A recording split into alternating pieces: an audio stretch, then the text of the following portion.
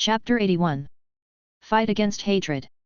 After Clark defeated the Hulk and Abomination, he disappeared in a flash and went to various ruins to rescue the trapped innocent victims. Clark couldn't turn a blind eye when they came. However, Clark discovered that he was not the only one doing such things.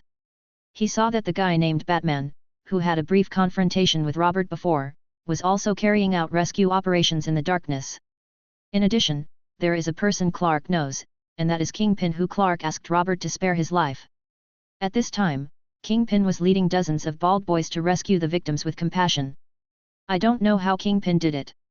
These boys seemed to really enjoy it. On the other side, Jackie Chan and the others had already evacuated. The masked Robert felt two balls of air flying towards him. Then he looked at the Abomination and Hulk passing over his head and shouted, "Hey! Flying over my head! Got it! Pang! Winter!" Soon Hulk and Abomination landed one after another. Hulk flew later and flew farther than Abomination. It can only be said that Clark's legs are stronger than his fists. After landing, both the intelligent Abomination and the unintelligent Hulk were a little confused. There was still a bloody hole in Abomination's stomach, and the wound was healing rapidly, but Abomination ignored it and lay on the ground thinking about what had just happened. He obviously fought well with Hulk, and even had a slight tendency to gain the upper hand. Why was he suddenly beaten away? Moreover, he saw in mid-air that Hulk, who was also beaten away, surpassed him. Who is so powerful that he and Hulk can be beaten away at the same time? Is this the real monster? However, compared with the hatred of lying on the ground doubting life, Hulk, whose mind is not yet mature, did not think so much. He only felt that this place was too dangerous, and he wanted to leave this place. "Hey! Don't run!" Robert shouted anxiously as he watched Hulk get up from the ground, jump a few times and run away into the distance. This was the opponent Clark sent to the door, although he was a little too late. "But we can't just let him run away!" Roar! But Robert's shout did not make Hulk stop. Instead, it made Abomination come back to his senses.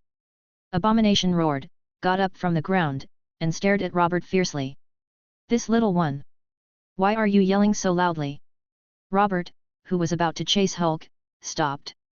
He frowned and looked at Abomination. "Forget it, just run one. If both of them run away, then the gain outweighs the loss." "Who are you?"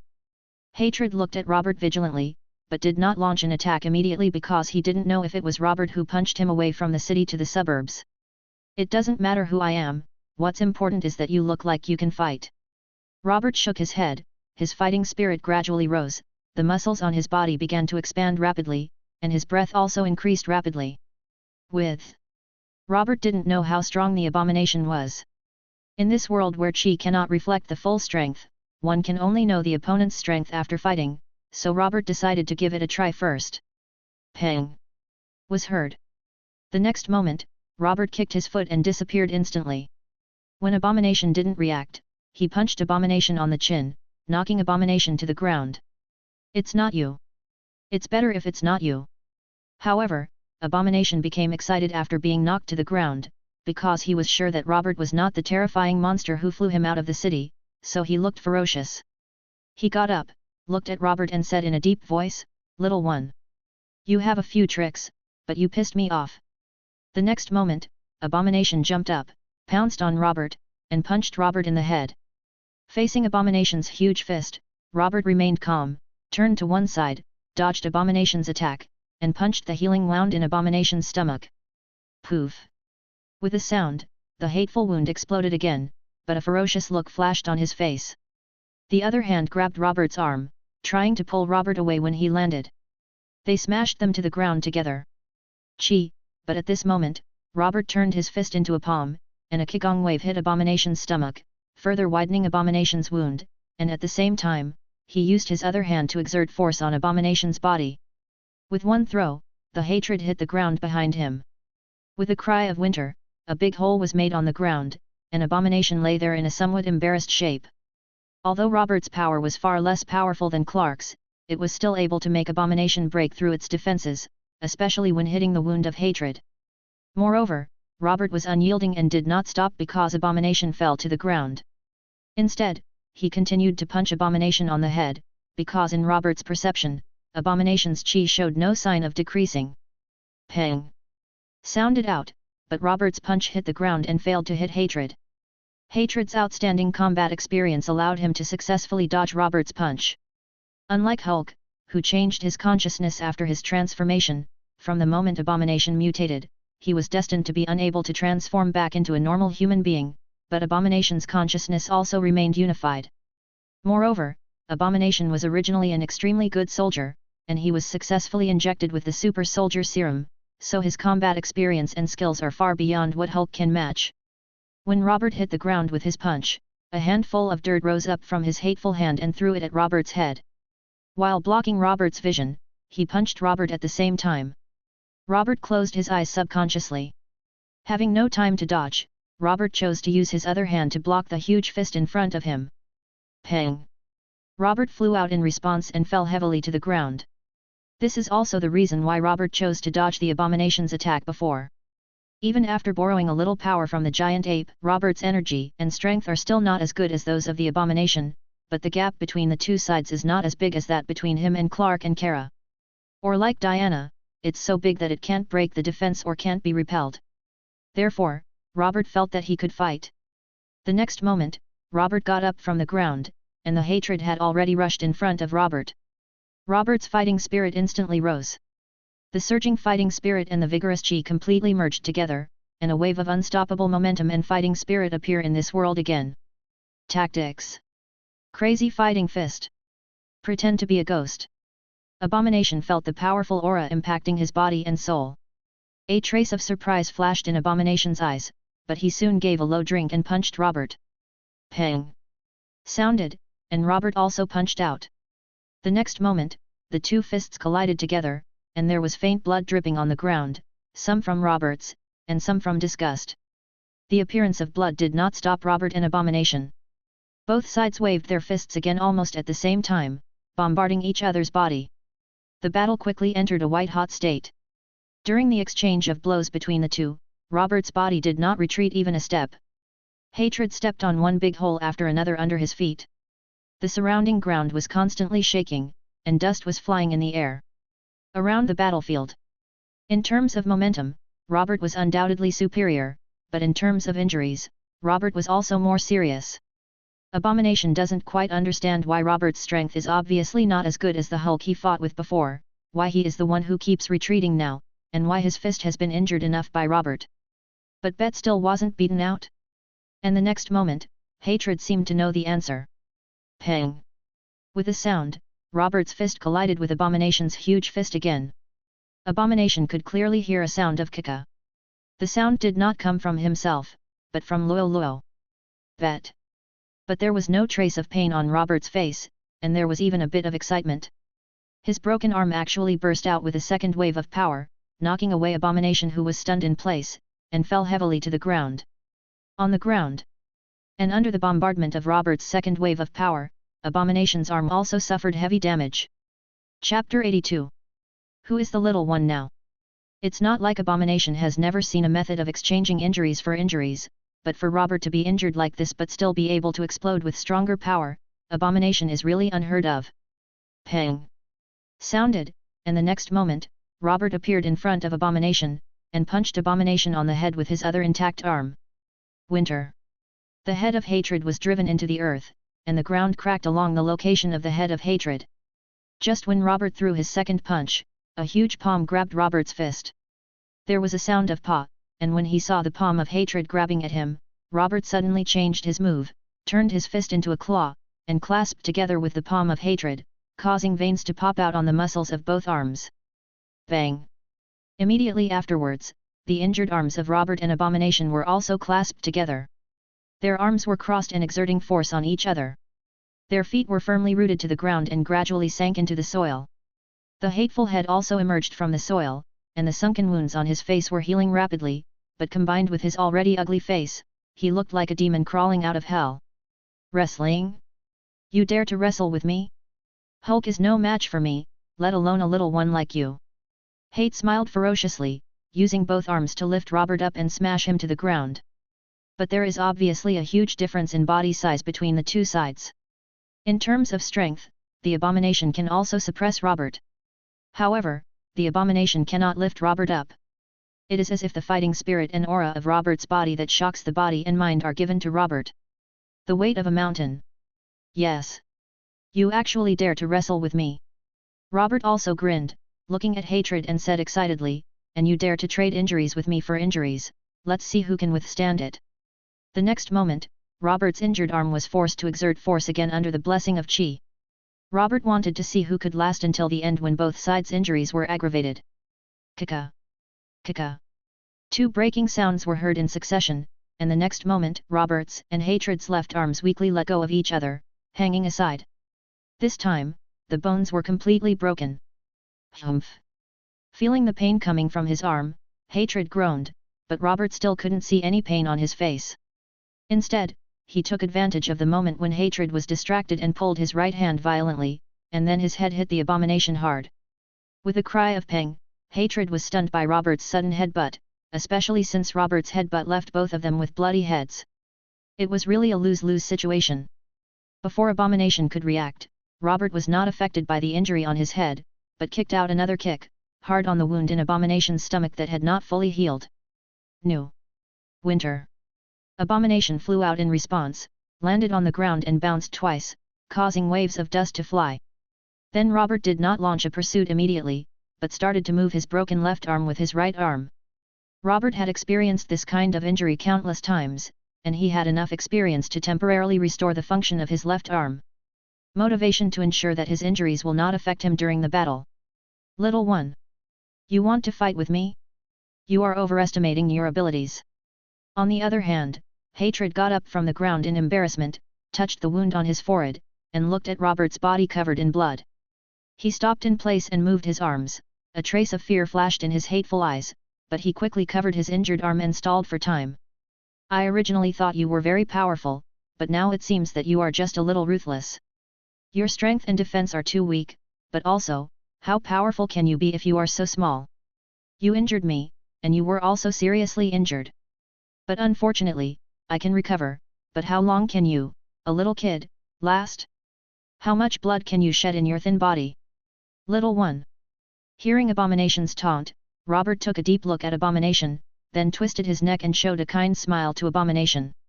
The moonlight power stored in the body quickly began to stimulate Luo Bates' cells and tail. Robert changed his mind. He wanted to teach this little kid who hated this mere 2-meter-tall a lesson. Roar! A low roar sounded in Robert's throat, and then Robert's body expanded rapidly, and soon a giant ape more than 10 meters high appeared in the sight of Hatred. I'm afraid the pressure made Abomination freeze in place and didn't know what to say. Now, tell me, who is the little one? The giant ape. Robert looked at the Hatred below with a ferocious grin and asked with a sneer. Weird, monster.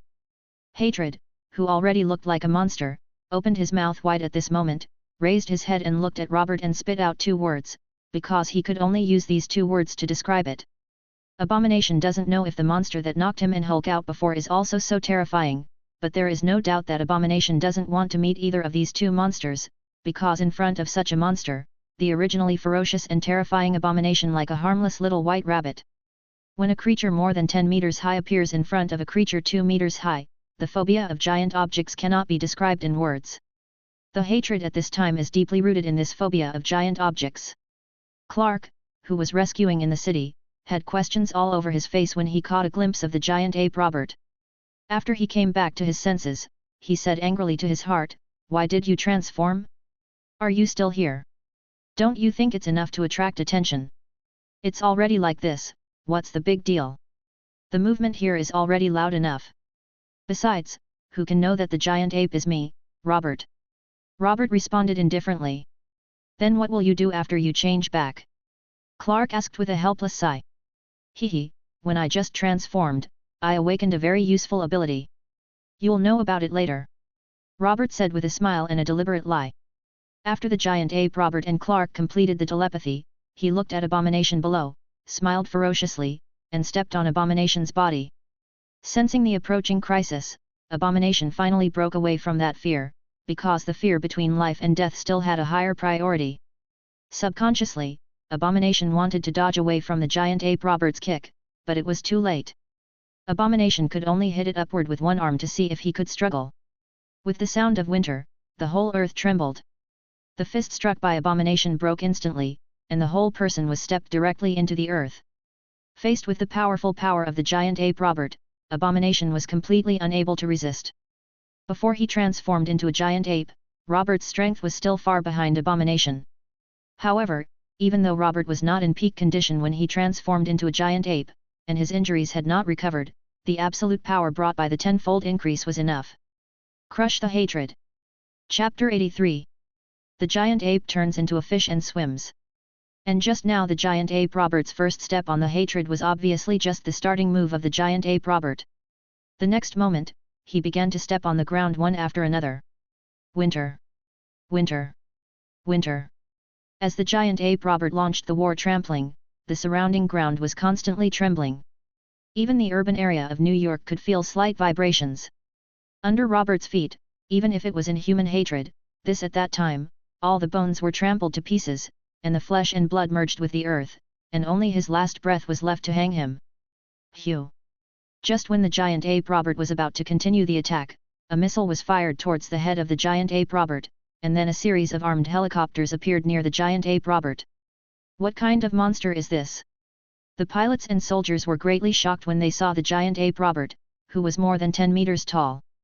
The two hulks and abominations who were so tall before were enough to shock them. Now the giant ape Robert is challenging their cognition, and they even wonder if the secret research results of some military laboratory have been leaked again. Humph! The giant ape Robert snorted coldly. He had no intention of being polite when facing these armed helicopters. The giant ape Robert first caught the flying missile with one hand. A ball of air condensed in the hand of the giant ape Robert, wrapping the missile and allowing the missile to explode without harming the giant ape Robert at all. Immediately afterwards, the super magic mouth cannon condensed in front of the bloody mouth of the giant ape Robert, and then turned into a shock wave, sweeping away the surrounding armed helicopters. Boom! Explosions sounded one after another. Facing the super magic mouth cannon, these armed helicopters were as fragile as porcelain, and they turned into fire and exploded. General! All armed helicopters have been destroyed. General Ross, who was hiding in the command vehicle at the rear, fell silent listening to the report of his men. General Ross considers himself a hard-blooded and experienced soldier.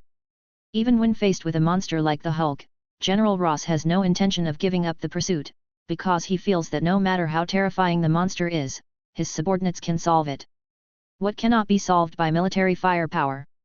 If so, it must be because the firepower is not enough. But when facing the giant ape Robert, General Ross hesitated.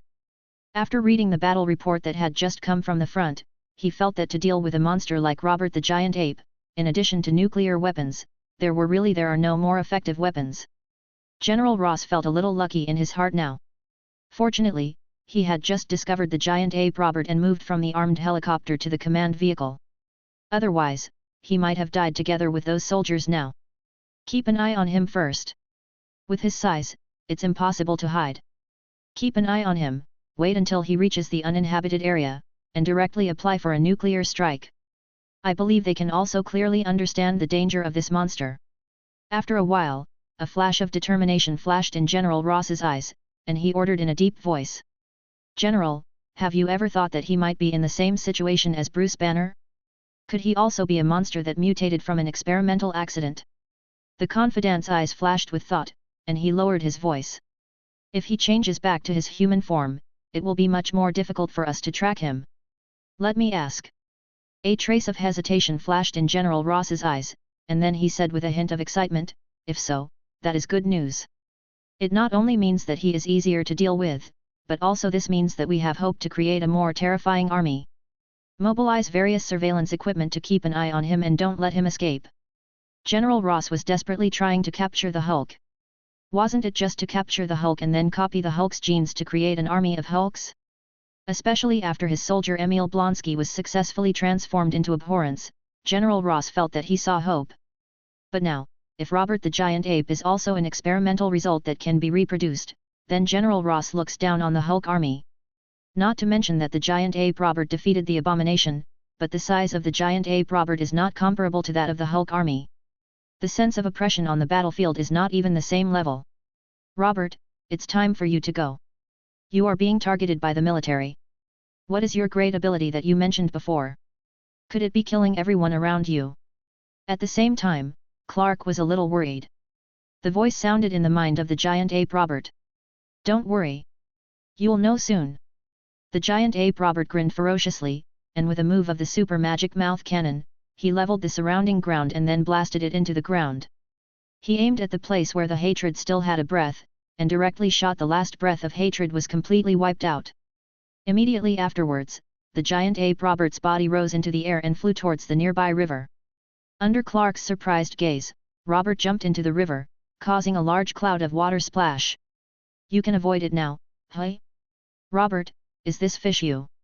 Clark's voice echoed in Robert's mind, but soon Clark's voice contained a trace of surprise, because he watched Robert transform from a gigantic ape of more than 10 meters into a small fish less than 20 centimeters, perfectly integrated into the river and no abnormalities could be seen.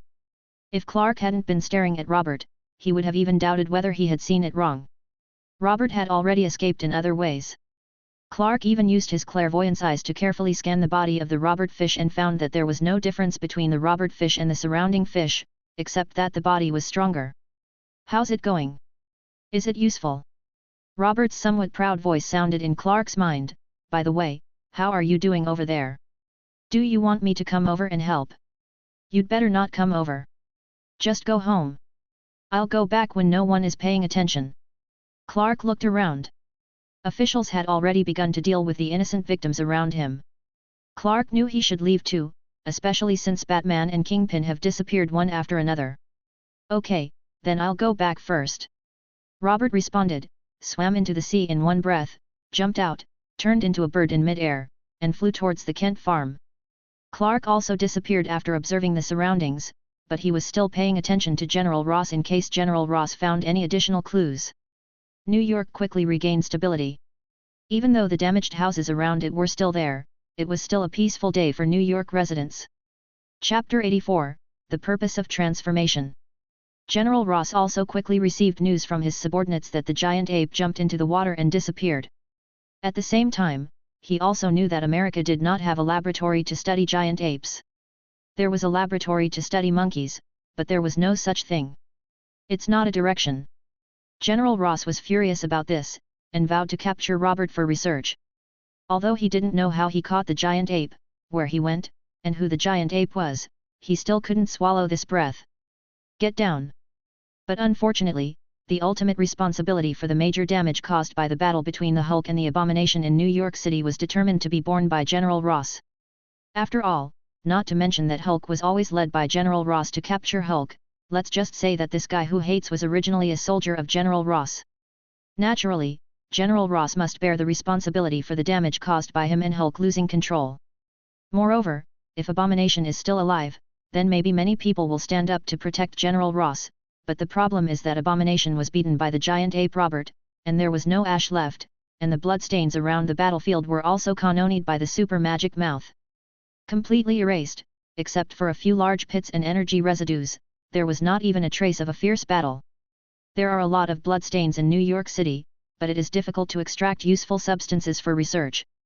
Therefore, General Ross needs to deal with the pressure from all parties and has no time to take charge of the escaped Robert and how overcome. However, General Ross had no time to investigate Robert. After returning home, Batman took off his suit and couldn't forget what happened tonight. Not only Robert, but also Talisman and Sombra, Hulk and Hate, even the giant ape monster that suddenly appeared later. Batman did not directly identify Robert and the giant ape monster as the same person, but he had vague suspicions in his heart. And if the extraordinary events that happened tonight happened in Gotham City, Batman couldn't think of a solution for a while, so he began to think about how to solve so many extraordinary events. On the other hand, Robert returned to Kent Farm. Before he landed, he was stopped by Kara. Kara looked at Robert's frown and a faint red light flashing in his eyes. She looked very angry and asked, "Why were you injured? Who did it? It's not a serious injury. Just rest for a few days and you'll be fine. It's almost dawn. Are you awake or are you awake?" Robert moved his left arm, although he could already move normally. "But I'm afraid it's impossible to have a fierce battle again." Although Robert's newly awakened transformation technique can temporarily restore his ability to move after the transformation, it did not directly heal Robert's injuries after the transformation, which made Robert ready to study this new ability. Humph! You ran out one after another, how can I sleep? Tell me, what exactly did you encounter? Carla rolled her eyes at Robert with some dissatisfaction and asked softly. There's not much going on, it's just a few fights. Robert shrugged and casually told Kara briefly about what happened tonight.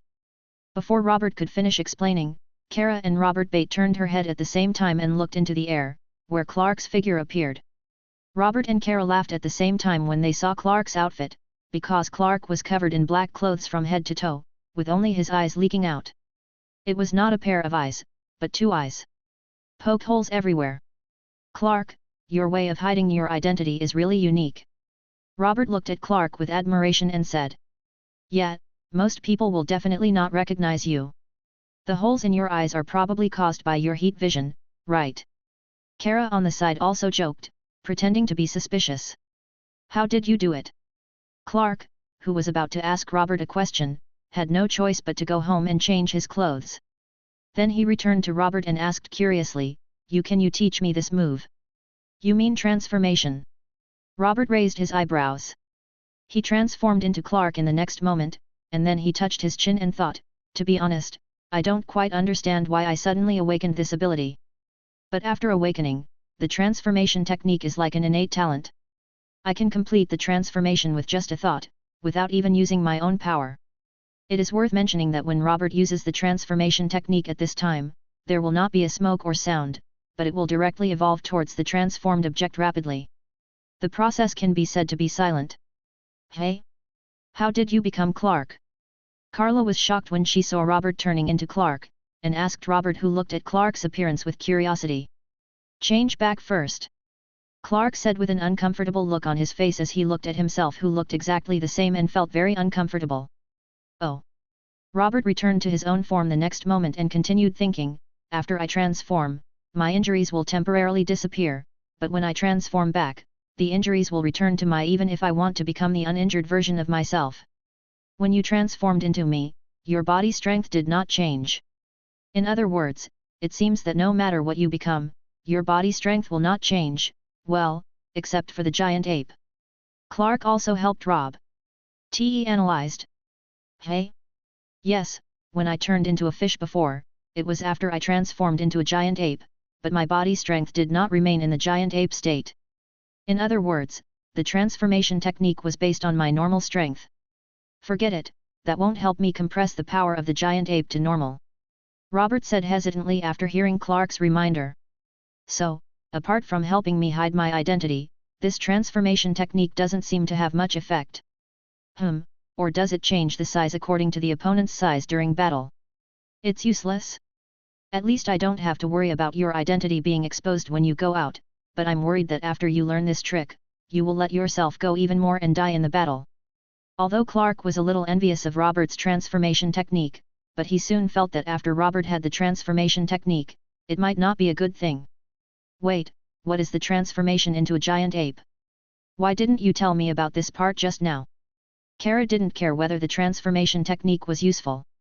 She was more concerned about Robert's transformation into a giant ape, because she vaguely guessed this may have something to do with Robert's tail. Okay, let me see it for you.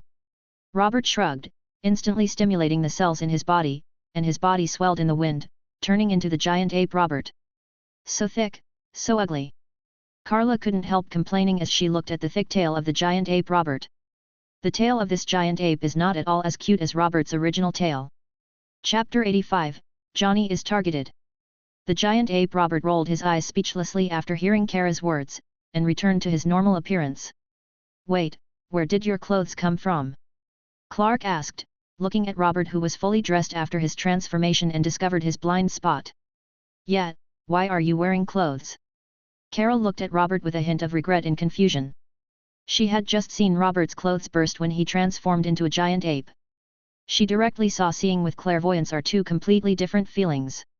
I know how to transform. Isn't it a matter of minutes to change clothes? Although there is no way to directly transform into a battlesuit with elasticity and tightness, it is still convenient. Robert spread his hands and developed another. There is a use for the transformation technique, at least there is no need to run away after the battle.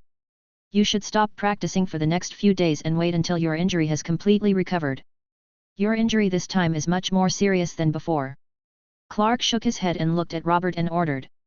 That's not necessary. I still want to try to see if I can use the transformation technique to transform into someone else and then practice to improve my own strength. If it succeeds, I won't need to worry about injuries in the future. Robert almost said he rejected Clark without any hesitation. If the transformation technique could give him a brand new body, it would mean that Robert could continue to practice. How could Robert give up this liver emperor skill? Okay, whatever you want. Clark rolled his eyes angrily and stopped caring about Robert. As long as Robert didn't play to death, Clark didn't bother to stop him. However, unlike Clark, Kara was obviously very interested in Robert's transformation technique, and the two began to conduct various experiments with transformation techniques. But it is a pity that the transformation technique is not the liver emperor's skill that Robert imagined. It is more like another temporary body state of Robert. Even this state is not suitable for fighting. When Robert's strength and energy are completely after the outbreak, the transformation spell was automatically lifted. As a result, Robert's emphasis on the transformation technique plummeted, and he decided to use it to disguise himself and change clothes. However, Robert did not need to worry about his clothes in the future. One day after Robert recovered from his injury and returned to school, Jackie Chan contacted Robert again. He told Robert that Johnny was in trouble. After Robert asked Johnny, Jackie Chan, and others to stay away from the battlefield that day, Jackie Chan did not ask for the dragon talisman back, but left his contact information with Johnny and separated. But Johnny's good days of possessing the dragon talisman and mastering superpowers didn't last a few days, because soon the Black Shadow Ninja found the Stone family again, because the Holy Lord sensed that the dragon talisman was still here. Although the Holy Master doesn't know if Robert is still there, it's still okay to let the Shadow Ninja test it out. It doesn't matter if it's not a test. As soon as Johnny's house had just reinstalled Windows, it was blown open again. To be honest, Johnny's ability to control the dragon talisman is still very powerful, and can even be described as a command like an arm, otherwise Robert would not have thought of having a passionate confrontation with Johnny before. But no matter how powerful Johnny's ability to control the dragon talisman is, apart from the power of the dragon talisman, he is an ordinary person. His reaction and adaptability are already very fast among ordinary people, but when facing countless Black Shadow Ninjas, it is impossible to defeat them one by one and control the explosive force. So, the first time the Shadow Ninjas attacked, Johnny's house lost a window, the second time the Shadow Ninjas attacked, Johnny's house lost a wall, and then later, Johnny no longer had a home. Even so, the pursuit of the Black Shadow Ninja did not stop. After the Holy Lord discovered that Johnny did not have the little monster Robert around, he began to harass Johnny continuously, because the Holy Lord clearly knew the flaws of the owner of the spell. That means Johnny needs to rest after all. Even if he forcibly cheers up, how many days can he last? When Johnny's spirit breaks down, it's time for the Holy Lord to regain the dragon talisman. So, in desperation, the tired Johnny contacted Jackie Chan. He knew that having superpowers was not that easy, especially since Johnny seemed to be hallucinating these days. He discovered that the incoming Black Shadow Ninja, it seems that his appearance has changed, he seems to have become taller and thinner. So, wouldn't it be enough to just hand over the dragon talisman to Jackie Chan honestly? As a result, we are now homeless. Susan, who was following Johnny, looked at Johnny angrily and complained. Susan had thought about this situation that day, hoping that Johnny could hand over the dragon talisman to Jackie Chan, but Johnny was reluctant to give up his superpower, and ended up in such an embarrassing end. Who knew these guys could harass us all the time? Johnny sighed tiredly, and just as he was sighing softly, his eyes suddenly shrank. Be careful. They're here again. Boom. Johnny once again released explosive flames, bombarding the surrounding Black Shadow Ninjas and clearing them away. Susan, do you feel that those guys are different?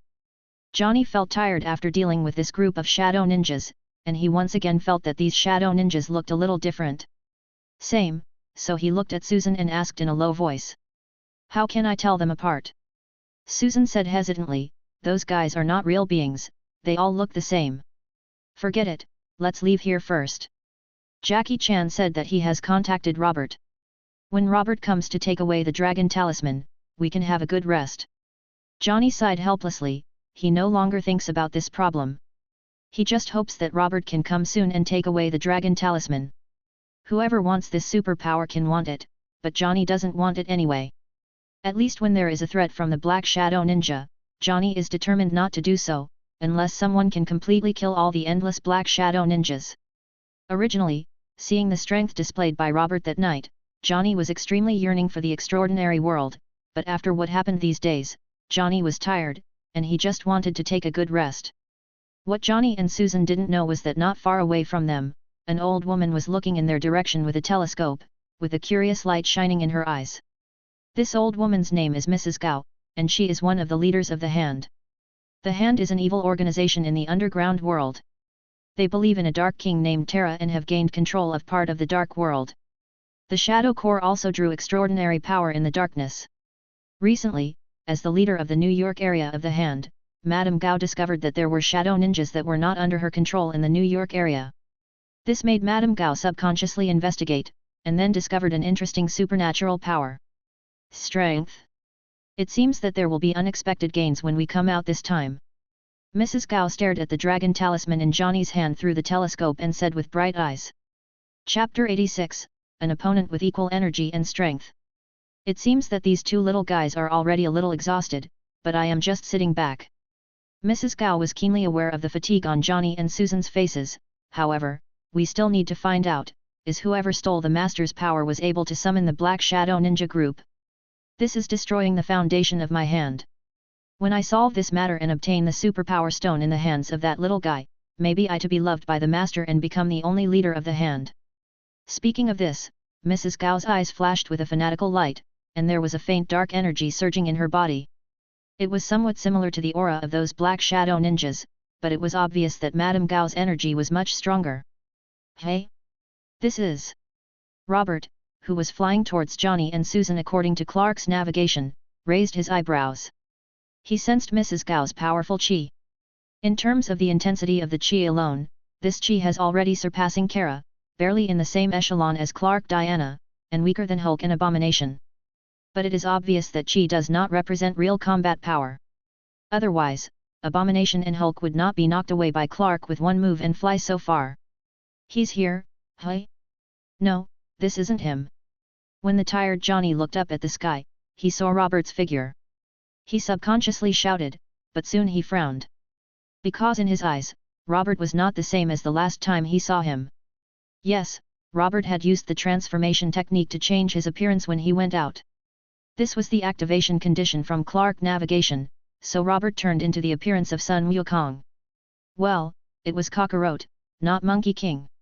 Therefore, when Johnny saw that Robert looked wrong, he subconsciously pulled Susan behind him and looked at Robert in the air with a wary expression.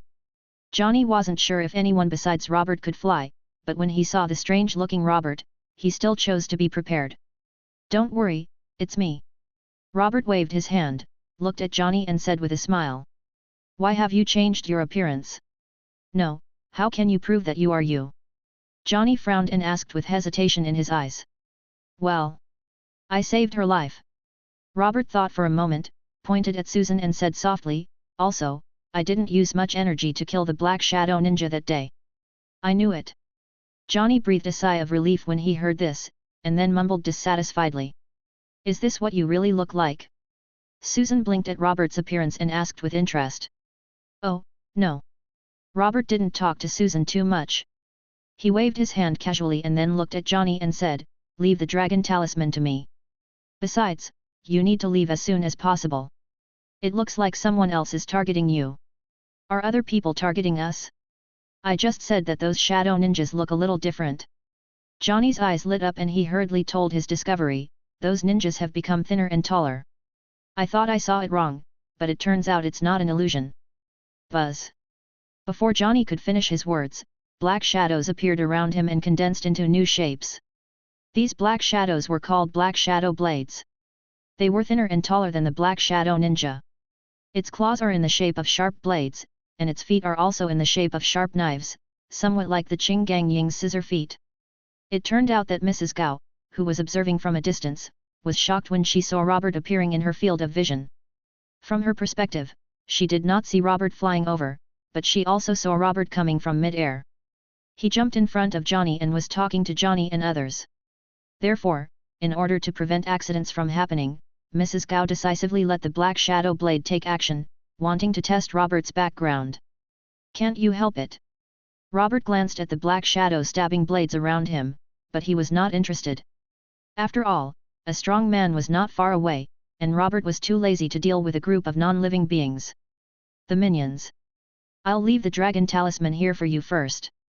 Please pay attention to your own safety. I'm going to see how powerful the person who is targeting you is. Remember not to get too close. Robert turned his head and looked at Johnny and warned him. He rushed directly to the location where Gao Fu's popularity was. Puff. Puff.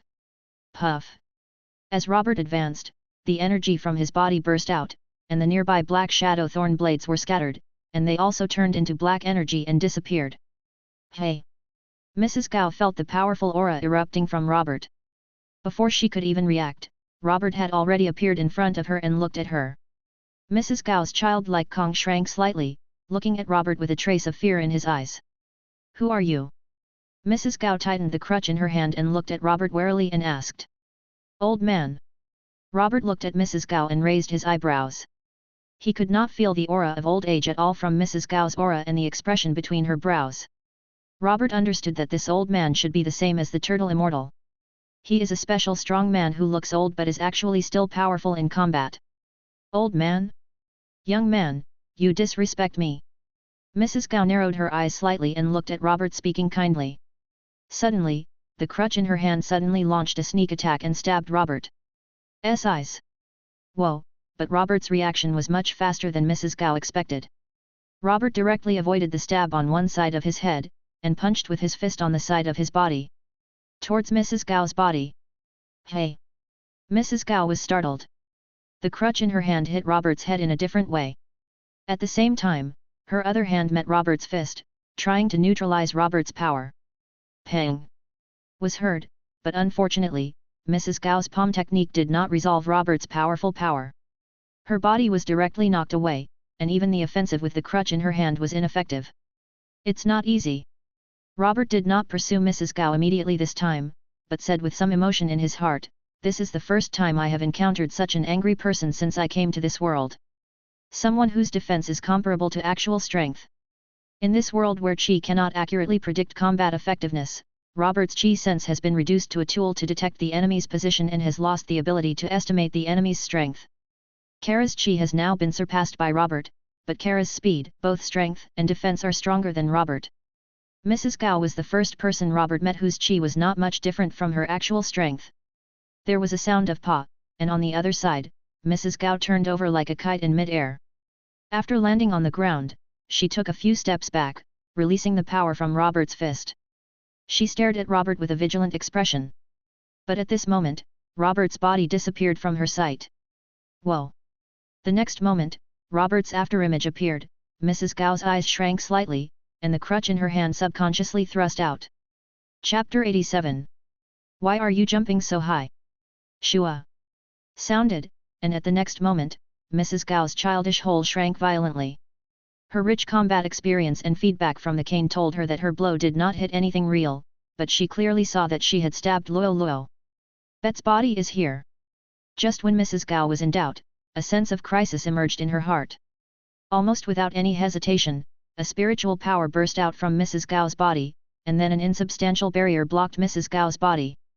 In front of Kaka. Kacha. Just when the insubstantial barrier had just condensed around Mrs. Gao's body, a fist struck the barrier, as if the sound of breaking glass sounded out of thin air, but Robert's fist also was blocked. Whoa! With a sound, Mrs. Gao's eyes lit up. The moment Robert's punch was blocked, she thrust out the crutch in her hand as quickly as possible, but it still hit the incorporeal Luo. On Bet. Robert originally thought that Mrs. Gao was a pure warrior like himself, but Robert did not expect that Mrs. Gao could also exert spiritual power. However, this did not scare Robert, but made him even more excited. Madame Gao's energy was slightly stronger than that of Robert, who did not use the mad fighting fist, and now she had the ability of mental strength, which allowed Robert to fight more happily, and Robert did not even use the mad fight fist. The fighting fist breaks through the plan of spiritual power. After all, fighting with people who are stronger than you or who have special abilities is fun. Chi! The next moment, Robert's anger completely burst out, and his appearance and body shape changed from cockroach back to himself. Hey? What's going on? Why did he suddenly become smaller? Mrs. Gao was stunned for a moment after seeing Robert suddenly become smaller, but her vigilance soon rose, because at this time Robert was completely angry. Te gave her a great threat. Whoa! This time, Mrs. Gao chose to take the lead again, and the invisible spiritual power once again spread out and bombarded Robert's body. Robert does not know the same attack method, but this does not mean that Robert cannot sense this kind of spiritual power. Crush it! Robert's eyes flashed with excitement, and the energy condensed in his fist blasted out, hitting the spiritual power that had transformed from intangible to substance. With a cry of kika, under this punch, the spiritual power was completely shattered, and with the shattering sound, Mrs. Gao once again lost Robert's position. Here! Madame Gao's alertness was immediately heightened, and the crutch pointed towards her side. The next moment, Madame Gao's expression changed slightly, and she used her spiritual power to form a barrier to protect herself. Kika! The barrier once again shattered, and Mrs. Gao, who took this opportunity to attack again, still failed. Everything seemed to have returned to the state when she first fought against Robert, and this situation was repeated again and again. After a while, Mrs. Gao's eyes flashed with fatigue, and her whole person's energy declined a lot. Any power has its source, and the spiritual power released by Mrs. Gao cannot be endless. Whether she uses spiritual power to turn into substance to attack Robert, or uses spiritual power to turn into a barrier to resist Robert's attack, it's all a big consumption. Especially every time the spiritual power released by Mrs. Gao was forcibly shattered by Robert, this in itself was a kind of harm to Mrs. Gao's spirit. Damn it! Where did this freak come from? It's so fast, and it has strange phantom movements. Madame Gao has a lot of fighting experience, but this is the first time for Madame Gao to use the residual image fist. It would take some time to find a way to crack it, and before she could find the weakness of after-image fist, Mrs. Gao's mental power was on the verge of exhaustion. But yes, Diana, who is also experienced in fighting, took countless blows from Robert's fist before she found the flaw in the after-image fist, let alone Madame Gao.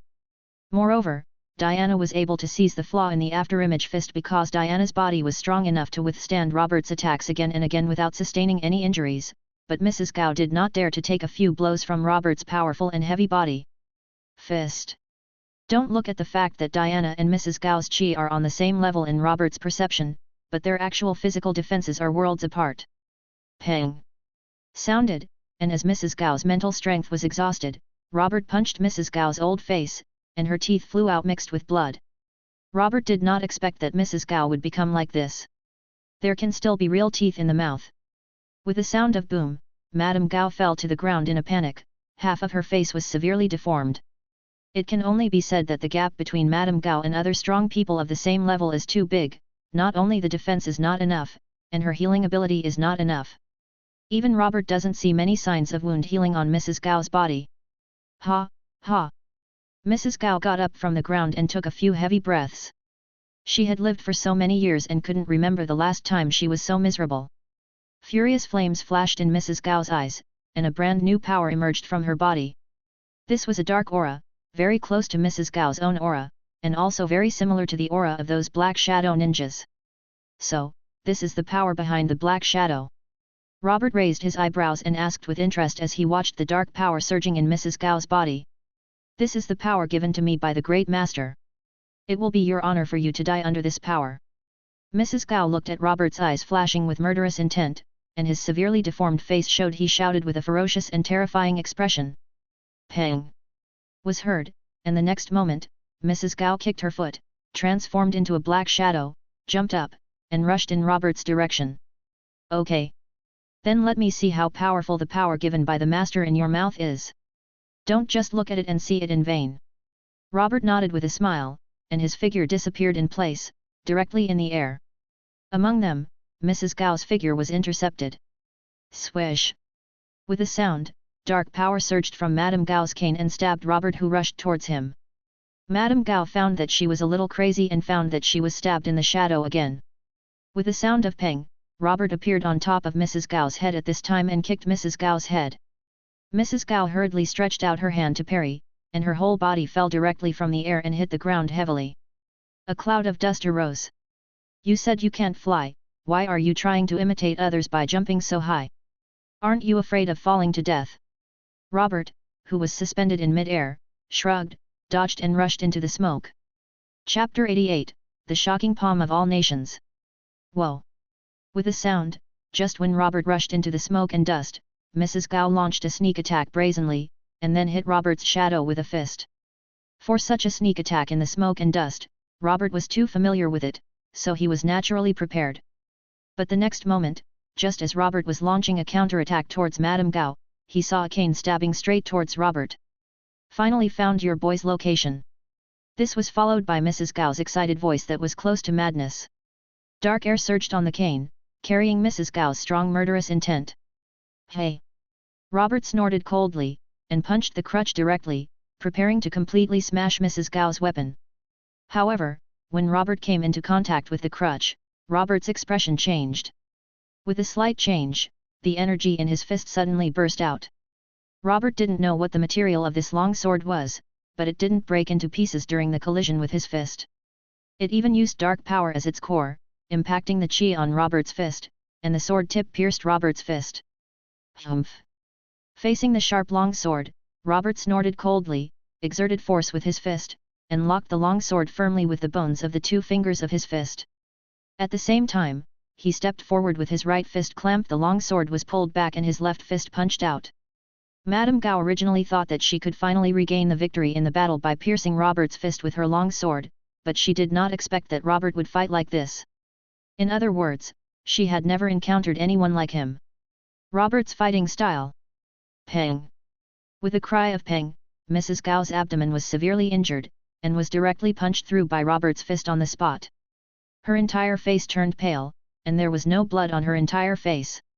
You! Mrs. Gao raised her head and looked at Robert, as if she wanted to say something. With a cry of peng, Robert had no intention of being polite to Mrs. Gao. After retracting his fist, Robert kicked out and directly kicked Mrs. Gao away. With a boom, Mrs. Gao was kicked into the ground, and there was no movement for a long time. A bit stronger than the ox warrior with the ox talisman, but much weaker in defense. I don't know if this sword can break through the cowhide of the previous ox warrior. Robert held the long sword in his right fist. The wound no longer had blood flowing out, but Robert still looked at the sword curiously. When Robert fights, he prefers the feeling of punching to the flesh, but this does not mean that Robert cannot use weapons, and Robert feels that in this battle, if Mrs. Gao's hidden weapon is used to kill Madame Gao might be a good choice. Hey! Just when Robert looked at the long sword in his hand and a thought flashed through his mind, he suddenly felt that Mrs. Gao's chi began to expand violently, and in an instant it was no longer as strong as Clark and Diana's. The level has climbed to the level of hatred, and it is still on the rise. What the hell? Did I meet a guy who can transform? Robert was stunned for a moment, and then looked in the direction of Mrs. Gao expectantly. Boom! An explosion sounded, and the ground where Madame Gao was bombarded. Then a group of black shadows climbed out of the ground and condensed into a human form. The appearance was somewhat similar to those black shadow stabbing blades, but it retained Madame Gao's ferocious old face. Is this, being backlashed by the power of darkness? Robert looked at Mrs. Gao's new look and didn't think it was a transformation. It was more like Mrs. Gao was possessed by a power she couldn't control. The backlash started to deviate towards the dark side. Backlash? You don't understand at all. This is the supreme power given to me by the Great Master. I can feel that with this power, I can destroy everything, including you, a brat. Mrs. Gao heard what Robert said. With thick hatred flashing in his eyes, the dark air on his body continued to surge and began to spread towards the surroundings. Wherever the dark air flow goes, black shadows condense out of the dark air flow. They are like black shadow stabbing blades, but they are a little different. At least they don't have flashing red eyes. They are more like high-level people. A derivative of Madame's power and consciousness. Soon, the dark power surged around Robert, and black shadows rushed in Robert's direction. They were more ferocious than the previous attacks of the black shadow blades. Whoa! Robert looked at the rushing black figures without changing his expression. The long sword in his hand held a sword flower, and then he struck at each of the black figures accurately and decisively, while scattering these black figures. While walking towards where Mrs. Gao was. For Robert, he can display swordsmanship that is as graceful as a dragon, but this is not his favorite fighting method. Killing one person in one step and leaving no trace behind is what Robert likes. As Robert continued to swing his sword, the long sword from Mrs. Gao continued to destroy the black shadows, allowing them to return underground again, and Robert also came to Mrs. Gao. "Well, so ugly," Robert complained as he looked at Mrs. Gao's appearance at this time. "Although I have seen many ugly guys, your current appearance is considered to be among the best." "Ugly? It doesn't matter, you won't think I'm ugly soon, because you will become a part of me." Mrs. Gao was not angry when she heard Robert's words, but looked at Robert with burning eyes and said, "Otherwise, do you think you can kill my dark powers so easily?" Buzz sounded, and as Mrs. Gao's words fell, Robert's location was instantly shrouded in darkness. "Oh, then why do you think I want to come so close to you?" Robert looked at the darkness surrounding everything without panic at all. Instead, he looked at Mrs. Gao, who was also in the darkness, and smiled. Asked, "Hey? What do you mean?" "Forget it, I will know everything after I swallow you." Mrs. Gao's innocence shrank slightly, but she changed her mind just as she opened her mouth. She didn't want anything to happen, or did she? "It's better to devour Robert as soon as possible." "Of course it's because your power is too spread out, and there is a risk of running away." Robert threw the long sword on the ground, clasped his hands together, and the energy in his body suddenly burst out, and a stream of electricity surged around Robert's body. Surging, the dark air flowing around him continued to disperse under the influence of the electric current, and the air on Robert's body became stronger and stronger, and the electric current continued to spread towards the surroundings. "No. The idea is tough. Let's go first." Seeing Robert's aura getting stronger, a sense of crisis emerged in Mrs. Gao's heart. She quickly took back her strength and wanted to escape from here first. There was a sound of buzz, but at this moment, a powerful electric current was released from Robert's palms and blasted towards Madame Gao. The shocking palm of all nations. Chapter 89. Obliteration. The 10,000 Kingdoms shocking palm is one of Turtle Immortal's unique skills. Compared with the Turtle School Qigong wave and the Demon Sealing wave that have been passed down by several people, the 10,000 Kingdoms shocking palm is considered to be Turtle Immortal's unique skill. Throughout the official history of Dragon Ball, only Kame Sennin has used it, and the number of times it has been used is very small. The reason why this unique skill has not been passed down too much is because, like the Demon Sealing wave, it has certain limitations. First of all, the shocking palm of all nations cannot be used against an opponent who is much stronger than itself, otherwise the effect will be greatly reduced or even ineffective. Secondly, the shocking palm of all nations is not an explosive move, but a continuous output of thunder and lightning attributes, converting chi into a powerful electric current to attack the enemy. To deal damage, once failed, a lot of energy will be lost. But 10,000 Kingdoms shocking palm also has its advantages. First of all, it is a powerful enough control skill. As long as the opponent cannot significantly increase his power in a short time after being hit, it will be difficult for the opponent to break away. Secondly, the lightning attribute output of the 10,000 Kingdoms shocking palm causes greater damage to the internal body of the human body than normal Qigong waves. It can be said that the 10,000 Kingdoms shocking palm attacks every inch of the enemy's body in all directions, which is more suitable for completely obliterating the opponent. When faced with Mrs. Gao, who could derive her own dark power and affect the surrounding environment, Robert felt that the 10,000 Kingdoms shocking palm was the most suitable method to deal with her. When she felt something was wrong, Mrs. Gao's reaction was already very fast, but the dark power she derived was a bit bloated.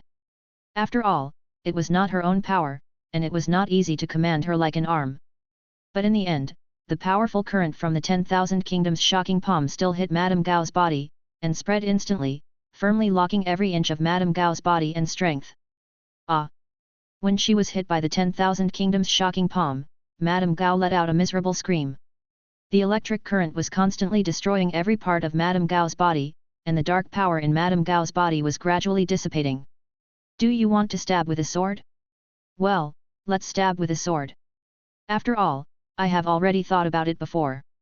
Robert increased the power of the 10,000 Kingdoms shocking palm and then lowered his head and looked at the long sword at his feet. After a moment, he kicked the long sword away, and the sword pointed straight at Mrs. Gao, who was restrained in mid-air. Ka. But what Robert didn't expect was that this sharp long sword was not as strong as Robert imagined. When it encountered the powerful current of the 10,000 Kingdoms shocking palm, it directly shattered. The weapons are indeed useless. Robert was stunned for a moment when he saw this, then shook his head helplessly, looked at Mrs. Gao and burst out with anger. The powerful current quickly completely wiped out the dark power on Mrs. Gao. Madame Gao revealed her true face, but her true face was not revealed for too long, because after the dark power was wiped out, her body was vulnerable to the shocking palm of all nations. Some are too fragile. Poof! Sounded, and in the next moment, a cloud of dust appeared in the current of the 10,000 kingdoms shocking palm, and then gradually dissipated. At this point, Madame Gao had been completely wiped out by the 10,000 kingdoms shocking palm. Hey! Robert let out a long breath and put away the 10,000 kingdoms shocking palm. It has to be said that the consumption of the 10,000 kingdoms shocking palm is still very large, even greater than the consumption of the charged turtle school Qigong wave. However, if the turtle-style Qigong wave was used just now, it is unlikely that it would be able to deal with Madame Gao. The turtle-style Qigong wave might be able to blast a big hole in Madame Gao's body, but it would cover the entirety of Madame Gao's fall to the dark side. The consumption of the body will be greater, and the scope of damage caused will be greater. It is not as clean and effective as the 10,000 kingdoms shocking palm. Besides, who knows if Mrs. Gao has any other escape skills? If you escape from the turtle sect Qigong wave, it will be a trouble. Hi! With a sound, Robert put away the 10,000 kingdoms shocking palm, and released a wave of Qigong to wear away the surrounding ground. After all, Robert had been injured just now, and there were blood drops on the ground, and there were artificial humans. The experienced Robert naturally did not want an enemy bleeding from his own blood to appear opposite him. It's not because Robert is afraid that such man-made products will surpass him, but because he is a little bit mentally disturbed. And for the created beings, their birth and fate are full of tragedy. Robert didn't know how far the world's technology had advanced, but since laser weapons were available, Robert thought it was better to be cautious. Whoa! With a sound, after Robert cleaned up the traces of the battle, he disappeared in a flash and came to Johnny and Susan. The battle on Johnny's side ended much faster than that on Robert's side. The surroundings became clear after just blasting away a wave of shadow stabbing blades. However, Johnny said that after he solved the shadow stabbing blade, several more shadow ninjas seemed to have appeared, but they quickly disappeared. What Johnny didn't know was that in the secret room where the Holy Lord was hiding, the Holy Lord's eyes were flashing with fear, not only for Robert, but also for the Black Shadow Blade. Summoning the Black Shadow Ninja is not the ability of the Holy Lord. At first, the Holy Lord was unwilling to use the Black Shadow Ninja to collect spells because he was not the only controller of the Black Shadow Ninja. In case the Black Shadow Ninja was controlled by someone else, made a wedding dress for someone else, and the Holy Lord regretted it too much. But now, the appearance of the Black Shadow Thorn Blade has shaken the Holy Lord. He feels that he should collect talismans mainly with Valen as the main method and the Black Shadow Ninja as the supplement. He should even try to avoid Robert. Because now that the Holy Lord is unable to move, neither the Black Shadow Ninja nor Valen's forces can do anything against Robert. Rat Talisman. As long as I find the Rat Talisman, I will be able to escape from the current restrictions. Then I can use more methods. The Holy Lord's eyes flashed with unwillingness, but in the end there was no good solution. The only way is to continue to urge Wa Long.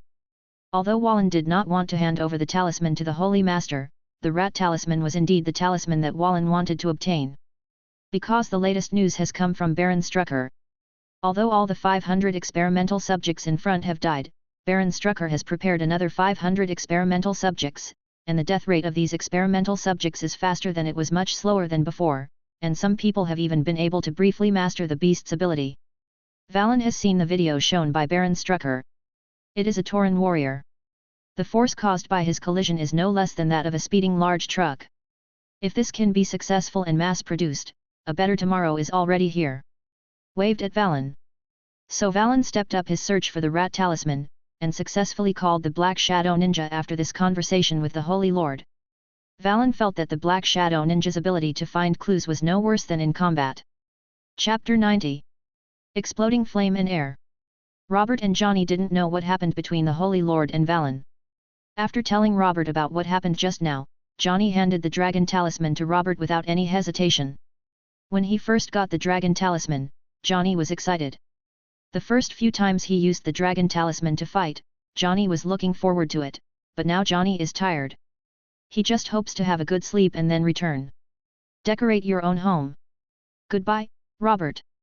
Johnny and Susan waved to Robert, and then they looked away as they watched Robert disappear into the air.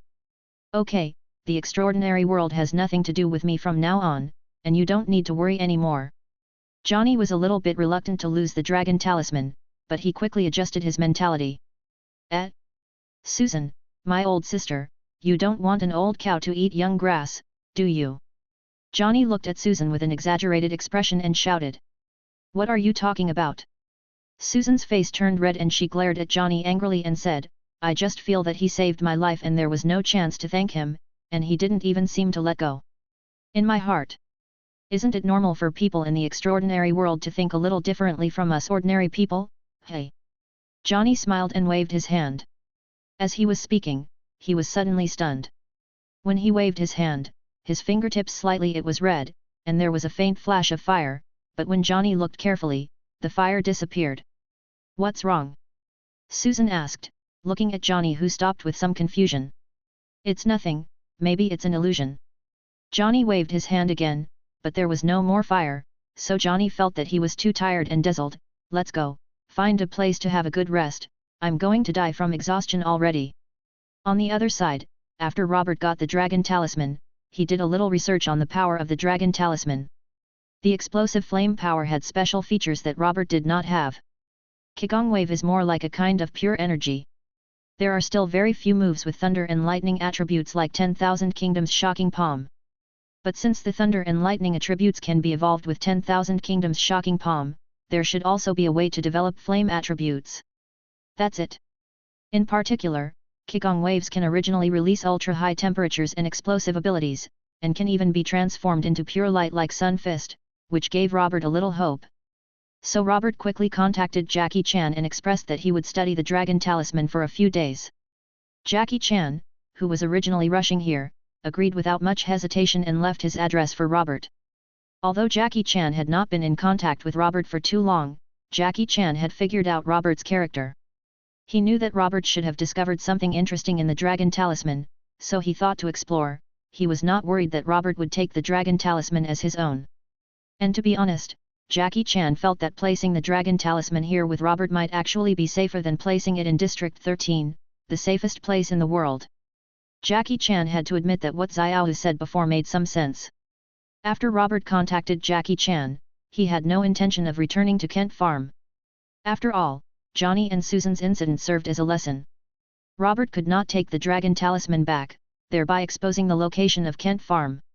Robert transformed into Kakarot again, and then found a place to practice while studying the power of the dragon talisman. It wasn't that Robert didn't go to class on purpose, it was mainly because Robert was worried about his appearance. The school will be blown up. Even if the school isn't blown up, it wouldn't be a good idea if a black shadow ninja ran into the school and hurt or scared classmates and teachers, right? In short, this is what Robert told Clark. After hearing this, Clark expressed his helplessness, but there was no way he could really let Robert go to school with the dragon talisman, because he knew that those shadow ninjas might really appear. For this reason, Clark once again contacted Robert's teacher Selena, and was even forced to agree to have a meal with Selena. Then Clark's headache happened. For some reason, Lana found out about Selena's dinner date with Clark, and they even made a dinner date on the same day. Clark felt like he might be surrounded by spies. But fortunately, the matter was resolved satisfactorily in the end. Clark prepared 2 sets of clothes and caught up with the 2 dinner parties at superhuman speed. Selena did not notice anything unusual, but Lana stared at her with a half-smile throughout. Clark seemed a little uncomfortable as he walked. Of course Clark has not forgotten Robert as the culprit. If Robert had not studied the dragon talisman and skipped class, all this would not have happened. Clark thought about letting Robert go through the same embarrassment, but Clark thought about it and finally gave up, because the strength of Kara and Diana was far beyond that of Lana and Selena. Diana Clark didn't understand, but Kara's Clark still knows a thing or two about his temper. I'm afraid not even one Kent Farm can be demolished by then, and Robert's heartlessness may not be embarrassing. Robert didn't know what Clark was thinking at this time, but he still had a first-hand experience of Clark's experience, because Carla was next to Robert at this time. Even the reason why Lana was able to know about Clark and Selena eating was also because Kara told the secret, not Martha. Because of Martha's influence, both Robert and Kara are more optimistic about Lana, especially since Lana is an insider of Clark's ability and has known about it for many years, which is much safer than Selena. Is this dragon talisman so fun? How many days have you been studying it and haven't gone home? After Kara finished telling Clark's story, she looked at the dragon talisman in Robert's hand and said dissatisfied. Come on, I'm actually not just studying the dragon talisman. The focus of my research is on converting Qi into the power of other attributes. Robert shook his head and explained seriously, just like you and Clark, you not only do you have heat vision, but you also have the ability to freeze breath and create hurricanes. These are all evolved from the energy from the sun in your body. Qi is a pure energy. It itself does not contain attributes, but it should be able to develop in these directions. If I can study these, then my understanding and development of Qi will be rapidly improved, and even it's possible to use 1 point of energy to achieve 10 points of effect. Similarly, I also hope to use Qi to completely suppress the power of the giant ape into my normal state, so that my combat effectiveness can be greatly improved. I know, it's just to improve your combat effectiveness, so isn't it the same with your practice? Kara curled her lips and said in a disinterested tone. No. It's different. Robert shook his head and said with an empty mind. Chapter 91. Warriors and Magicians. Robert's thoughts were a little wandering at this time. After learning that he had become a scion, what Robert wanted to do most was naturally to continuously improve his combat power and try to transform into a super scion. This was what Robert wanted to do at the beginning. It's something Bet has always dreamed of when he traveled to the Dragon Ball world. However, with his initial understanding of the world and initial exploration of his own potential, Robert was no longer so eager to become a super scion, because he saw a little hope of mastering the power of the giant ape. You know, there is also a huge gap between Super Saiyan and Super Saiyan. Not to mention the level gap of Super 1 and Super 2, just say that Son Goku and Vegeta, who are both Super 1s, are not a bummer combined. Broly's opponent can only suppress Broly in the same state after fusion. The fundamental reason is that Broly's normal state before his transformation was too powerful. Theoretically speaking, the combat power increase of a Saiyan transformed into a Super Saiyan of the same realm is equal or not much different. At this time, normal strength becomes particularly important. The reason why Sun Wukong's battles in the later period were not lasting is because his normal strength was too weak compared to his transformation. Forcibly transforming was too heavy a burden on the body. Robert didn't want such a thing to happen to him. So striving to improve normal strength has become Robert's new goal. And like Broly, storing the power of the giant ape in human form is undoubtedly a very suitable path for Robert. Of course, in addition to this, Robert also needs to develop more potentials of his body. As long as the body is strong enough, not only will the strength after transformation be greater, but the ability to bear the burden of the body will also be enhanced. Especially after Robert has seen steel bodies like Clark and Kara, he also wants to make up for the shortcomings of his body without the blessing of Qi, and strive to become a true hexagonal warrior. After Kara left, Robert continued to study the dragon talisman and Qi. In the end, Robert successfully developed the Qi into a flame blast form, but that was all for the time being. He wanted to thoroughly study Qi and develop various different attribute attacks or other abilities cannot be achieved in a short time. After studying the dragon talisman, Robert had no intention of continuing to hold the dragon talisman, because there were also a small number of shadow ninjas coming to trouble Robert these days. It seems that the Holy Lord wants to deal with Robert the same way he dealt with Johnny, but it is obvious that the Holy Lord also knows Robert's strength. He is reluctant to summon a large number of shadow ninjas, because more is less for Robert. There is no difference between them, they are all the result of being killed instantly, so it is enough for a small number of black shadow ninjas to harass Robert a little bit. In Dad's antique shop in Chinatown, Dad was sitting behind the counter and dozing leisurely. But suddenly, a light flashed in Dad's eyes, and he looked warily at the outside of Dad's antique shop. Direction. Dad sensed that there was an extremely powerful aura approaching the antique shop. Soon, Robert appeared at the door of his father's antique shop in the form of Kakarot.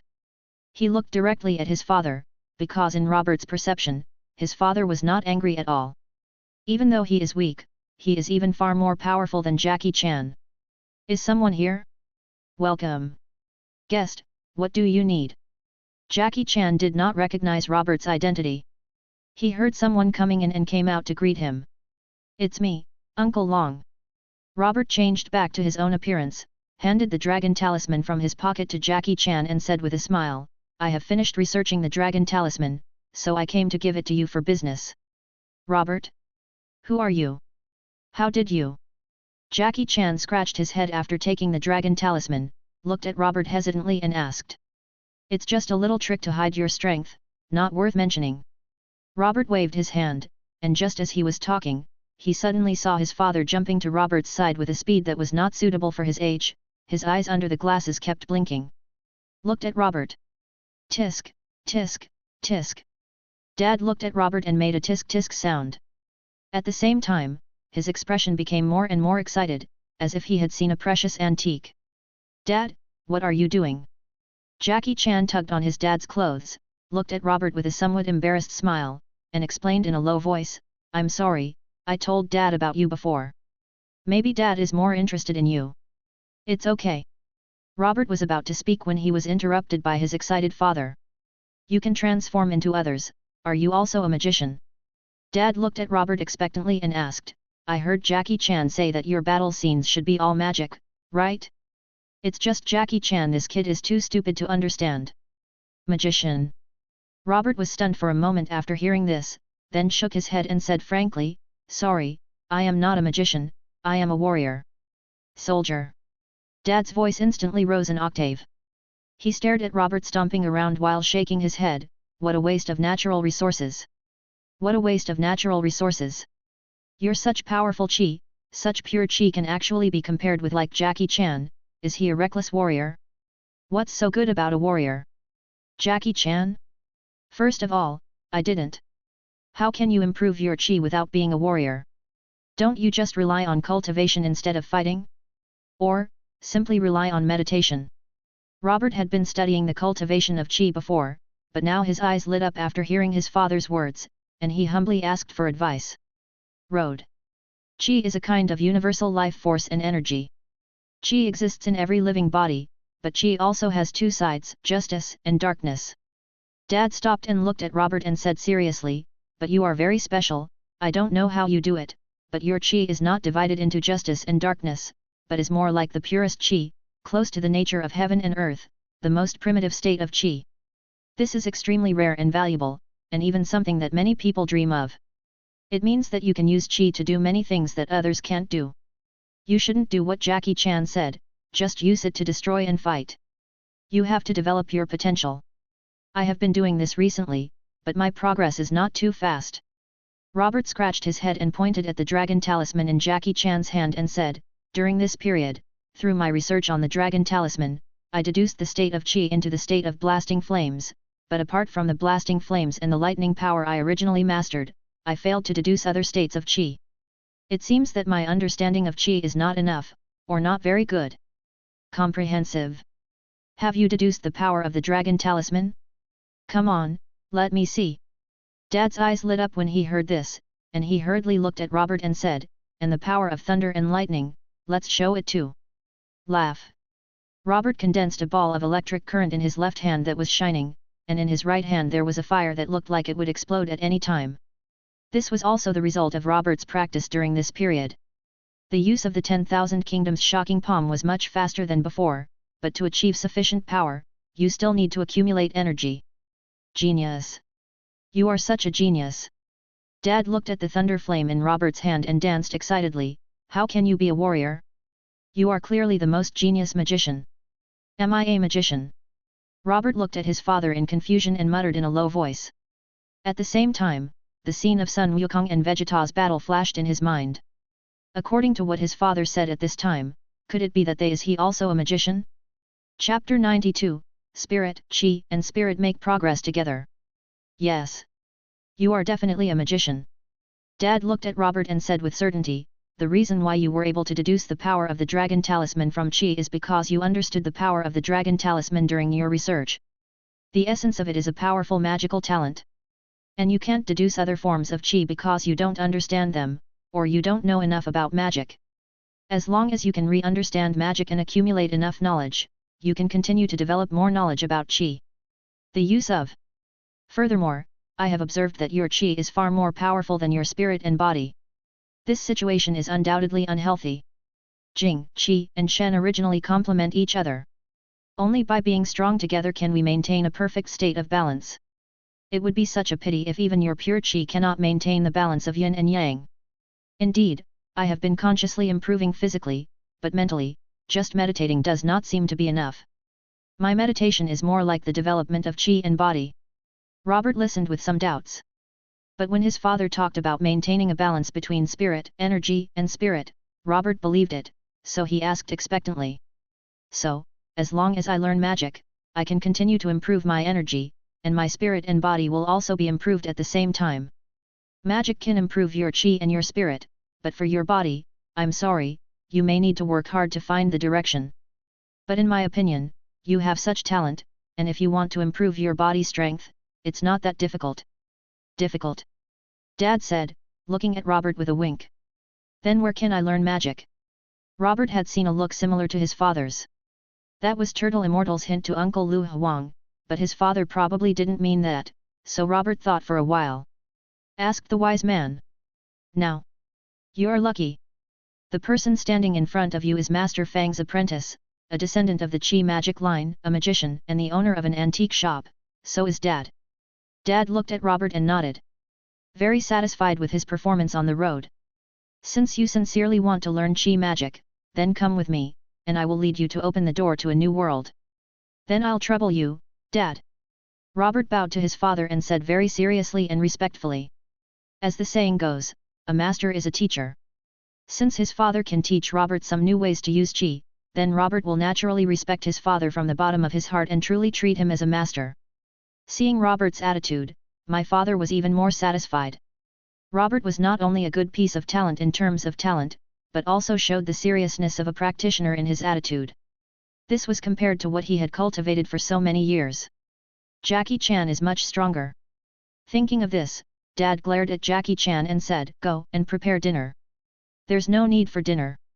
I can eat better. It's too troublesome to prepare. Let's start studying as soon as possible.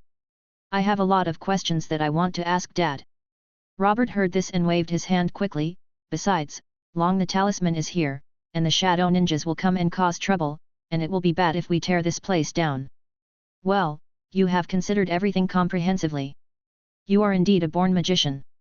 You are just smart. Come with me. Dad looked at Robert with approval and nodded. What do you think of Dad, who is in a good mood now? How could Robert be so satisfied with this raw gem?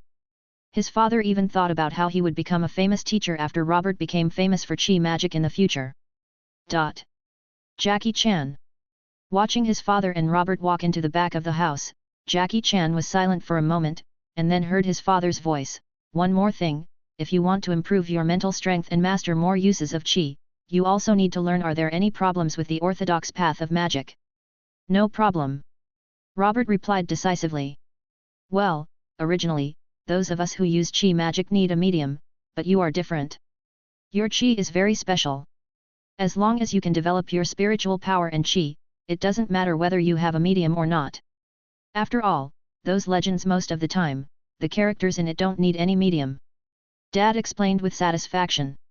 Listening to the conversation that was like a book from heaven, Jackie Chan quickly shook his head, took the dragon talisman and turned around to go to District 13.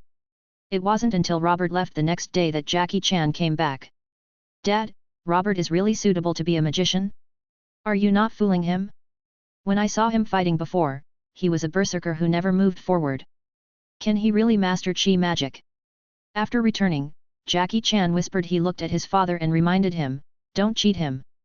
Of course he is suitable, because the power in him can be regarded as Qi magic. And it is extremely powerful and rare Qi magic. If I hadn't seen it with my own eyes, I wouldn't have believed that such a person actually existed. Dad shook his head. He shook his head and explained. The so-called Qi magic is, to put it bluntly, a manifestation of the power of life. Warrior or magician is just a title. The legendary 8 immortals also master Qi magic, but we call them gods more than magicians. However, it is true that everyone has their own areas of expertise. Some are used to close combat, while others are used to hiding behind the scenes. It's all just personal habits. Besides, once Robert masters Qi magic, even if he uses his fists to deal with the enemy, who can say that he is not a magician? When Jackie Chan heard what his father said, he felt dizzy. When he was a child, he chose to practice martial arts because he had no interest in magic knowledge. However, this shows that Jackie Chan does not have much talent in the path of pure magic. In this way, Robert began a life of 2 o'clock and 1 line of work. He went to school as usual during the day, practiced some practice after school and came to his father's place to learn the path of magic, practice new meditation methods, and exercise his body, mind, and even chi. Robert doesn't want to leave anyone behind. While studying magic, Robert also taught Jackie Chan and Xiao some basic chi cultivation methods.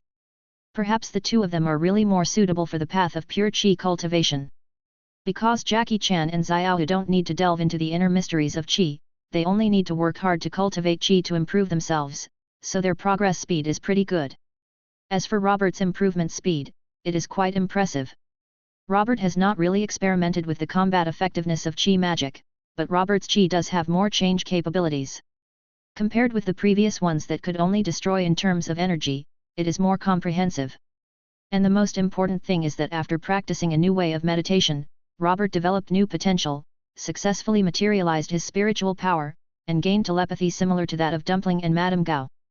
For Robert, the biggest role of telekinesis is not to use it in combat, but to use telekinesis to bless himself during practice, forming an effect similar to a gravity chamber to hone his body and energy. This is the biggest gain. Chapter 93. Pig Talisman. As Robert continued to hone his spirit and practice, time passed by in a hurry, and soon the remaining 2 months of 2007 passed. After a Christmas holiday, time came to 2008. This year, Robert and Carla's Earth age reached 16 years old. During this Christmas holiday, Robert rarely went to his father's antique store to continue practicing, because the Kent family and the Danvers family chose to go on a trip during this Christmas holiday. Even Alex participated. In the end, Robert only I can follow along.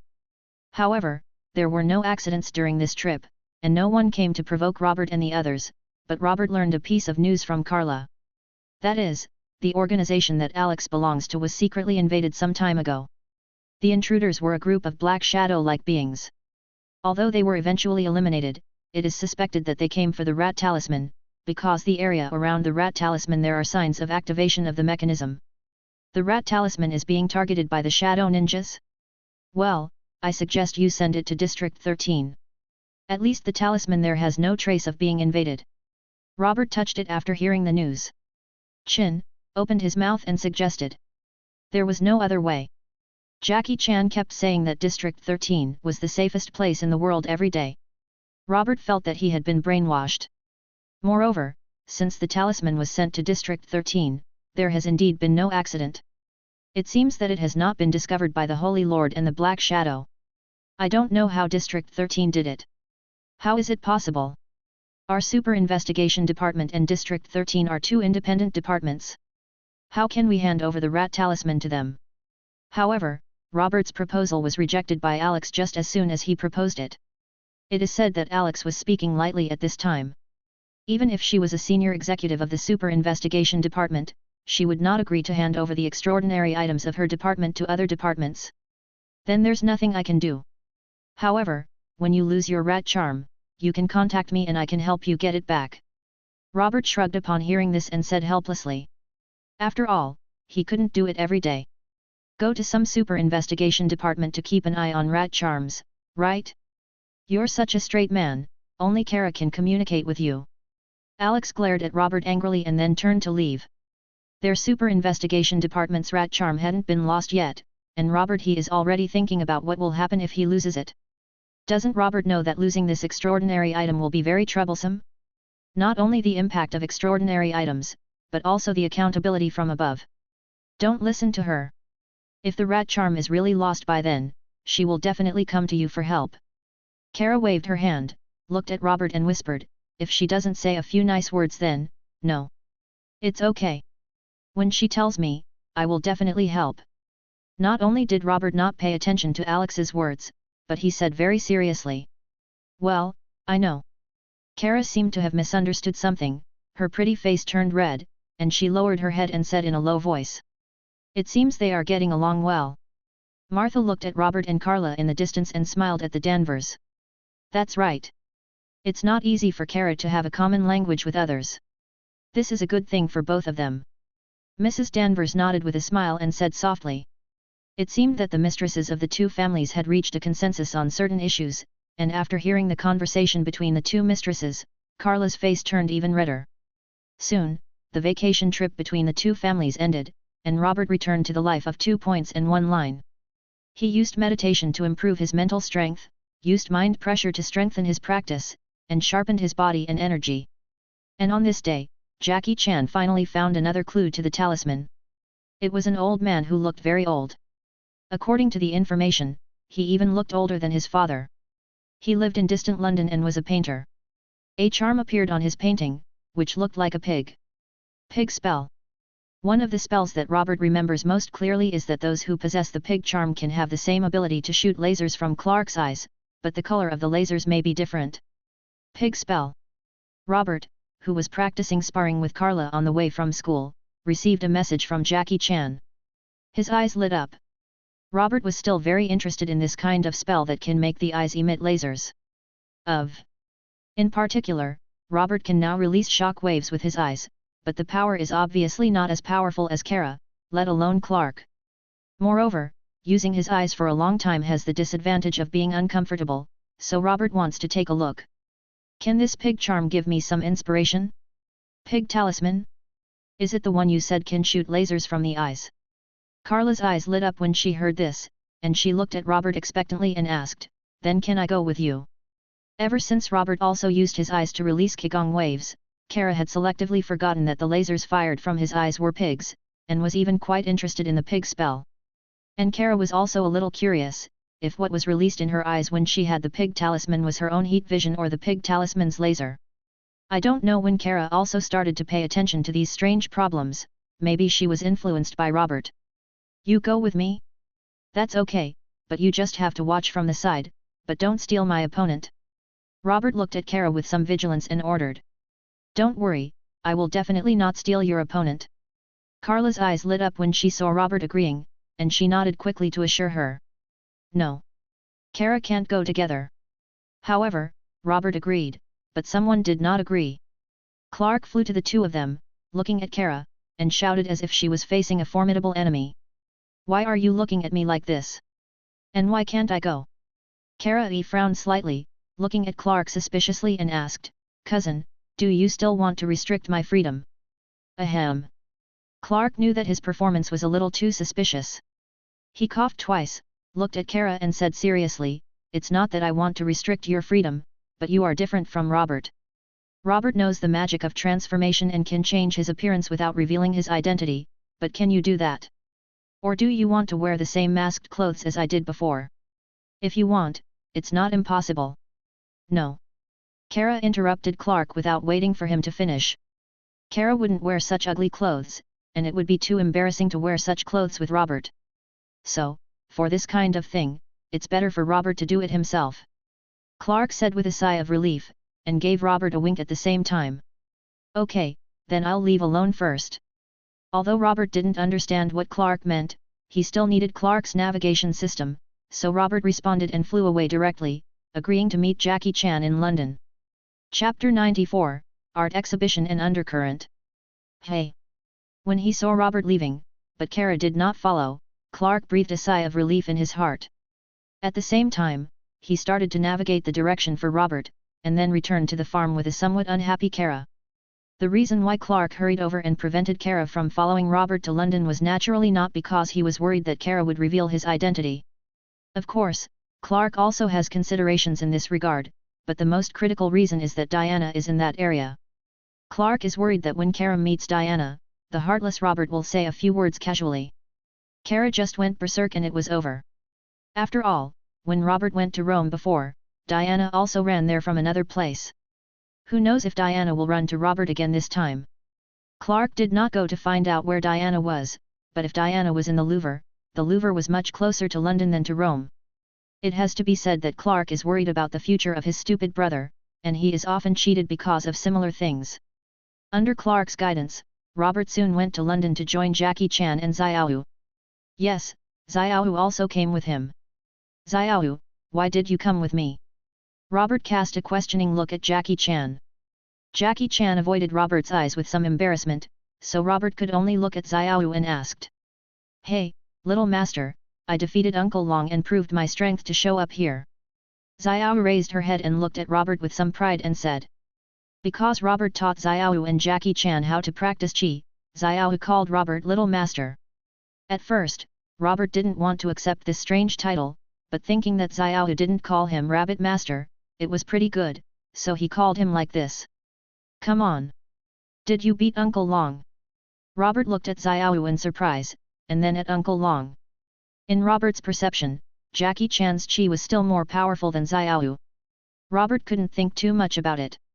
I understand how Xiao defeated Jackie Chan, especially since Jackie Chan has rich combat experience and strong adaptability.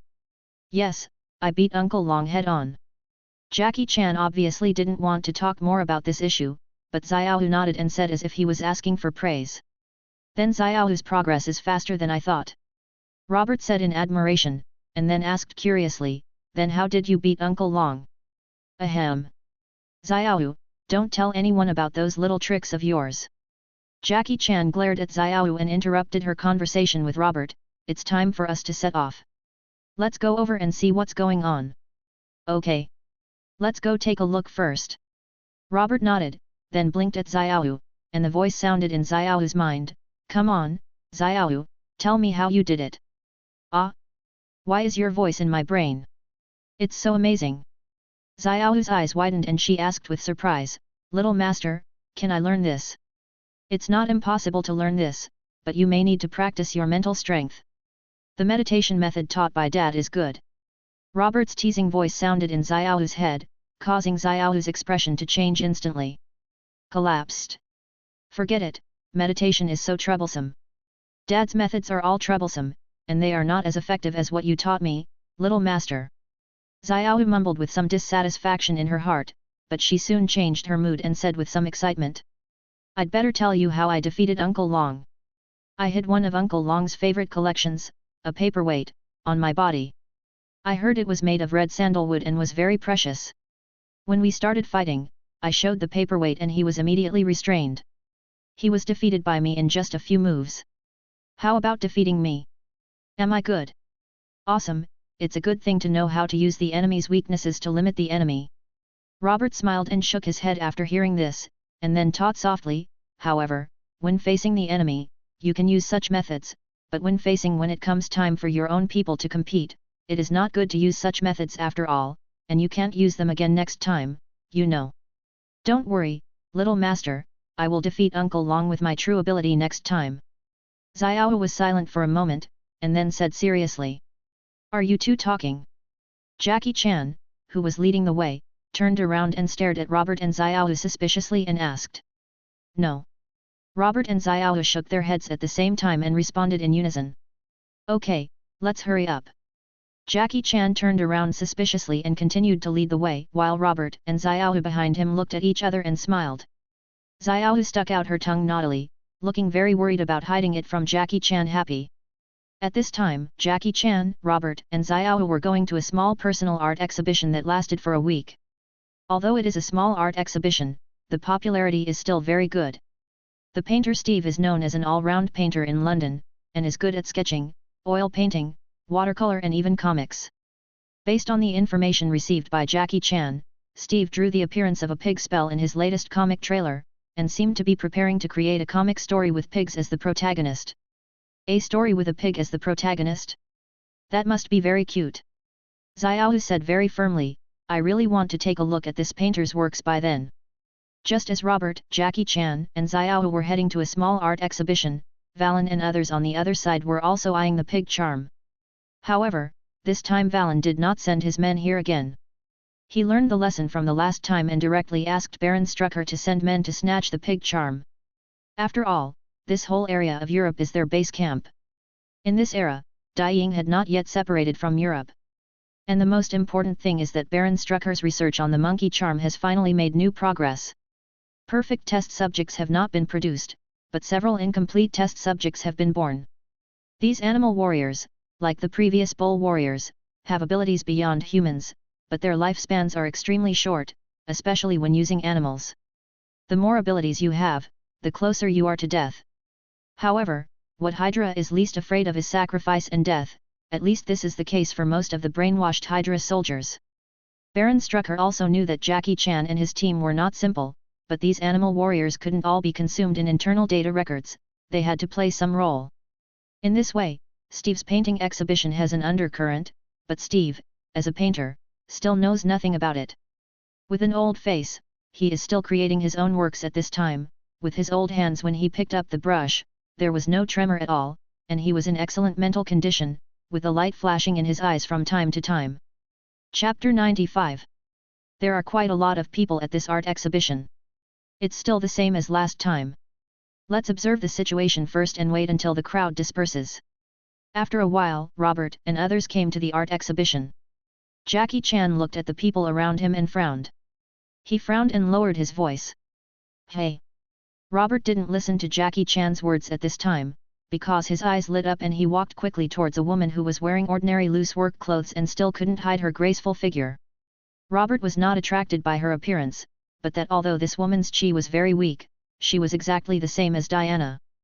The appearance can be similar, and the chi can also be similar, but it can never be exactly the same, because the chi belongs to each living body uniquely, and the chi of each living body will be different. Hey! Fortunately, I didn't let Kara go. This doesn't require Diana to run to London later. This is directly in London, and it happens to be at the art exhibition. Clark in the Kent farm relaxed. Taking a breath, silently groaning in his heart, and then glanced at Kara who was unaware of it, Clark had new worries in his heart. Kara is still young now and has very little time in the sun, so the range of her observations is much smaller than him. But if one day, Kara grows to a height where he can observe the entire Earth, then there will be no way for him to hide it from Kara. Robert, now I can help you hide it, but you have to rely on yourself in the future. If you are beaten, remember to stay away from home and don't demolish the house and farm. Clark sighed softly. In his tone, he couldn't bear to see such a scene. Diana. In the painting exhibition, Robert ran behind Diana and shouted in a low voice with excitement. Hey! Diana turned her head with some doubts. She didn't expect that anyone knew her in this place. But when she saw Robert, she didn't recognize him at first. She just thought she was when she noticed Robert's equally unconventional hairstyle. Diana's eyes flashed with a hesitant light and asked in a low voice, Robert? You grew up so fast? You are still the same as before. Is it different? To be honest, Diana really didn't expect Robert to grow up so quickly. Judging from the last time Diana met Robert, she felt that it would take at least 3 or 4 years for Robert to grow up. And it's only been half a year. This is not what I look like, it's just a little trick to deceive others. Robert explained in a low voice. Chi magic. A bright light flashed in Diana's eyes. She looked around, took Robert aside and asked softly. You actually know chi magic? Robert looked at Diana in surprise and asked. Well, I didn't know about it originally, but after I met you, I went home and looked up the relevant information. However, I found chi magic, the ability closest to your power, but it seems to be a little different. Diana shook her head and explained a little. No wonder I didn't find you in the Temple of Athens or the Louvre last time. Robert nodded with some understanding why Diana disappeared last time. Who knew you would come to me so quickly? Diana smiled sweetly, a fighting spirit flashed in her beautiful eyes. Could it be that you are already sure of defeating me? I'm not sure about this yet, but I think that if we compete a few more times, it will also improve our strength. Robert finally felt from the fighting spirit in Diana's eyes that this was the woman he knew. Warrior Diana, he grinned and said with the same fighting spirit surging in his body. However, I was really uncomfortable with the way you were acting just now. You were too quiet and dignified. If I weren't so angry, I wouldn't have believed it was you before. Then which look do you prefer? Diana asked jokingly, looking at Robert. If it's a normal answer, it's probably because I like you all the way, but unfortunately, Robert's brain circuit is not normal. It must be you who looked heroic and full of fighting spirit that night. Robert answered without any hesitation. You are really cute. Diana was stunned for a moment after hearing this, but she was also very satisfied with the answer. Her eyes flashed slightly and she said with emotion, yes, I also want to stay in that state all the time. But if you want to integrate into normal society, you always have to make some disguises, just like you are now, right? That's true. Robert nodded in agreement, then looked at Diana with some confusion and asked, "Why are you here?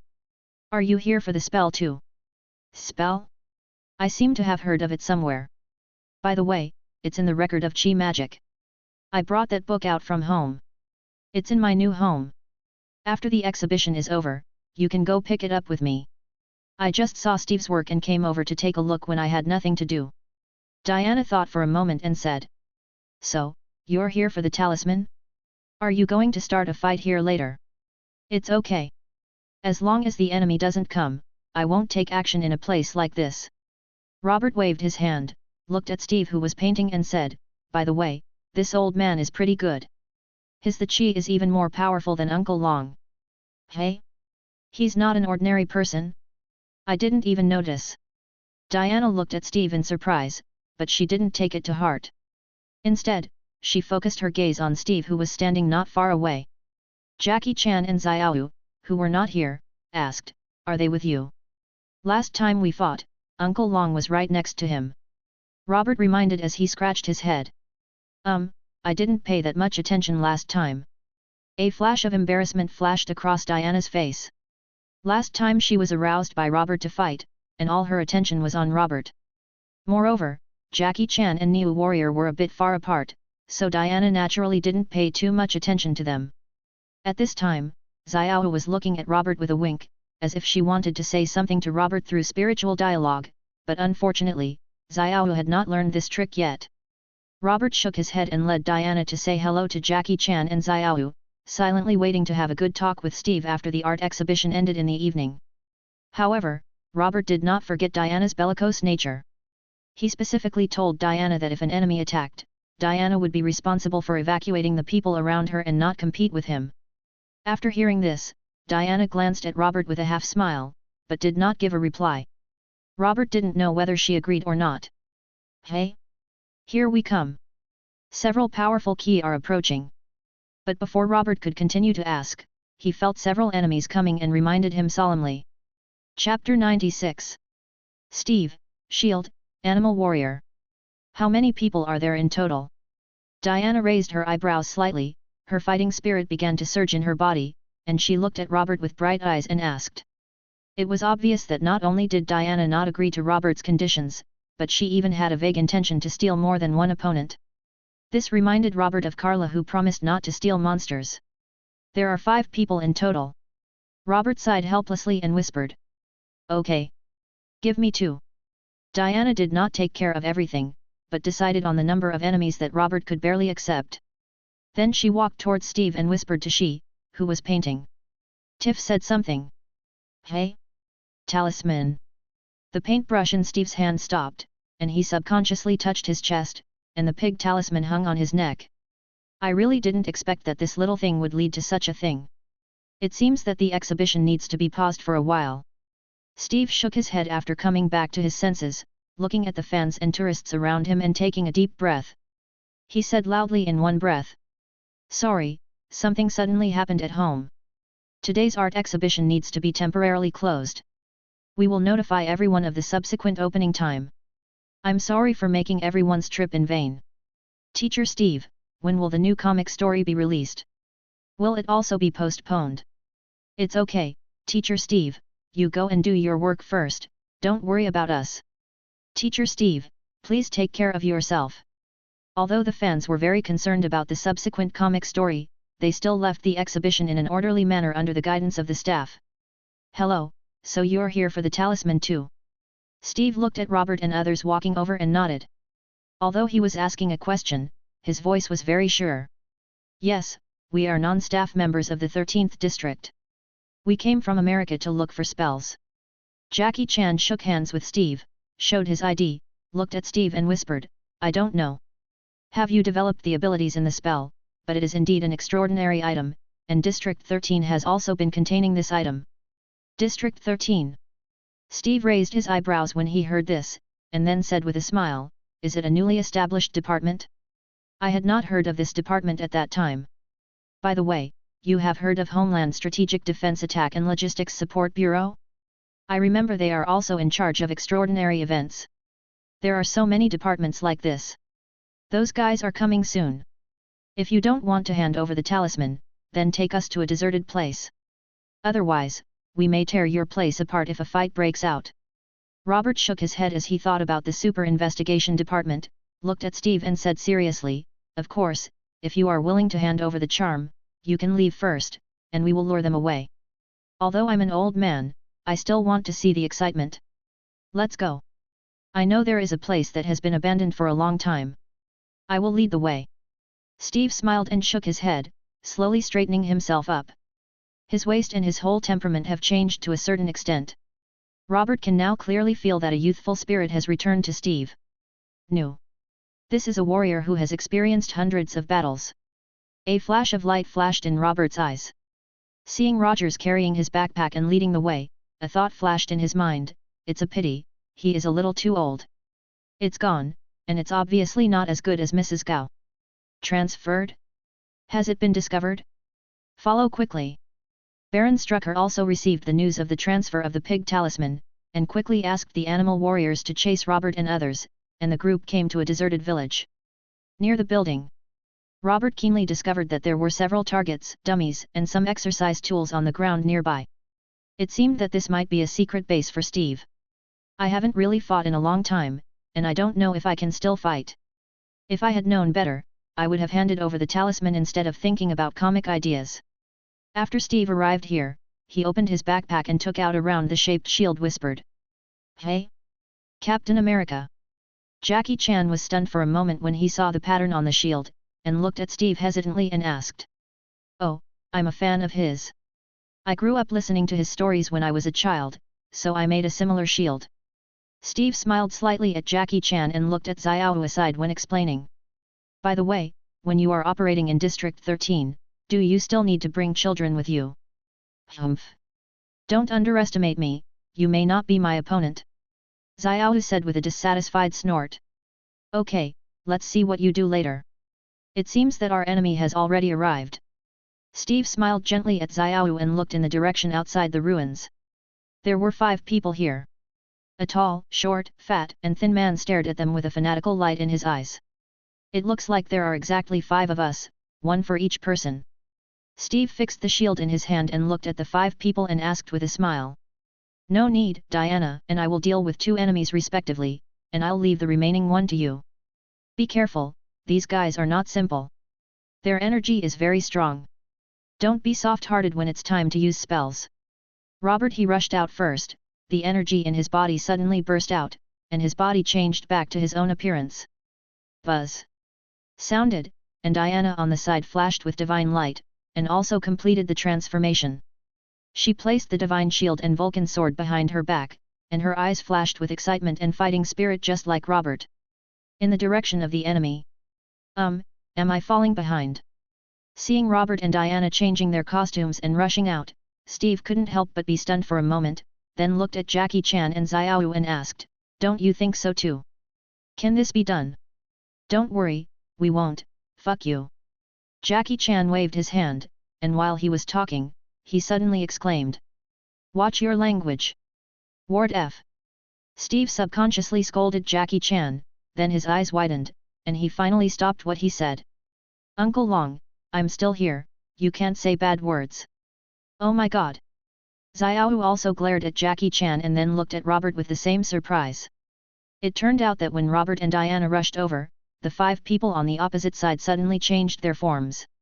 Each of them tore their clothes and evolved towards the beast form. Their ugly appearance showed Steve and the other 3 people shocked. Soon, extremely ugly dinosaurs, crocodile men, orangutans, minotaurs, and tiger-headed men appeared in front of Robert and Diana. Their bodies were filled with ferocious auras, and their eyes were red and full of ferocity. Light, looking like he has lost his mind. "Leave this dinosaur man and orangutan to me." However, their ferocious appearance did not scare Robert. Instead, it made Robert even more excited. He shouted loudly and rushed towards the dinosaur man and orangutan man first. At the same time, Robert still has some expectations in his heart. Although this is not a real dinosaur, it would be great if he could find a real dinosaur through this. Chapter 97, You Still Say You Are Not Captain America? Roar. Seeing Robert rushing towards him, the dinosaur man and the orangutan man roared, and beat their chests dong dong dong, and the ferocious aura of beasts on their bodies completely burst out. A violent aura gradually rose from Robert's body, but Robert did not directly transform into a giant ape. After all, although the dinosaur man and orangutan man looked scary, their height was still within the normal range and did not exceed too many hulks, abominations and kingpins. The chi of dinosaurians and orangutans can be considered to be in the same echelon as hatred, but Robert always felt that the chi of these 5 animal warriors was weird, as if they were being continuously consumed, but the total amount of chi was different. Not much has changed. The next moment, Robert no longer thought about these problems, because he had already flown in front of the dinosaur man. The orangutan man, who reacted very quickly, punched him, and Robert's body sank and fell heavily to the ground. One hand met the orangutan man's fist, and the other leg kicked the dinosaur man. Robert's fist collided with the orangutan man's, and his kick was blocked by the dinosaur man. The bodies of the 3 of them trembled, but no one took a step back. Robert could feel that the power of these 2 animal warriors was different from the previous hatred. After a period of practice, Robert no longer needed to activate the mad fighting fist or use the crazy fighting fist when facing such an enemy. The giant ape has transformed, and the strength of both sides is almost at the same level. Pang! Pang! The next moment, Robert continued to collide with the dinosaur man and the orangutan man. The fists and feet of the 3 people collided with each other, making bursts of sounds. The other 3 animal warriors around him also showed their claws and prepared to support. Although they came for the pig talisman, the order they received was to kill everyone here at all costs. Your opponent is me. However, before the crocodile man and the other 3 animal warriors had time to attack Robert, Diana had already launched an attack first, and Diana still remembered the opponent assigned by Robert before, so the mantra lasso around her waist directly tied up the crocodile man and threw it in the direction of Jackie Chan and others. There is no way. The 2 animal warriors, the tiger-headed man and the tauren, still look barely visible. The big mouth of the crocodile man is really ugly, not much worse than that of the dinosaur man, and the mouth of the crocodile man is still faintly protruding. Drooling, Diana finally chose to leave the crocodile man to Steve and the others, and then launched an attack on the tiger-headed man and the tauren. Pang! Snapped. Different from Robert's 1-on-2 evenly matched situation, Diana's side achieved a suppressive effect on the battle once she took action. Diana's power was higher than that of the tiger-headed man and the tauren, which made the 2 animal warriors feel under tremendous pressure. He roared like a wild beast, and his eyes became even more fierce. Robert's style of fighting against the dinosaurs and orangutans at the same time was obviously different from Diana's. Robert was parrying the orangutan's attack while dealing full damage to the dinosaurs. It seemed that he was preparing to kill the dinosaurs first. Beat him to death. On the one hand, Robert wanted to see what the dinosaur man would look like after being beaten to death. On the other hand, Robert also wanted to find out how the orangutan man managed to achieve the state between human and orangutan. Switch and see if you can get inspiration from it and further master the power of the giant ape. Therefore, the battle situation on Robert's side was that Robert parried the attack from the orangutan man, and broke through the dinosaur man's defense with punches and kicks. Soon, blood began to overflow from the dinosaur man's body. Dinosaur man, we came together. Why did you just hit me? Roar. The angry dinosaur man roared crazily, but Robert ignored him and continued to beat the dinosaur man until blood flowed. The orangutan man on the side was confused and the offensive momentum stalled. Some people are not sure what Robert's style of play is. It doesn't matter if the orangutan man is still there, Robert can seize the opportunity and punch the dinosaur man through the abdomen. The figure of the dinosaur man flew out and fell to the ground in a very embarrassed state. Robert kicked off his feet and rushed towards the dinosaur man again, preparing to continue the attack.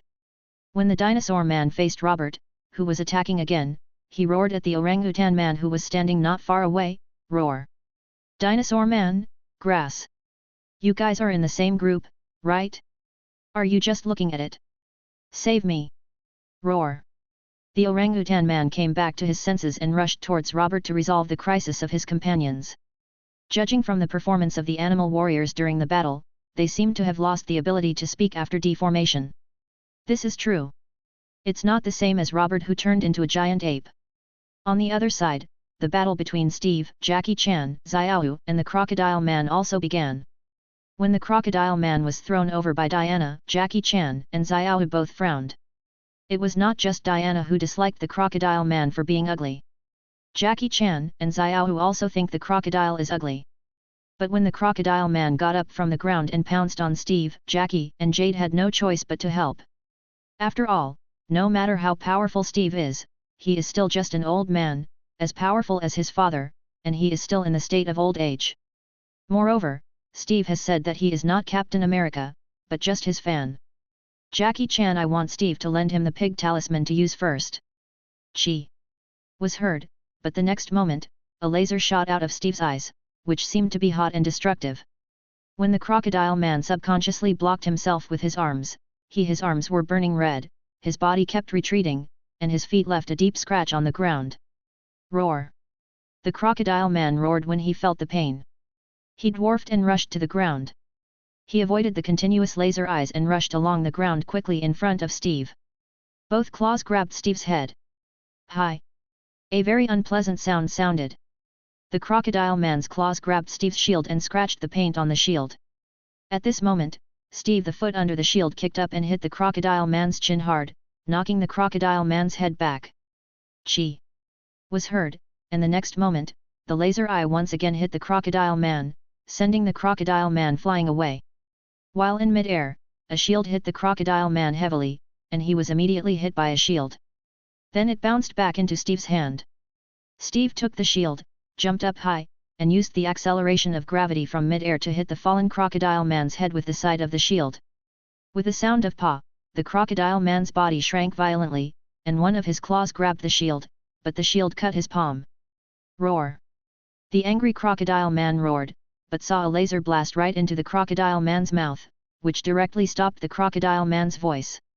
Not only was the crocodile man blinded, but Jackie Chan and Xiao were also confused by Steve's set of moves. Is this an operation that an old man can perform? Jackie Chan, you still said you are not Captain America? Chapter 98, Gua Sha Team. In fact, looking at Steve's set of combos just now, the kick on the crocodile man's chin did not break the defense at all. At most, it made the crocodile man's head move a little, and the impact of the shield falling from mid-air was used. Without gravity, it would only scratch the crocodile man's palm. But Steve himself obviously knew these things. The purpose of his kick was to connect the laser eye's attack, because only the laser eye can cause real damage to the crocodile man. The subsequent shield impact and laser eye blasting at the mouth were also moves that Steve had long thought about. He observed that the animal warriors had the habit of roaring, so he first used the shield impact to attract the attention of the crocodile man, and then used the laser eye to attract the attention of the crocodile man. A real hit in the crocodile man's mouth. It can be said that Steve's series of combos can be called a true master of tactics, but the crocodile man did not fall just yet. With the sound of peng, the crocodile man's tail hit Steve hard. Steve's penis shrank slightly, the shield in his hand quickly blocked his body, and then his body moved away from the crocodile man. Fly out! Hiss! Hiss! The crocodile man struggled to get up from the ground. It can be seen that part of his mouth has been burned, and he has even lost the ability to roar. He can only hiss when shouting. This caused the crocodile man to lose the only way to communicate, so the crocodile man rushed towards Steve, who had just landed with red eyes, looking like he was going to tear Steve into pieces. With the sound of chi, Steve sensed the crisis after landing and once again released lasers in his eyes, but this time the crocodile man dodged them. It seems that after losing the ability to speak, the crocodile man's ability to perceive crises has become stronger and his reaction is faster, or this is a state closer to a beast. Drink! Ha! At this time, Jackie Chan and Xiaoyu on the side also came to their senses. They shouted loudly at the same time and came towards the crocodile man. While attracting the crocodile man's attention, they launched an attack. Peng! Snapped! However, after noticing the attacks of Jackie Chan and Xiaoyu, the crocodile man waved his hand and knocked Jackie Chan and Xiaoyu away with two moves. Even though Jackie Chan and Xiaoyu had been angry with Robert for a while, they were still angry in front of them. When it comes to monsters like the crocodile man, there is still a big gap in strength between the two sides. But Jackie Chan and Xiaoyu's actions also bought Steve enough time. Among the three, only Steve, who had the pig charm, could actually cause harm to the crocodile man. With the sound of chi, just when the crocodile man knocked Jackie Chan and Xiaoyu away, the laser in Steve's eyes hit the crocodile man. The powerful laser burned the crocodile man's body again, and he could even faintly hear it. A burning smell filled the air. But this time, the crocodile man did not retreat. He stubbornly stepped his feet into the ground and walked towards Steve step by step, even though the wounds on his body were getting bigger and bigger, and the burning smell was getting worse. The more intense it gets, the more intense it becomes, and there is no intention of stopping. Get away! Steve shrank slightly, threw the shield in his hand, and hit the crocodile man. The crocodile man was stunned, but it did not cause too much damage, at least not as serious as the crocodile man. Compared to the damage caused by laser eyes, this move is like scraping. Whoosh! There was a sound, and just as the shield flew out, Jackie Chan, who was also a props master, flashed, caught the shield, and then skillfully smashed the shield against the crocodile man's body. With a cry of winter, the crocodile man was forced to punch Jackie Chan, but was blocked by a sudden change of shield. Jackie Chan took 2 steps back, but stubbornly resisted the crocodile man's attack.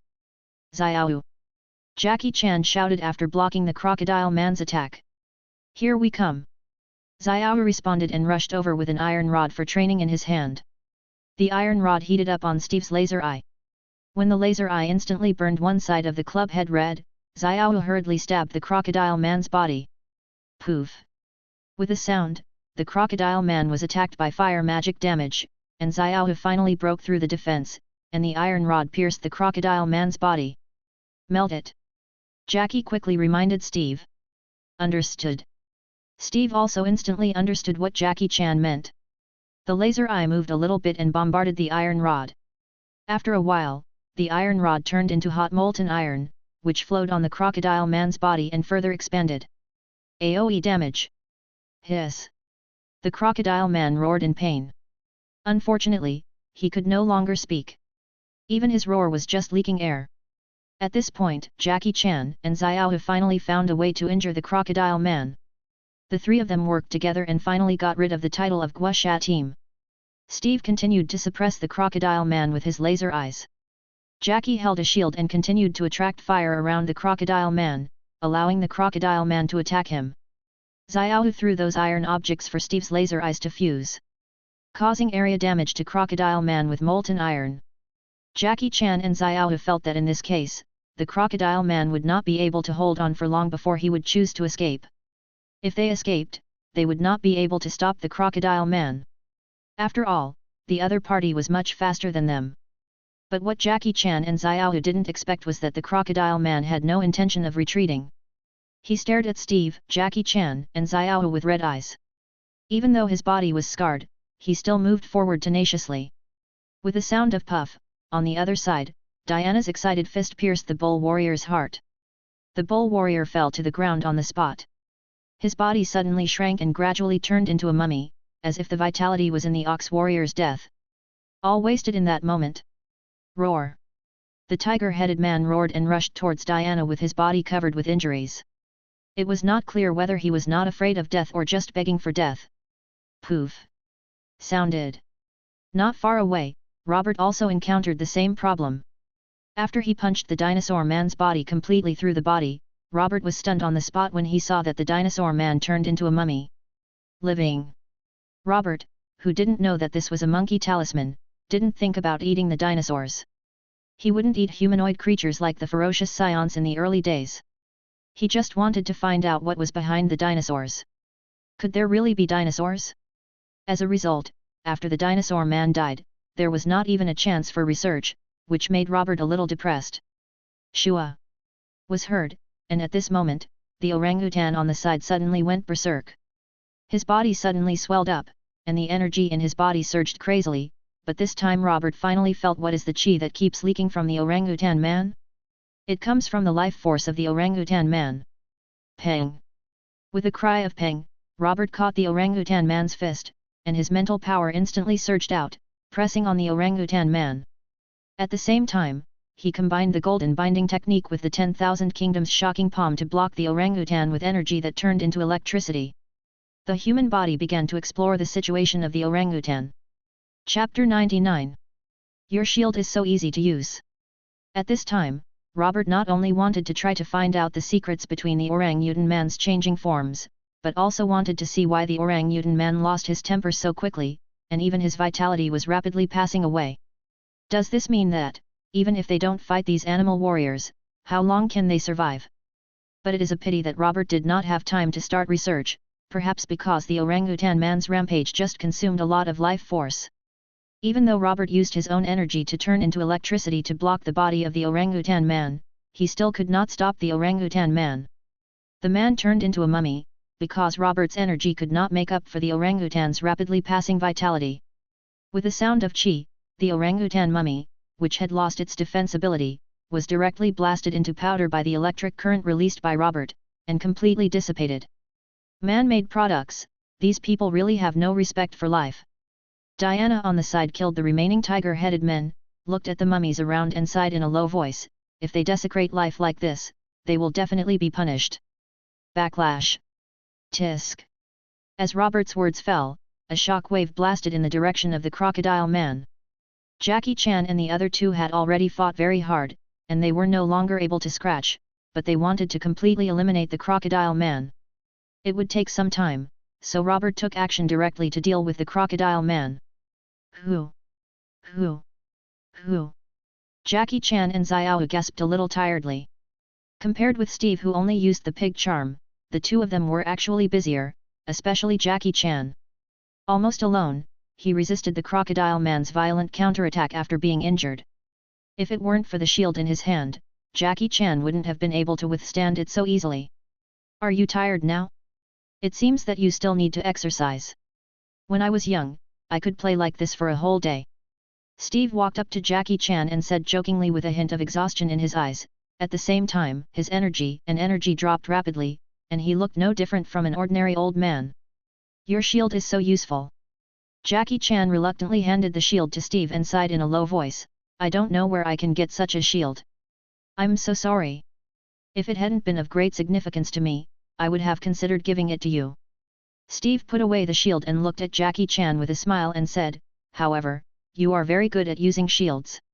In the past, have you practiced? No, I am naturally more receptive to weapons. Jackie Chan shook his head and lowered his voice and asked, so, didn't the news say that you are dead? Why are you living in seclusion here? And became a painter. If there had been no war, I should have become a painter long ago. However, it is not too late. At least my experience gave me a lot of inspiration. This time, if it weren't for the fact that I wanted to keep the pig charm and find new stories, inspiration won't make such a big fuss. I'm afraid I can't stay in this secret base anymore. Steve sighed softly, and said with some emotion at first, then he saw something and the corner of his mouth twitched slightly. It turned out that Robert was cleaning the battlefield at this time, erasing all the mummies of the animal warriors, and also erasing all the blood stains nearby. Robert was too serious when fighting before, and he forgot whether he was injured. After all, his minor injuries healed very quickly now, but if he was more cautious after the battle, there was nothing wrong. Steve fell silent when he saw the Qigong wave released in Robert's hand. After a while, Steve shook his head, looked at Robert and asked, are all young people today so powerful? Does it also have the power of a spell? No, this is his own power. Jackie Chan looked at Robert with a flash of envy in his eyes. Although Robert said that as long as he and Xiao persisted in practicing, they would be able to possess these abilities sooner or later, but Jackie Chan felt that one day may not be too close. Your own power? You actually have such a strong person in District 13, so you have to protect his information, otherwise if someone finds out, they will definitely poach you. Steve was stunned for a moment and reminded with a smile. Road. Actually, he is just my foreign aide, not from District 13. Regarding Robert's matter, I hope you, Captain, can help keep it a secret. Jackie Chan lowered his voice and said. You trust me so much? Steve looked at Jackie Chan in surprise and asked. If you can't even trust you, Captain, then not many people can. Jackie Chan shook his head with a smile and said softly. You should have also seen the danger of the talisman. Do you want to keep the talisman with you? At this time, Robert and Diana came over. The fighting spirit in the two people gradually faded and returned to fighting. Robert looked at Steve and asked about his previous appearance and attire. Robert also paid attention to the battle on Steve's side just now. Robert also admitted that Steve's fighting skills were very good, even better than Mrs. Gao, but Steve's own strength was much weaker. Moreover, the power released by the pig talisman was not as good as the explosive flames of the dragon talisman, so Robert gave up the idea of fighting Steve. And it's not just these ugly monsters, there are also shadow-like enemies. I heard from Uncle Long that there was a man who forcibly kept the talisman with him before, and in the end the house was demolished in the fight. Xiao heard Robert's words and hurriedly spoke to help. Well, then this spell is indeed quite troublesome. If I was young, I might have got involved, but now I'm old and it's time to enjoy retirement. Steve took the pig off his neck talisman, shook his head and said softly. It's always hard to disobey someone. I've only been beaten for a while and my back is already sore. However, it's okay to leave this spell to you, but you have to promise that you won't use it to do bad things. I know you won't do this. Yes, but I don't know much about District 13 behind you. Don't worry, District 13 is safe. There are already several talismans there, and there have been no accidents at all. Jackie Chan patted his chest, not knowing how many times he had set a flag for District 13. Maybe the original 13th district was really safe, but under the poisonous milk again and again, the copper and iron walls of the 13th district may be leaking milk, right? Captain, can we leave your contact information? If you encounter any extraordinary incident, you can come to us to deal with it. After Jackie Chan took the pig charm, he looked at Steve and said with a smile. If some people find out about your behavior, I'm afraid they will go crazy, but it doesn't matter, I think you are quite pleasing to me anyway. Steve smiled and shook his head, and exchanged contact information with Jackie Chan. If you have time, you can come to the art exhibition to see me, after all, being a painter is my main profession now. Chapter 100. The confrontation between Steve and Nick Fury. After Steve left, Robert took the pig talisman and studied it a little. Due to the accumulation of knowledge about Qi magic during this period, the in-depth research on Qi and the improvement of spiritual power, Robert was not as good as last time. It takes too much time to study dragon spells. After a while, Robert took the pig talisman and muttered in his mind, so, after the Qi is released, its properties are changed, and when it is in the body, the Qi becomes gentler? Hey? Then is it possible to find a suitable Qi attribute for nourishing the body by changing the attributes of Qi, so that the Qi can nourish and strengthen the body? Robert has made a new discovery. He seems to have seen a path in which Qi and the body can truly complement each other. Perhaps after Zheng Zheng embarks on this path, Robert will no longer have to rely on bursts of Qi to temporarily increase the strength of his body. Already. At this time, when Robert did not use Qi to bless himself, his physical strength was naturally far beyond that of ordinary people, but he was incomparable to powerful people like Kara, Clark, and Diana. Only with the blessing of Qi only then could Robert have a little touch with Carla. The fundamental reason is that Kara and Clark absorbed the energy of the sun and condensed it into a power suitable for the evolution of their bodies, allowing them to continuously become stronger. Diana also had divine power to improve her body. Therefore, finding a suitable Qi attribute is one of the ways Robert can improve his physical strength. As for the other one, it is naturally the power of the giant ape. After Robert studied the pig talisman, Jackie Chan and Xiao left with the pig talisman. Robert did not leave together because Diana had said before that she had a book about air magic there and asked Robert to go home with her and get it. At the same time, Valen also received news from Baron Strucker that the animal warriors failed and were wiped out. After receiving the news, Valen fell into silence, with a fanatical light flashing in his eyes. He had seen the images displayed by the animal warriors. These animal warriors were able to withstand several attacks from laser weapons, but they were completely wiped out. Which also shows that the background of District 13 is deeper than he imagined. Valen couldn't help but feel a little lucky. Fortunately, the 13th district was not leaking before, otherwise it would definitely be targeted by other branches of Hydra. But now, all the achievements of such a powerful 13th district will be his.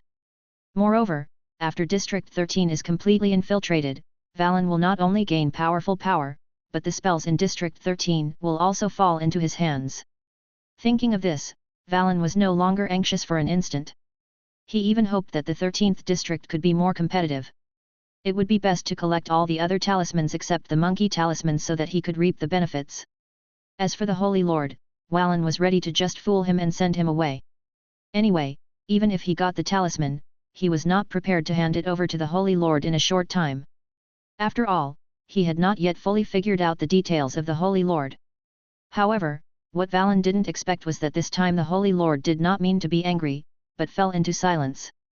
Because the Holy Lord is thinking hard about how to break the situation, before he unblocks it, it is impossible for Valen and the Black Shadow Ninja to deal with Robert. However, it seems that they cannot get the talisman without solving Robert.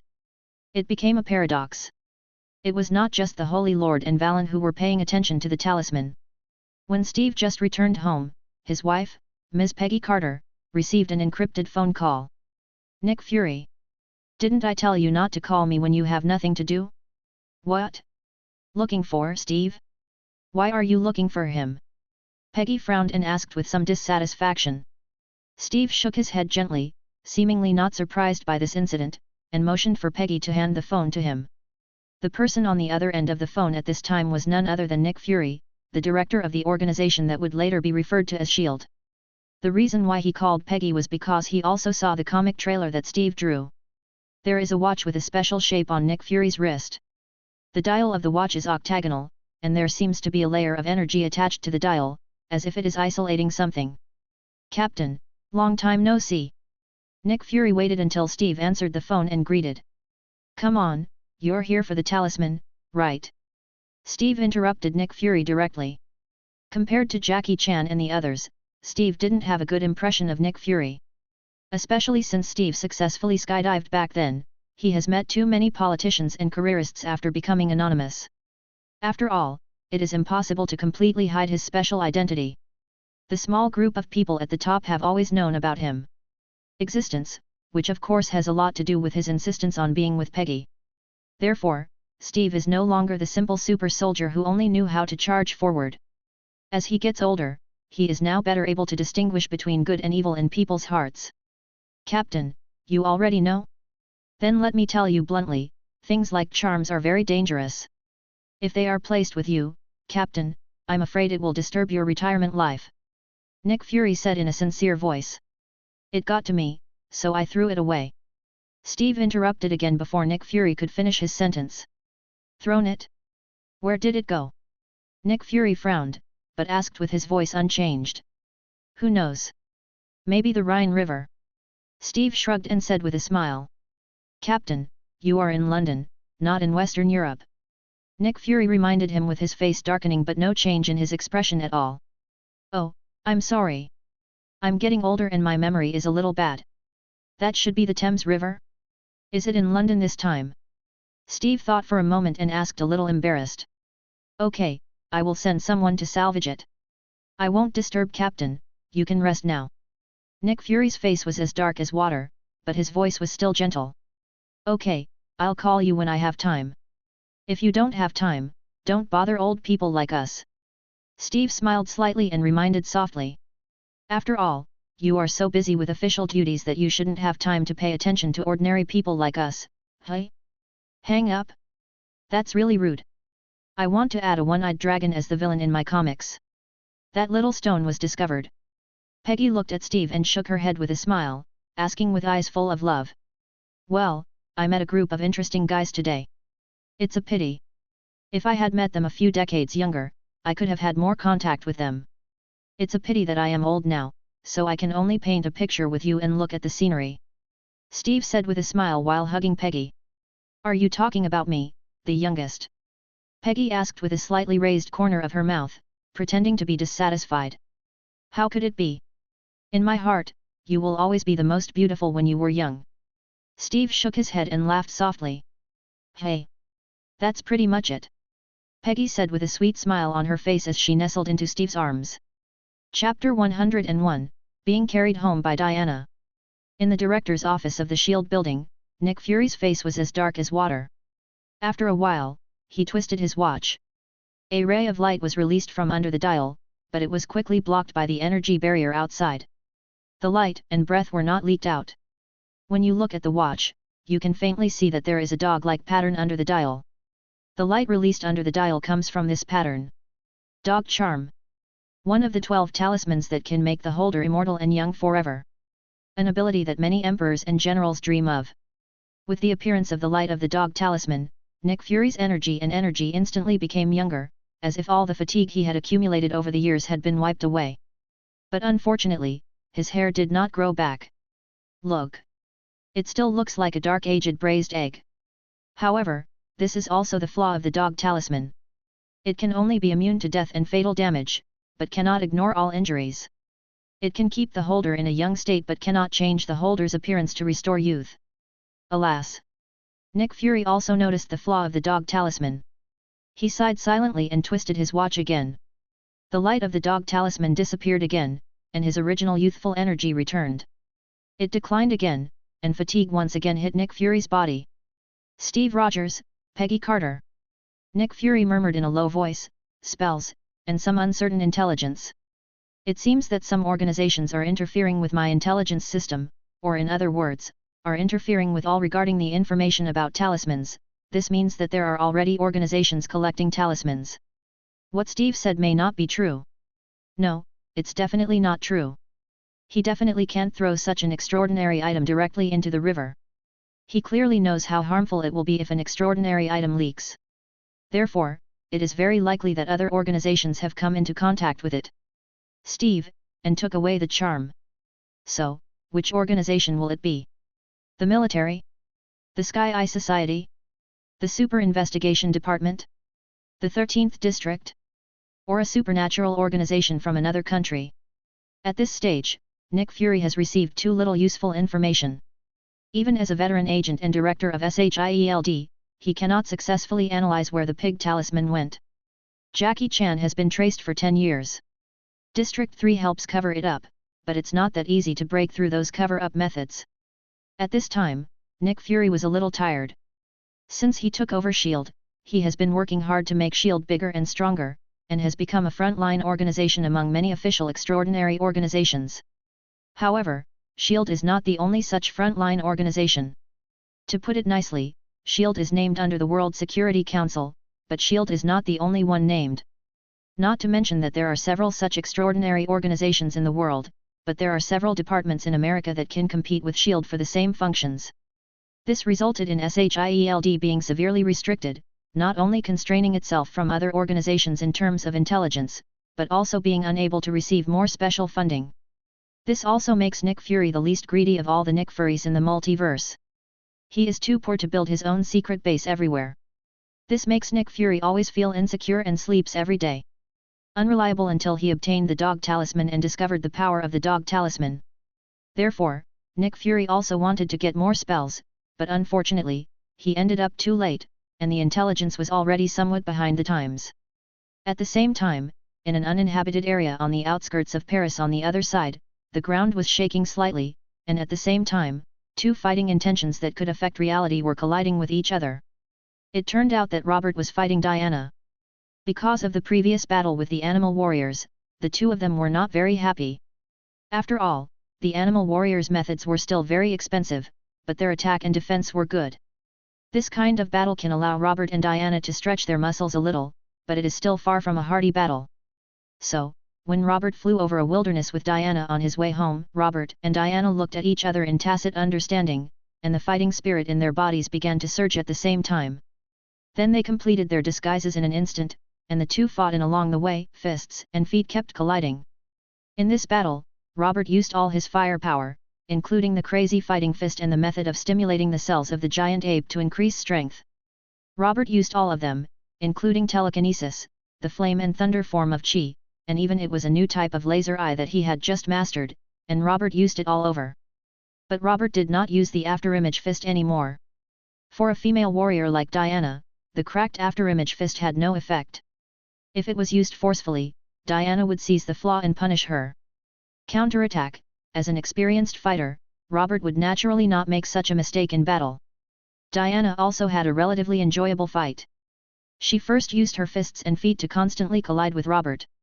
After putting aside the use of afterimage fists, Robert was slightly better than Diana in terms of skill, but slightly inferior in strength.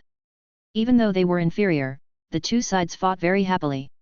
When the battle gradually became fierce, although Diana did not explode her divine power, she used both the Vulcan sword and the divine shield. Her combat effectiveness was much improved compared to the last time she competed with Robert. Successfully suppressed Robert once again. Moreover, when she discovered that Robert was completely unafraid of injury and that his body was healing at a pretty good rate, Diana, who was full of fighting spirit, no longer had any scruples. She frequently swung the sword of Vulcan, leaving traces on Robert's body. A lot of wounds. In the end, the stubborn Robert was completely exhausted and defeated at the hands of Diana. Diana could not see any injuries on her body, but she looked slightly embarrassed. The fighting spirit in her body began to gradually decline. Looking at the woman who fell on the ground, Robert took out a long breath and slowly calmed down his excitement. You are progressing so fast. In just half a year, you have been able to force out most of my power except my divine power. Diana knelt down, looked at Robert and said with emotion, as you see it, with the current rate of progress, I'm afraid you will really be able to surpass me in a few years. It's unbelievable. This is something a human being can do. It's still a little bit behind. If I could study Qi thoroughly, I should be able to progress faster. Robert shook his head weakly and regretfully, feeling the injuries on his body and said with emotion, to be honest, this is the first time in a long time that I have been injured so seriously, and I have completely lost the ability to fight. Diana, you are really strong. Of course, I am the most powerful female warrior in the Amazon. Diana raised her head proudly, then thought of something, and stared at Robert's body hesitantly and asked, by the way, have you grown longer? Don't think you are still this tall when you defeat me. No. I will definitely grow taller. Just like I will definitely defeat you. Robert said with a firm voice, but gradually felt a sense of tiredness welling up in his heart. This time, Robert was not only the body was severely injured, the energy was exhausted, and the mental strength was also weakened due to the excessive use of telekinesis. Then you have to work hard, not only to improve your combat power, but also to grow taller. Diana smiled and shook her head, jokingly saying. But this time, Robert did not respond to Diana. He had closed his eyes and even snored faintly. It seems that the blow was a bit heavy, but the recovery speed of the injury is pretty good, there shouldn't be any big problem. Diana looked at Robert who had fallen asleep and looked at it carefully, then breathed a sigh of relief, and then seemed to think of something. What? He raised the corner of his mouth slightly and lifted Robert up. It seems that before you carry me home, I have to carry you home first. Well. Diana was carrying Robert and was about to leave. Suddenly, she thought of Robert's behavior of cleaning up the battlefield after beating the animal warriors. She glanced at the messy battlefield around her and said, although I don't know you, why are you so cautious, but it's always better to be cautious. With the sound of Qi, Diana released a burst of divine power, smoothed away all the traces and bloodstains of the surrounding battles, then kicked off her feet, carrying Robert and disappearing from the spot. Under the moonlight, an Amazon female warrior with a beautiful face and a proud figure was carrying a sleeping boy with a smile on her face. However, Diana was very fast, and her figure flashed under the moonlight. He passed away and soon took Robert back to his home. Chapter 102. This. At the same time, Clark, who had witnessed the entire battle between Robert and Diana, scratched his head. To be honest, if it wasn't Diana who injured Robert, Clark would have already rushed over at this time. But after Clark watched Diana carrying Robert home, Clark looked a little embarrassed. First he withdrew his gaze and stopped paying attention there. Then he glanced at Kara again, his mouth opened slightly, but he didn't know what to say. Something. What can be said? Said that Robert was carried home by Diana? Then Kara still has to go berserk? In the end, Clark could only remain silent, neither talking about the matter nor paying attention to Robert. After all, Robert seemed to be seriously injured, so let him rest there for a while. At the same time, Clark felt lucky again. Fortunately, he didn't let Kara follow him, otherwise it's hard to say what would have happened. On the other side, after taking Robert home, Diana took a look at Robert's torn clothes and the scabbed wounds on his body and was silent for a moment. Robert looked so dirty and threw him directly. It definitely won't work no matter what you do here. But it seems that Robert has entered a deep sleep from exhaustion, and in this state, Robert's injuries are also healing quickly. Diana does not want to disturb Robert in this state. Awake. It's okay, he hasn't grown up yet, he is still a child. Diana, who was silent for a while, shook her head and muttered in a low voice, but it seemed that she was not talking to others, but to herself. Soon, Diana carried the sleeping Robert into the bathroom, first put in hot water, and then took off Robert's torn clothes with a slightly red face and a slightly strange expression, but then came an exclamation, "Hey! Tail!" During the previous battle, Robert did not release his tail to fight the enemy. After all, although the tail was well trained by Robert, it could not cause any interference when facing an enemy like Diana. Therefore, Robert's tail has always been wrapped around his waist. Even if his clothes are torn, it is not obvious. After all, even a strong person like Diana who has seen a lot of extraordinary powers will not think that Robert's tail is wrapped around his waist. Root tail. Now, Diana, who was about to help Robert clean his body, was obviously startled by Robert's tail, but soon after she recovered, Diana became curious about this fluffy tail. It's much prettier than that orangutan's tail. Diana looked at Robert's tail and muttered, but why does he have a tail? Is this the reason why he has improved so quickly? He is not a pure human being. However, there is no divine power in his body. Although the power is somewhat similar to the air magic of the Eastern gods, it is only similar, so he should not be of that lineage of gods, and other gods do not seem to have similar abilities. Is he not an earthling, but an alien life? It's not impossible. The universe is vast, and there is a slightly different evolutionary path. It doesn't seem strange to give birth to a human race with a tail. Diana cooed and made a similar movement to Carla, gently poking the fluff on Robert's tail with her fingers. X.com. Robert's tail trembled slightly, and then unconsciously fell from his waist, sweeping the water in the bath everywhere. Diana was shocked and quickly took her fingers away, looking at her with a hint of embarrassment. Looking at Robert, she thought it was Robert who had woken up. However, after a while, Diana found that Robert showed no signs of waking up. This was probably just the tail's stress reaction. Diana breathed a sigh of relief, and then looked at the graceful outline of her clothes that were wet. Shaked his head. Diana admitted that she had just lost her composure, but she still felt that although Robert had a tail, it did not feel awkward at all, and it was even quite cute when the tail swayed. After a while, Diana spent half a day carefully cleaning Robert and changing the water. Then she took off her wet coat and took a comfortable bath. Robert, who was in a coma, didn't know that he had missed it. A wonderful benefit, but even if Robert knew about it, he probably wouldn't care too much, right? It wasn't until the next day that Robert woke up from his bed. His injuries had not completely healed. Although he was still unable to fight with all his strength, he was no longer seriously injured. At least he still had the ability to move freely. Robert could even feel that his body and energy had made great progress, and even his mental strength seemed to have become fuller, which made Robert feel a little excited. Sure enough, fighting is the best way to improve. Robert clenched his fists excitedly, and then realized that he was not wearing any clothes. Robert was stunned for a moment, and then he changed into a set of clothes and looked around. By the way, where am I? Diana's house. Are you awake? How's your injury? Did I hit you too hard last night? At this moment, Diana heard the noise and walked in. She looked at Robert and joked with a smile, I'm still wearing clothes. It's pretty fast. I'm already going to buy you 2 pieces of clothes. Your ability is quite useful. So, you helped me take off my clothes? You also helped me take a bath. At this time, even though Robert had a rough line, he looked at Diana with a little embarrassment and asked. Who else could it be? Diana looked at Robert calmly and said with a smile, Are you going to lie down dirty on my bed? I'm not even shy, but you are. However, you would be embarrassed, but I didn't expect. Gilyalu. Robert scratched his head and was about to say something, but his stomach began to make a sound in protest. Diana couldn't help laughing when she heard the movement in Robert's stomach. Get up, I made something to eat. Then I'm not welcome. Robert's eyes lit up when he heard that he was eating.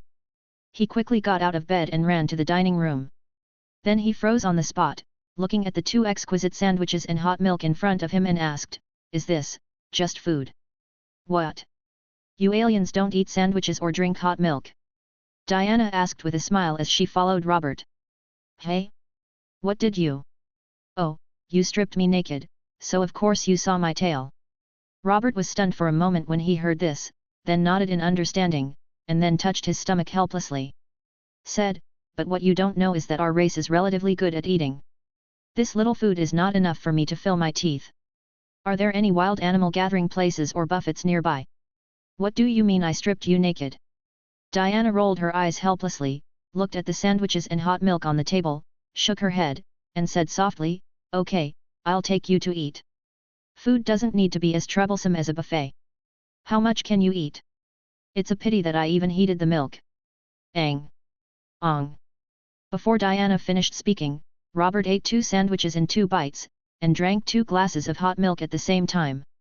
Then he watched Diana wipe her mouth with unsatisfied eyes, expecting Diana to lead the way out for dinner.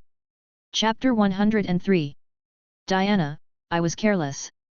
Seeing Robert destroying all the sandwiches and hot milk in 3 strokes, Diana could not help but be stunned for a moment. She stared at Robert suspiciously and asked, "Can you still eat? Are you really not full? It's edible." Robert nodded quickly and touched his belly and said, "Well, this can only be regarded as a pre-dinner dessert. It can barely wait until the main meal. I would like to ask, should this sandwich with hot milk be eaten before or after a meal?" "Robert, this sandwich is a pre-dinner dessert. The hot milk can wait until after the meal, but there is no problem in drinking it in advance to appetize." Soon, Diana went out to eat with Robert with a trace of suspicion in her heart. As Diana said before, she did not take Robert to the buffet, but chose a restaurant that looked well decorated. Dining room.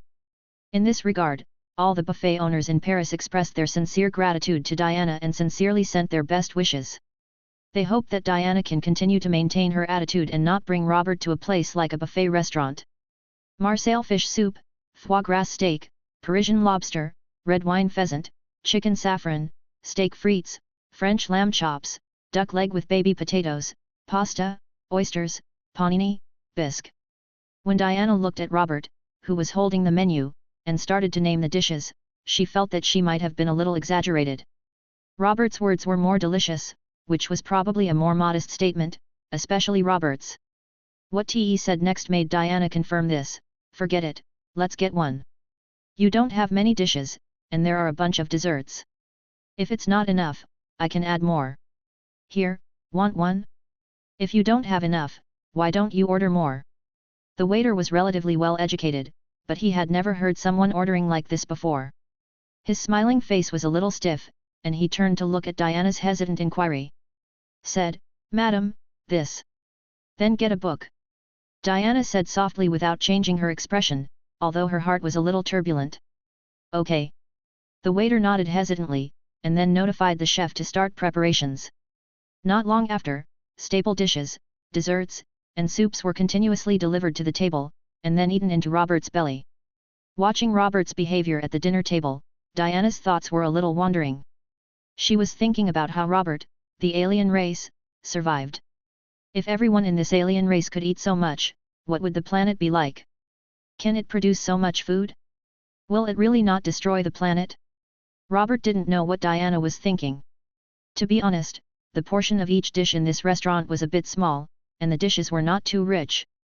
Robert thought it was not as cost-effective as a buffet. But now that they are here, Robert can only order some more staple food such as baguettes to fill his stomach. X.com. Diana, I was indeed careless.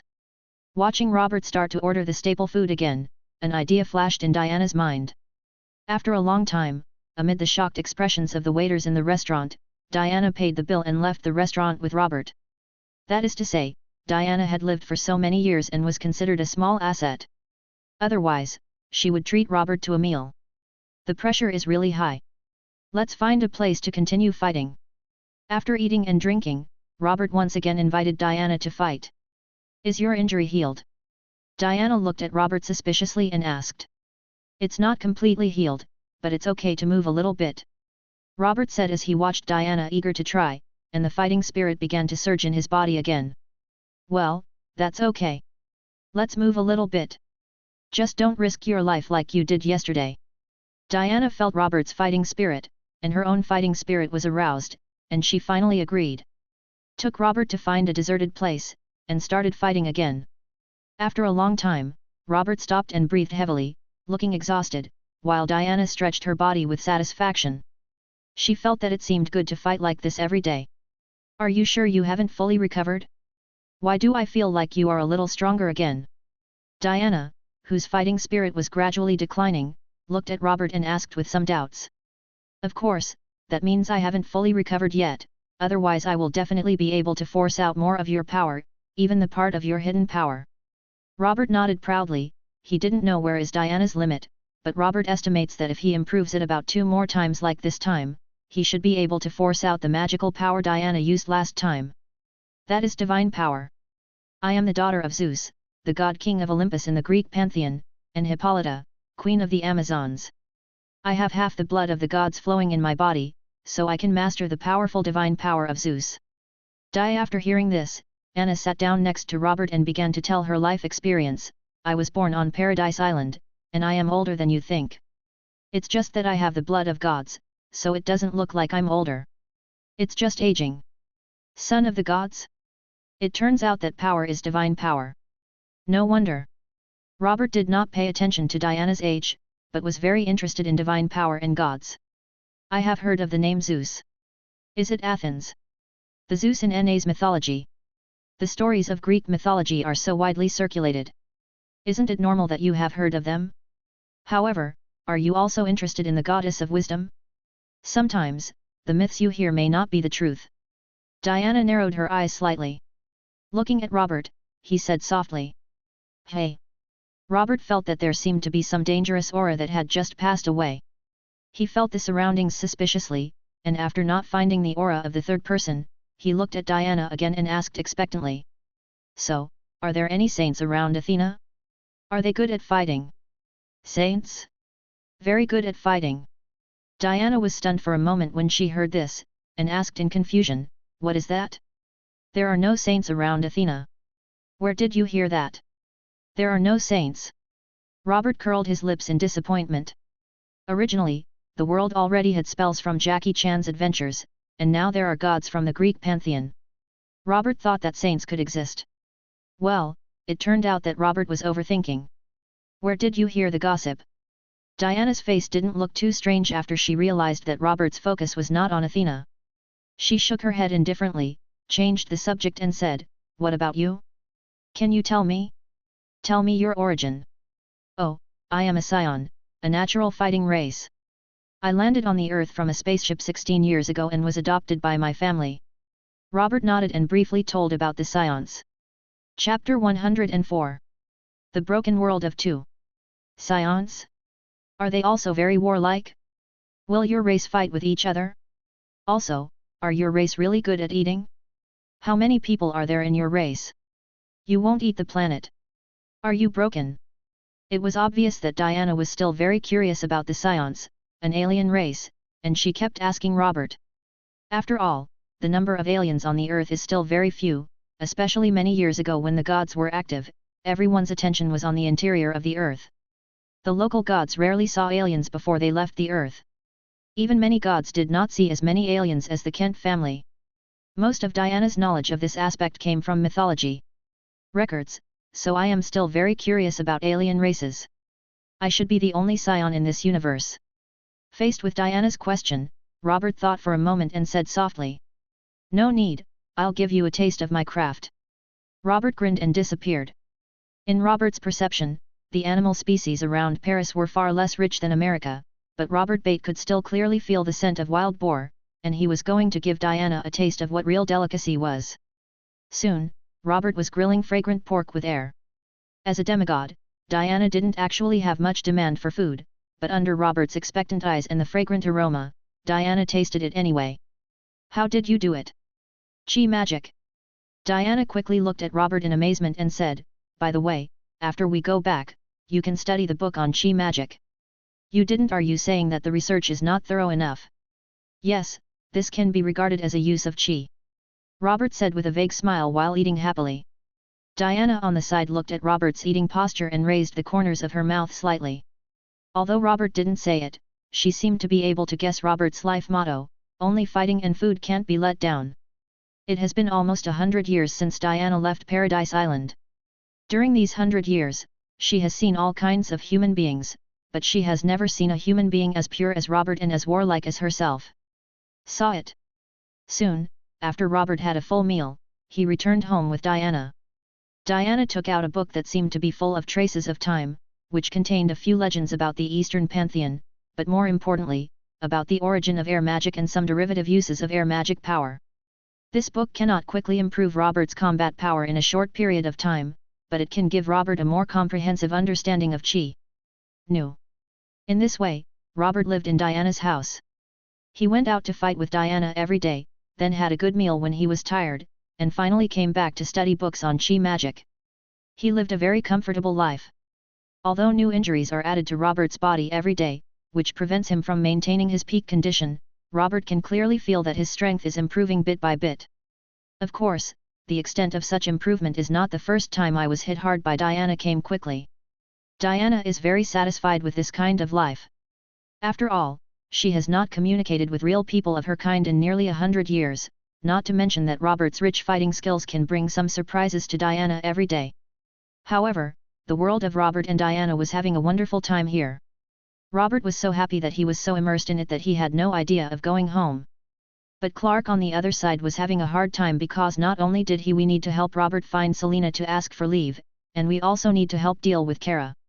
After all, before Robert went to deal with the talisman matter, even if he didn't go and come back on the same day, it could be solved in a short time. Now Robert hasn't come back for several days, and it's not just Kara who is asking, but Martha and the others are also asking. At first, Clark could barely cope with it. But later, Clark couldn't bear it anymore and had no choice but to contact Robert. I said, "How long are you going to stay there? Aren't you ready to come back?" Clark admitted that his tone was a bit harsh, but even if Robert wanted to fall in love, the pressure couldn't be on him alone.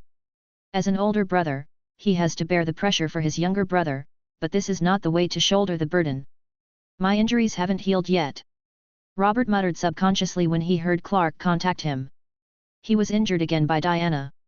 Although he healed quickly, he had not fully recovered yet. "Do you think I can't understand your injuries? I'm telling you this, if you don't come back, then I will take Kara to find you." Clark threatened Robert angrily. "Why are you bringing Kara here?" Robert was stunned for a moment.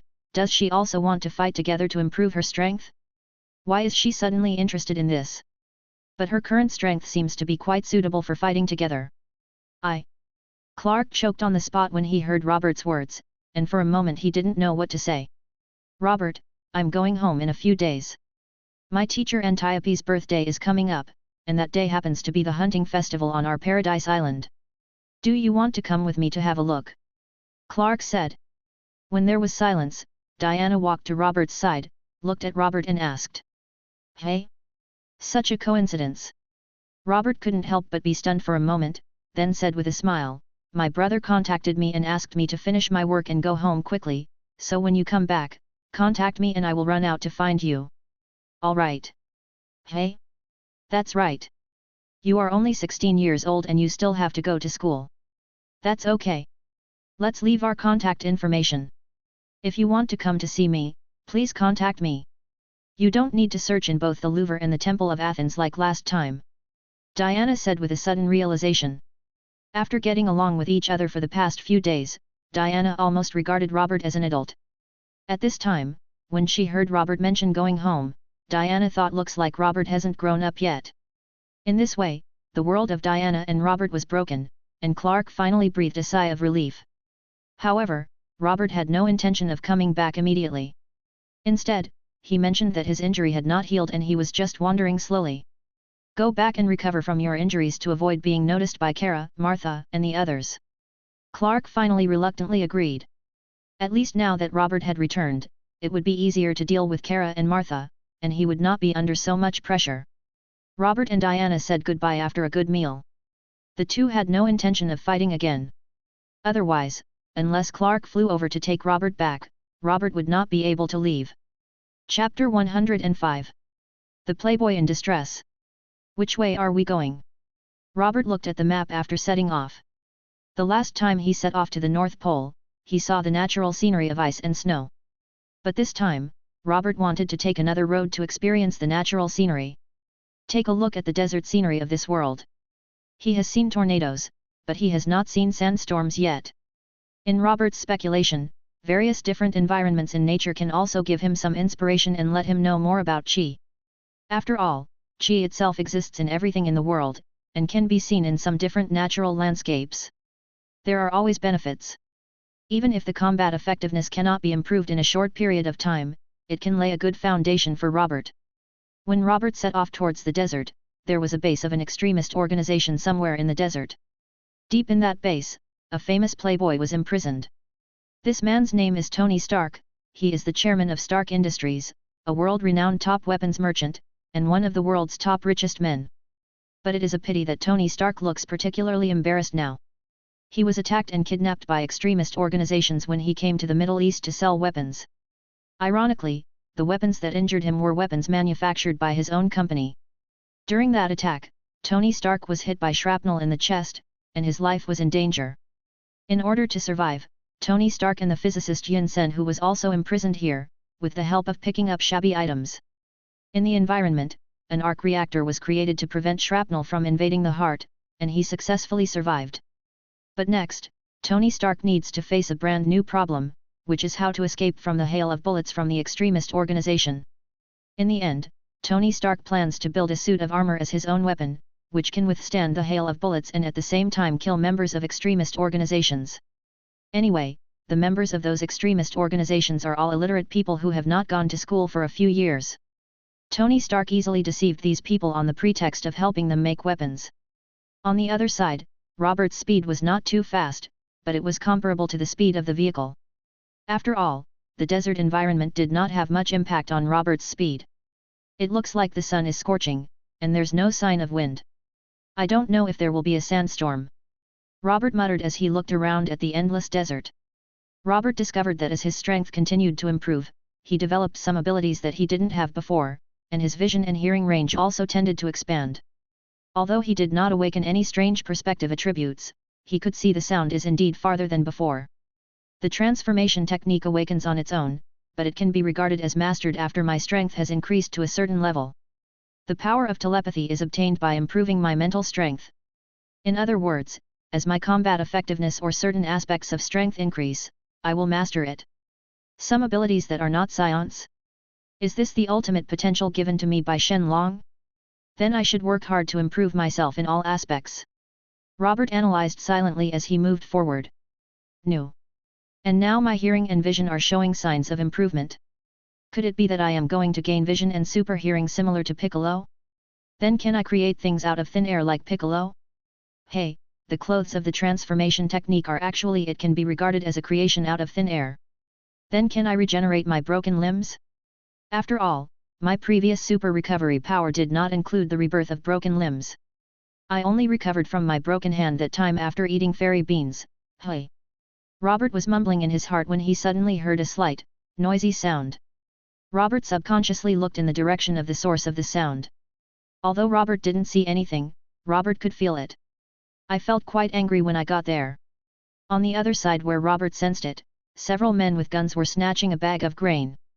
A woman was crying and holding on to the bag of grain, even though she was facing the threat of a gun.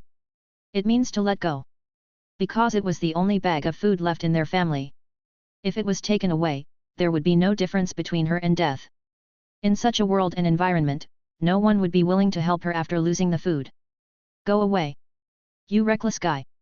The man with the gun was obviously irritated by the woman. He first kicked the woman to the ground, then aimed his gun at the woman and pulled the trigger. Boom! Save her! Robert! Clark's anxious voice sounded in Robert's mind, and Robert happened to see the scene at this time. Whoosh! With a sound, Robert's figure disappeared from the spot. The next moment, he appeared in front of the woman with a calm expression, waving his hand and grabbing the bullet. What the hell? The sudden appearance of Robert startled the men with guns. They pointed their guns at Robert and shouted, "Who are you?" Crack! Robert let go of his palm, and a bullet fell to the ground. He was stunned to see the gun-wielding men in front of him, but their reaction speed was already very fast. After coming back to their senses, they kept pulling the trigger, and the bullets shot towards pouring out in Robert's direction. Ahoy! Robert's hands turned into afterimages, and he accurately grasped each bullet in his hands. Then he flicked his fingers a few times, and each bullet accurately hit and passed through the heads of the gun-wielding men. The next moment they fell to the ground one after another, blood flowing out, completely losing the breath of life. Ah! Killing! Monster! Devil! There were horrified shouts all around, and the people watching here ran away in panic, while Robert turned his head and looked at the woman, but before Robert could say anything, he saw the woman was equally terrified. He screamed, not daring to look at Robert at all. He threw himself on the ground and picked up the bag of grain, then ran to the side, hid in the house and closed the door tightly. "Are you okay, Robert?" Seeing Robert fall into silence, Clark asked with some worry. "It's okay. I can catch all the bullets. What can happen to me?" Robert threw the remaining bullets on the ground and looked at the bodies of the men with guns on the ground and said, "But, I want to eradicate the root cause." "Yes, Clark, you won't disagree, right?" "This." Clark heard a hint of hesitation in his voice. "Clark, remember I said that I will save those people I like, help those you want me to help, and kill those who are hostile to me." Robert shrugged and said with a smile, "Killing these guys may not make the lives of the people here better, but at least it won't make their lives worse. They can even enjoy a stable life for a few days. This can be regarded as helping them for you. You have your own opinion. You can decide for yourself on some things. I won't interfere." Clark sighed softly after a while, "But remember one thing, don't kill innocent people indiscriminately. Don't worry, it's really hard to find an innocent person among these guys." Robert said with a smile, the corners of his mouth raised slightly. Chapter 106, The Only Innocent Person. Robert's figure disappeared in a flash, and no one of those closed doors dared to open the door to see what was going on outside. For these ordinary people, firearms are very scary, but a person who can hold a bullet in his hand can easily. People who are thrown out to shoot others are more terrifying, which has subverted their cognition. Soon, Robert appeared at another desert gathering place a few kilometers away. The situation here was almost the same as the previous one. People with guns were still snatching various items with grins on their faces. This, however, the people here are obviously more numb, as if they are used to this kind of life and have no intention of resisting. Robert also roughly understood why Clark agreed to eradicate it just now.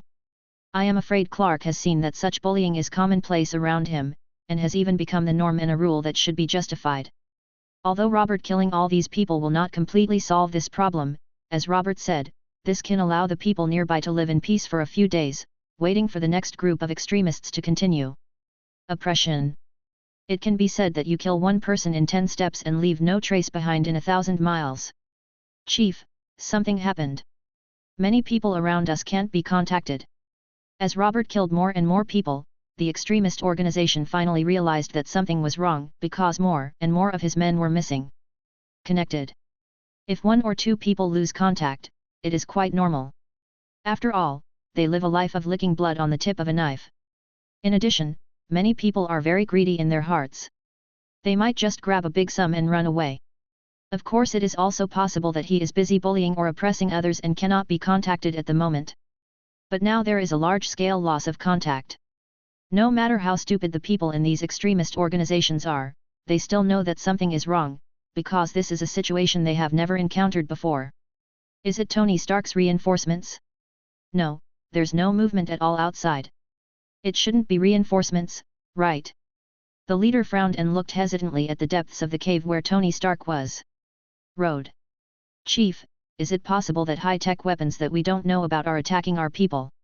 A trace of worry flashed in his subordinate's eyes, and he asked cautiously, "Do you want to ask Tony Stark to see him? Do you know where it is?"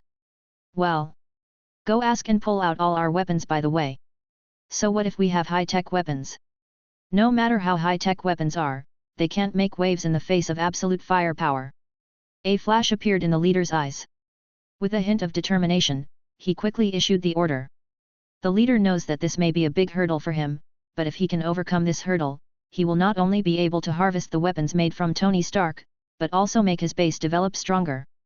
But if you can't get over it, then the only way is to destroy it.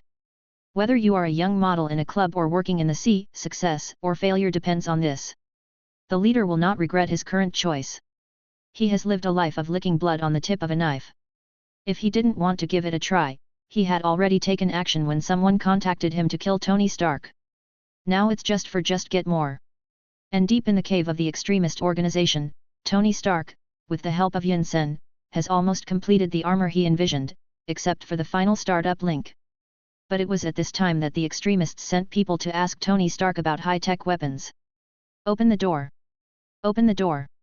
The violent voice of the extremists sounded outside. Tony Stark glanced outside from behind the door and pulled Yunsen to take a deep breath to keep himself calm. "Don't worry, I have reinforced and blocked this door. Although the materials are limited, if they want to break it open, they at least need enough firepower, and they only have the most common firearms in their hands now. Tony Stark whispered. He comforted Yunsen and said, moreover, we also installed bombs on the door. When they break the door with heavy firepower, they will suffer the consequences. This will buy us enough time to complete the final steps. Come on, Yunsen, help me put on the armor and start the program. Boom. Boom. Boom. Before Tony Stark could finish his words, gunshots echoed outside, followed by the sound of leaving footsteps. Seeing that the door was indeed not opened, Yunsen breathed a sigh of relief, then walked forward, helped Tony Stark put on the armor, and then began to nervously start the armor's program.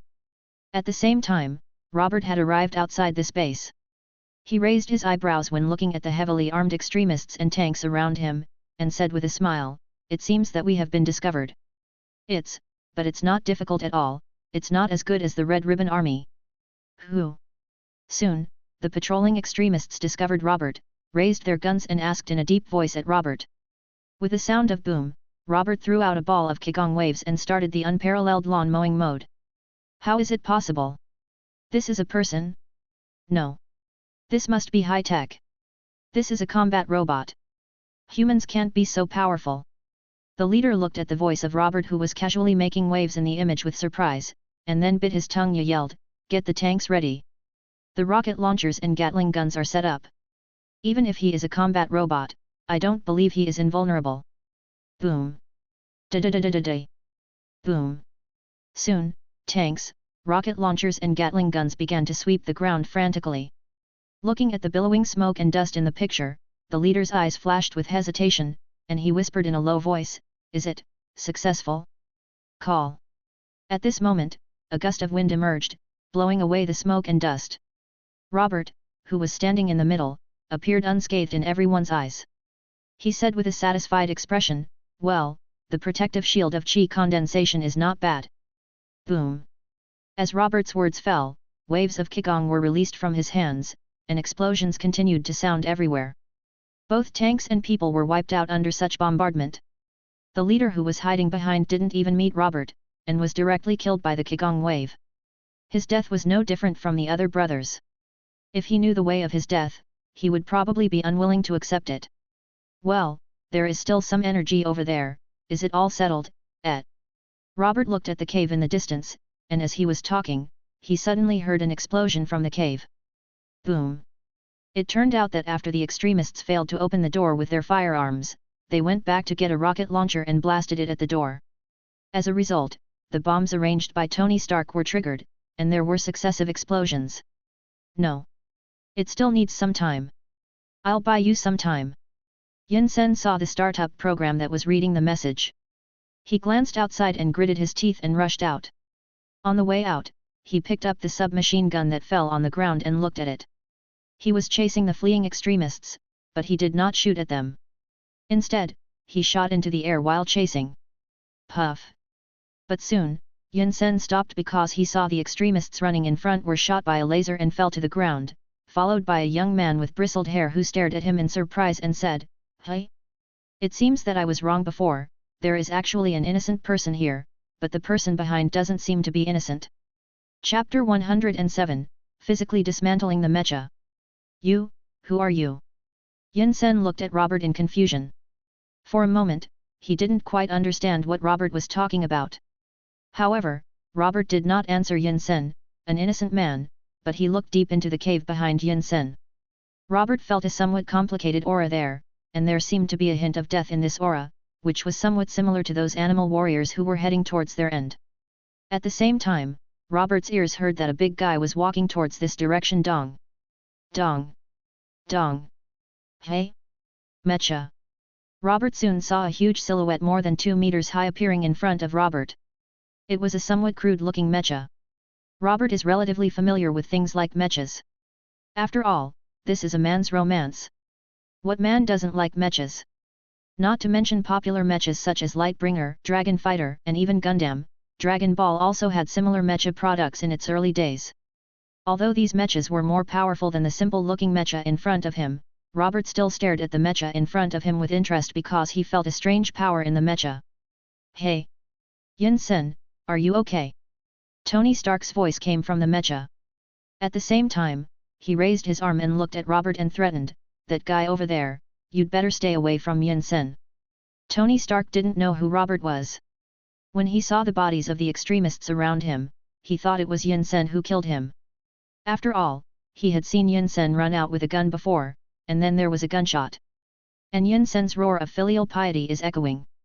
Therefore, Tony Stark felt that Robert was also a member of the extremists.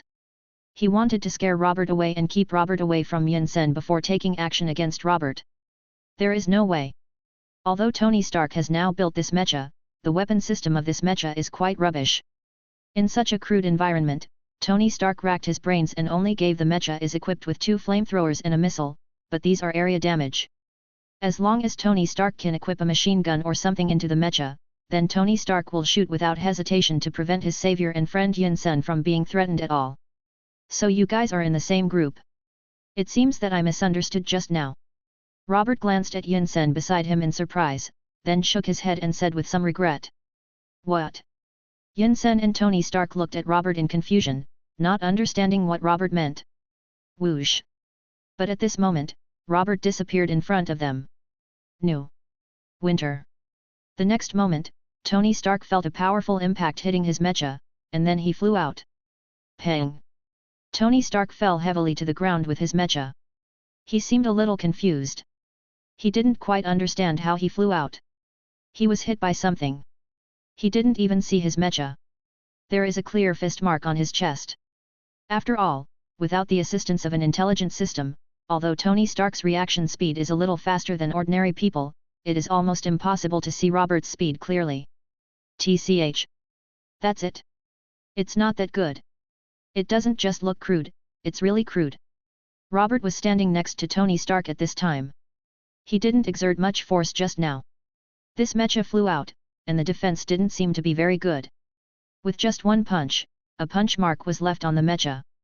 If I use a little force, I'm afraid I can directly destroy this mecha. Punctured.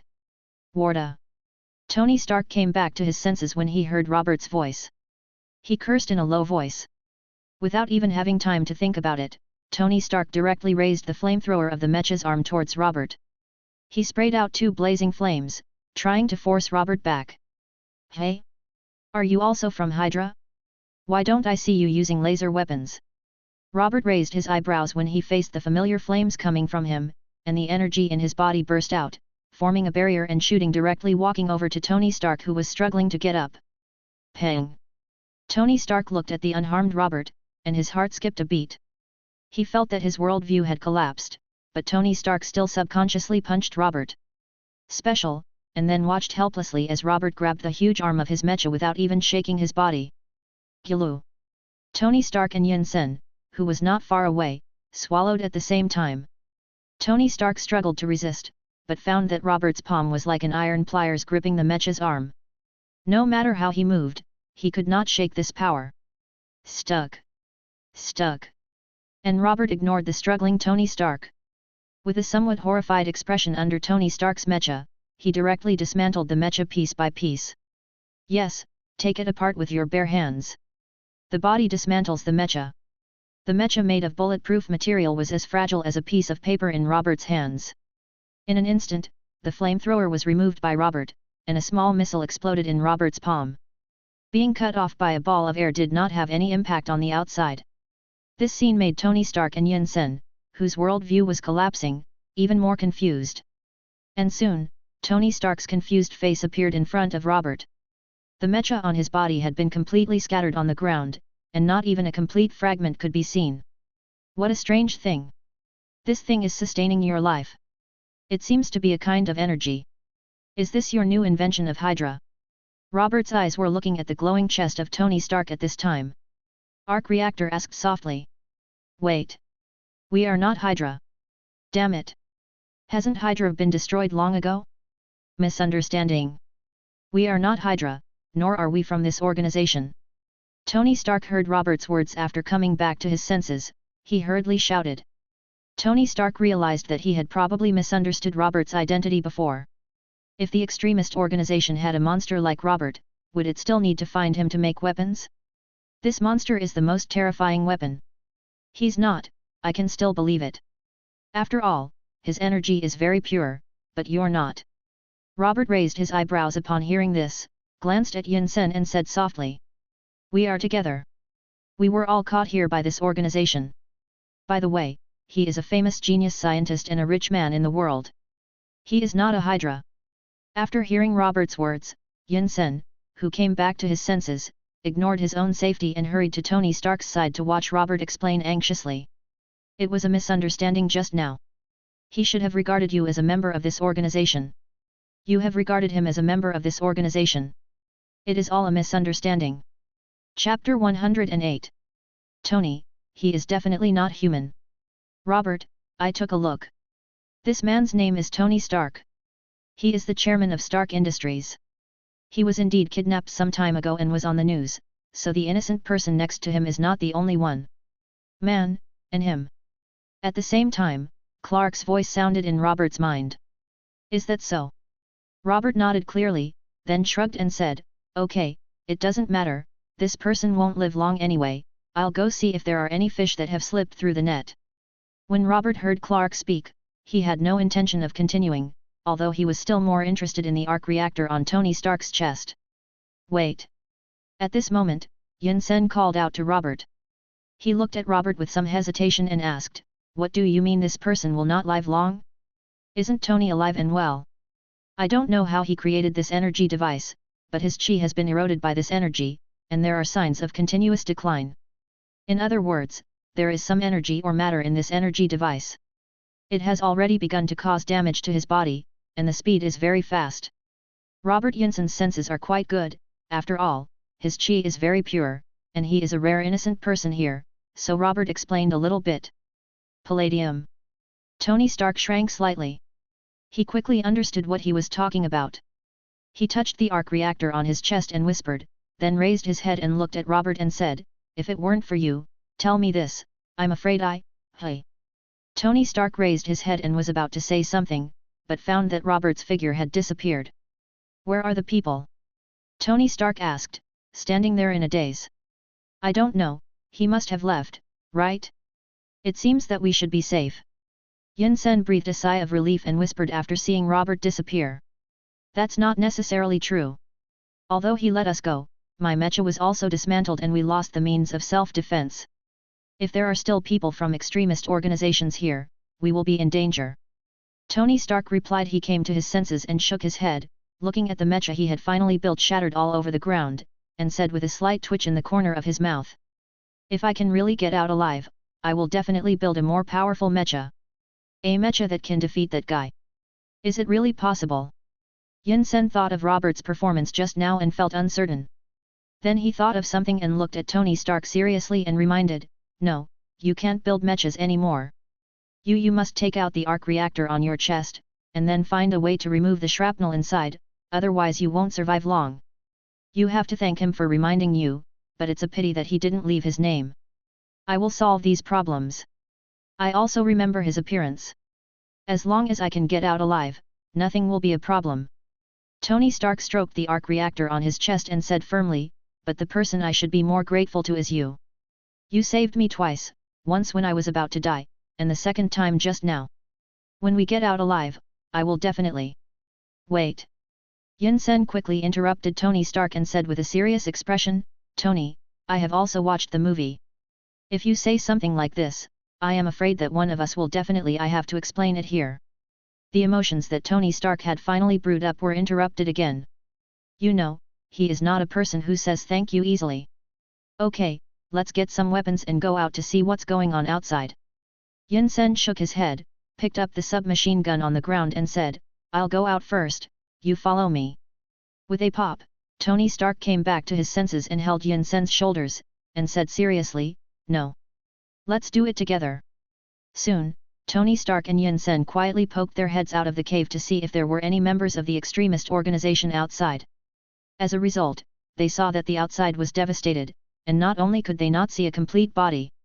There are still craters left by various explosions around. Gilu.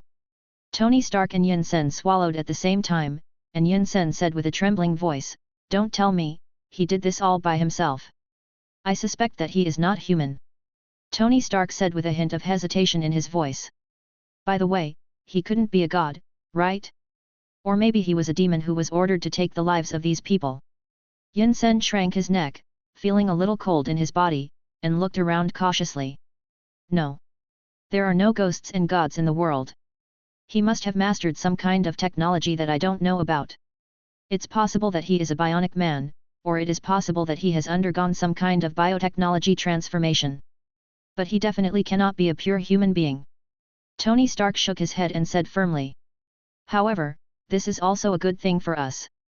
At least we can leave safely. Let's go. Hoo ho ho. As soon as Tony Stark's words fell, the sound of a helicopter came from the sky. Tony Stark recognized the logo on the helicopter and waved his arms excitedly, but also scared. The helicopter heard no movement and actually raised its submachine gun to the sky as a warning. The person on the helicopter was none other than Tony Stark's friend in the military, Colonel Rhodes. He lost Tony Stark this time, but he was under too much pressure, not only from the military but also others.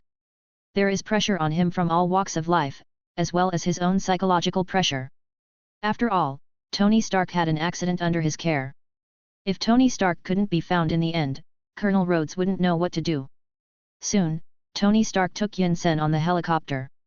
Tony Stark and Colonel Rhodes introduced Yin Sen's identity and help to him, and then began to ask about the current situation around him. We don't know what happened. We detected a lot of exchange of fire here, so we explored the surroundings in batches. It turns out that you happen to be here. I also want to ask you about those extremists just now. How did he die? What happened to make such a big noise? Colonel Rhodes frowned and said. We encountered a monster, maybe an android, or someone similar to Captain America. He wiped out this place all by himself. Tony Stark shook his head seriously and said. Are you kidding? Colonel Rhodes asked, staring at Tony Stark with wide eyes. Then his expression changed after seeing Tony Stark's expression, and he quickly picked up the communication device. No, this kind of thing needs to be done quickly. Report. Chapter 109. Wild Island and Dinosaurs. Don't worry, let me investigate this person first. However, just when Colonel Rhodes was about to contact him, Tony Stark held Colonel Rhodes' hand, shook his head, and said seriously, after all, my intelligence system is better than your military's. Nonsense, you don't know how many times you have invaded the military system. If it weren't for your special status, you would have been in court-martial long ago. Colonel Rhodes sighed helplessly, hung up the communication equipment, and said blankly taking a look at Tony Stark, he said, also, you have been warned by above not to install backdoors in the system sold to them. Even if you don't insert a backdoor, I can still get in. Tony Stark said with some pride. Colonel Rhodes' mouth twitched slightly, but he felt a little relieved. At least the familiar Tony Stark was back, and he no longer needed to worry about so much pressure. As for the monster thing mentioned by Tony Stark, let Tony Stark study it on his own, which can be regarded as diverting Tony Stark's attention, lest he be immersed in this kidnapping incident and unable to get out. As for monsters, it's not like no monsters appeared some time ago. The monsters in New York were much more powerful than this time. But what Colonel Rhodes didn't know was that Robert was involved in the two monster incidents in his mind. I will definitely find out who you are. Tony Stark made up his mind on the plane. He felt that he remembered Robert's appearance and could search for Robert's identity when he returned. He could also find clues, but what he didn't know was that Robert was wearing a cockroach vest when he acted before. On the other side, Robert clapped his hands. He didn't leave because the helicopter was coming, but he sensed that several groups of people were coming back towards the base, so he went over to take a look. When Robert saw that they had the same equipment and clothes, Robert decisively continued to eradicate the routes to prevent these guys from running around after finding out that their home had been demolished, causing greater conflicts. As for the matters involving Tony Stark, Yin Sen and the helicopter, Robert was not very interested. After dealing with these matters, Robert walked through the desert again, waiting for the sandstorm to come. Maybe because of good luck, or maybe too bad luck, a strong wind blew in the desert the next day, and then sand and rocks began to fly around. Robert felt the miraculous workmanship of nature, and at the same time, the energy in his body began to experiment. Simulating this state, the whole person was flying and spinning in the sky following the wind, but Robert did not use the air dance technique at this time. A few days later, after getting an in-depth understanding of the desert scenery, Robert left the desert and headed south into the Indian Ocean. "I'm finally back." After watching Robert swim into the sea, Clark finally breathed a sigh of relief and relaxed a little. But it doesn't matter if Clark doesn't relax. Once he relaxes and looks for Robert, he loses all trace of Robert. "Robert." Clark's face froze, and he scanned the entire Indian Ocean nervously, and then looked at other surrounding oceans, but still couldn't find Robert. What happened? Seeing Clark standing up nervously and calling Robert's name, Martha and Jonathan looked at Clark with worried faces and asked. "It's okay, I just couldn't find where the guy went suddenly. He may have gone into the deep sea to chase whales. Don't worry, I'll go over and have a look." Clark took a deep breath and quickly calmed down. He said, comforting the Kents. "Kara, please pay attention to the situation at home, I'll go out." At the same time, Clark's inner dialogue found Kara, and after giving instructions, he nodded towards the Kents, rose into the sky, and disappeared. After more than half a year, Kara's vision and hearing range have also expanded, and she can now take care of her home from Zhongcheng Middle School. However, at this time, Kara's eyebrows were tightened. She heard the conversation between the Kents and her husband, her eyes flashed with worry, and her fists were slightly clenched. On the other side, Robert felt hungry not long after entering the Indian Ocean. After all, not only supplies were scarce in the desert, but animal resources were also scarce. Robert had not had enough to eat for several days. So Robert did chase the whale in the sea as Clark said, but soon Robert frowned, because the whale that was still in Robert's perception suddenly disappeared. What's going on? A thought flashed through Robert's mind, and he immediately headed towards the place where the whale disappeared. Not long after, a mist appeared in front of Robert. Not only was Robert's perception limited by his eyes, but his vision and hearing were also greatly weakened. However, Robert did not retreat. Instead, his eyes flashed. With the light of curiosity, he rushed into the fog. Whoosh! And soon, Robert broke through the fog, and what he saw was an island. The whale that Robert had tracked before was here, but Robert didn't even look at it. This whale took a look, because Robert felt a familiar atmosphere. Dinosaur. Robert has always been obsessed with dinosaurs. Robert's eyes flashed with light, and he disappeared in a flash. He aimed at a brontosaurus and launched a charge. "Robert, what is a whale? So unfamiliar." Besides, if the whale hadn't accidentally intruded here, Robert wouldn't have been able to discover this wonderful place. This place was simply Robert's paradise. In particular, Robert could feel that the air here was full of wild atmosphere, the environment seemed to be like the prehistoric Earth, and even the oxygen content in the air seemed to be higher. However, these are not the focus of Robert's attention now. What he focuses on is whether the dinosaurs in this world are as delicious as the dinosaurs in the Dragon Ball world. Winter. Winter. Winter. When Robert charged towards the brontosaurus reacted quickly. Creatures that grew up in a wild environment have a strong sense of danger, so the brontosaurus fled here decisively. But it is a pity that the speed of the brontosaurus is not that fast, at least not as fast as Robert, whose eyes are shining and hunger and greed are surging at the same time. The next moment, Robert appeared in the path of the brontosaurus and blocked it. The brontosaurus stopped and stared at Robert warily. It didn't quite understand why such a small creature could make itself aware of crisis, but the biological instinct still made him retreat subconsciously, and at the same time, his tail thumped the ground heavily to intimidate Robert. Winter. Winter. Winter. What a flexible tail! Robert looked at the tail of the brontosaurus with some admiration and swallowed quietly. Chapter 110, Giant Ape Fights King Kong. In the end, the poor brontosaurus still did not escape from Robert's clutches. A smell of meat was floating around, and Robert had already begun to taste it. This is the taste. This is the taste. Robert took the first bite of the tail. When he took the first bite, Robert felt great satisfaction both physically and mentally, and then he started to feast until he was satisfied after a while. He lay on the ground and touched his belly comfortably. Whoosh, whoosh. While Robert was lying on the ground, there was a rustling sound coming from the jungle nearby, and then fierce dragons more than 6 meters long came out, their eyes staring at Robert radiantly. This is the natural law of the wild world. When Robert regards the brontosaurus as food, other creatures will also regard Robert as food. Don't I remember that dragons with this appearance are not big? Robert stared at the ferocious dragon that came out and muttered in a low voice. The size of the Brontosaurus was not beyond Robert's understanding. Because of this, herbivorous dinosaurs grew quite large themselves, and there were similar dinosaurs in the Dragon Ball world, and Robert had seen quite a few of them. However, dinosaurs similar to the Ankylosaurus were not big in Robert's memory. They were considered small carnivorous dinosaurs. This was also proved by the fact that the group of Agitosaurs were hunting for prey at this time. At more than 6 meters long, something is wrong, right? Roar! Just as Robert was groaning in his heart, the ferocious dragons pounced on Robert lying on the ground one by one. Pang! Pang! Pang! Facing the fierce dragons that rushed towards him, Robert was a little confused, but he had no mercy at all. Robert, who was lying on the ground, knocked the group of fierce dragons away with 3 punches and 2 kicks. When they fell to the ground, they had lost the breath of life. It's a bit wasteful, but it's okay. The most indispensable thing on this island is dinosaurs. Robert looked at the corpses of the fierce dragons and suddenly raised his eyebrows and looked at the island.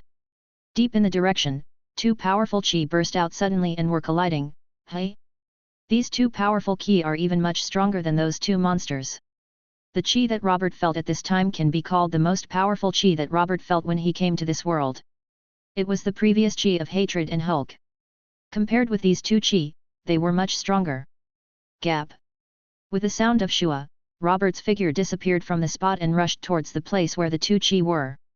Soon Robert felt that the ground beneath him was constantly shaking, followed by roars of filial piety. It echoed around, shaking the surrounding trees. Hey! Tyrannosaurus Rex? Giant Ape, King Kong. Soon, Robert saw the 2 fighting parties, because their sizes were so conspicuous. The Tyrannosaurus Rex was nearly 10 meters tall and nearly 20 meters tall. The height of King Kong is not much worse than that of Robert after he transformed into a giant ape, and is also more than 10 meters tall.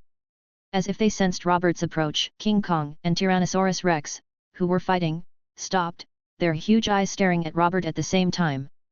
At this time, the energy on Robert's body burst out, and he looked at Tyrannosaurus Rex and King Kong with a somewhat excited expression. The momentum of the 3 creatures collided. The Tyrannosaurus Rex tilted its head and took a deep look at Robert. Turned around and walked towards the depths of the jungle. Don't leave! Robert shouted violently. How could he let such an opponent go? Anyway, King Kong is here too. After he fights the Tyrannosaurus Rex, he can meet King Kong again. Roar! But what Robert didn't expect was that when he rushed towards the Tyrannosaurus Rex, King Kong suddenly stretched out his hand and stopped Robert, but the Tyrannosaurus Rex had no intention of stopping, and raised its head. He left without looking back. Roar! King Kong yelled at Robert after stopping him, and then pointed his finger in another direction, as if to tell Robert to leave. Forget it, fighting you is the same. After I defeat you, I will go find that Tyrannosaurus Rex. Robert shook his head and looked at King Kong with piercing eyes as he said, the fighting spirit in his body began to surge. Roar! King Kong's expression looked a little confused, as if he didn't quite understand why Robert's aura at this time was so similar to that of him during the battle. Pang! Was heard, and the next moment, Robert was too lazy to talk nonsense, and punched King Kong in the chest. King Kong's body leaned back, staggered back a few steps, and almost fell to the ground. On the ground, King Kong stabilized his body and glared at Robert and roared again. That's not good. Forget it, I just have a good fight with him in the giant ape form. I haven't encountered an opponent of suitable size in the giant ape form yet. Robert found that his punch did not cause any damage to King Kong. Couldn't help but shook his head, grinned at the roaring King Kong. Ho! With the same roar, Robert's body swelled up in the wind, and instantly turned into a giant ape that was taller than King Kong. From the appearance point of view, the giant ape Robert and King Kong are still very similar, except that the giant ape Robert's bloody mouth is obviously more ferocious, while King Kong looks a little childish. Roar! When King Kong saw the giant ape Robert, a trace of confusion flashed in his eyes. He didn't quite understand how Robert, who had just been a human, suddenly turned into his own kind. Hooray, you're so big, you can speak human language. Forget it, you can't, come on, let's have a fight. The giant ape Robert shook his head listening to King Kong's unclear roar. Even though he transformed into a giant ape, he couldn't really communicate with King Kong between the same kind. He said angrily, then put up a posture and once again challenged King Kong to a fight. Roar! At this moment, King Kong understood what the giant ape Robert meant. He roared excitedly and rushed directly towards the giant ape Robert. He waved his huge fist and hit the giant ape Robert's head. With a cry of winter, the giant ape Robert dodged King Kong's fist on one side of his body.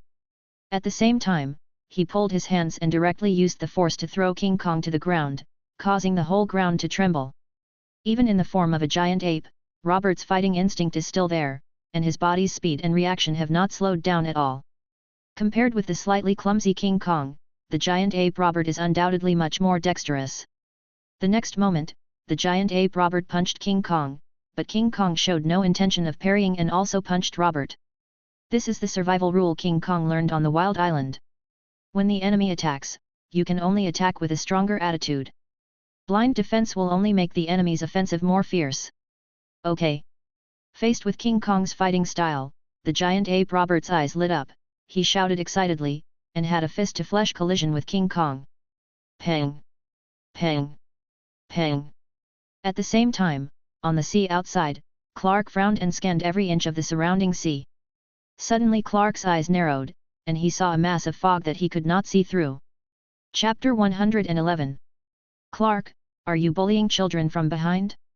When Clark saw this impenetrable fog, he probably understood why he couldn't find Robert's whereabouts, and the next moment, Clark also rushed into the fog. Even though Clark doesn't know what's in the mist, this is the place where Robert is most likely to disappear, so Clark naturally wants to go in and take a look. Whoosh! With a sound, Clark passed through the fog in front of him at an extremely fast speed. What soon caught his eyes was a sight he had never seen before. At least he had seen a lot of scenery on the earth, and he had never seen anything like this before. Such primitive and wild scenery. But Clark didn't pay attention to these problems. His supervision instantly locked onto the two fighting monsters in the center of the wild island. Yes, as soon as Clark came in, he saw a larger giant ape beating the smaller King Kong. And Clark recognized at a glance that the long and ferocious one was his lost, stupid and bellicose brother. That fighting look was so familiar to Clark. The other King Kong obviously looked stunned. Under the collision of punches and flesh, he was completely at a disadvantage. The giant ape hit him 3 or 4 times, and he could barely punch out to fight back. Hey? Clark? However, when Clark saw the giant ape Robert also stopped during the battle because he felt Clark's energy. Roar! When King Kong saw the giant ape Robert stop, he thought he had found a chance to fight back, and hurriedly punched the giant ape Robert's head. There was a sound of paw, but King Kong's fist was firmly grasped by the giant ape Robert the next moment, and then the giant ape Robert exerted force and directly smashed King Kong's huge body to the ground. Winter! With a loud noise, the ground around the island trembled, and King Kong lay on the ground, looking blankly at the sky and doubting life. King Kong didn't quite understand why this fellow member who suddenly appeared and was only slightly taller than him was so capable of fighting, while he had no power to fight back. You disappeared just to bully the children here. Clark's angry voice rang in the ears of the giant ape Robert. What does bullying a child mean? Have you ever seen such a big child? The giant ape Robert rolled his eyes, slowly shrank his body, returned to his normal state, and glanced at King Kong lying on the ground. With roar! King Kong heard the noise and got up from the ground. He looked at Robert and Clark suspended in the air and roared softly. There was a doubtful light in his eyes. Not only did he not understand why his own kind had changed again. He is so young, and he doesn't even understand why his own race can still fly. Is the person next to him also his own race? By the way, what race is it? Does it have anything to do with you? However, facing King Kong's roar, Clark also couldn't understand it. He looked at Robert and asked hesitantly. How could it be related? It just happens that it is also a giant ape. The reason why it grows so big should have something to do with the environment here. Robert shook his head, looked at King Kong with bright eyes and said, but, with it as a reference, I seem to have hope of further mastering the power of the giant ape. Roar! Seeing that Robert and Clark ignored him, King Kong on the side became a little anxious. He pointed at Robert, then at himself, and began to dance and make famous gestures. Well, I seem to understand. Clark raised his eyebrows while watching King Kong's dance, and then said with a teasing smile, it probably wants to ask you, how did it go from being so big to such a small one? Can it be done? Teach it. It seems that if you don't regard it as a member of the same race, it will treat you as a member of the same race. It's the same race, so be it. Anyway, I have to get along well with it from now on. It's easier to communicate with it as if it's the same race, hey? No, maybe we can communicate with the mind-reading telepathy. Robert was talking and suddenly think of something and try to release your spiritual power. What were you talking about just now? Robert's voice rang in King Kong's mind. King Kong was stunned for a moment, and then he looked at Robert with a happy face. Are you a member of my race? Why have I never seen you before? Why did you become a human? Can I also become a human?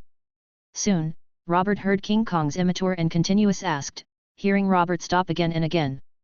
Wait. Have you seen humans? When? Robert raised his eyebrows and looked at King Kong and asked.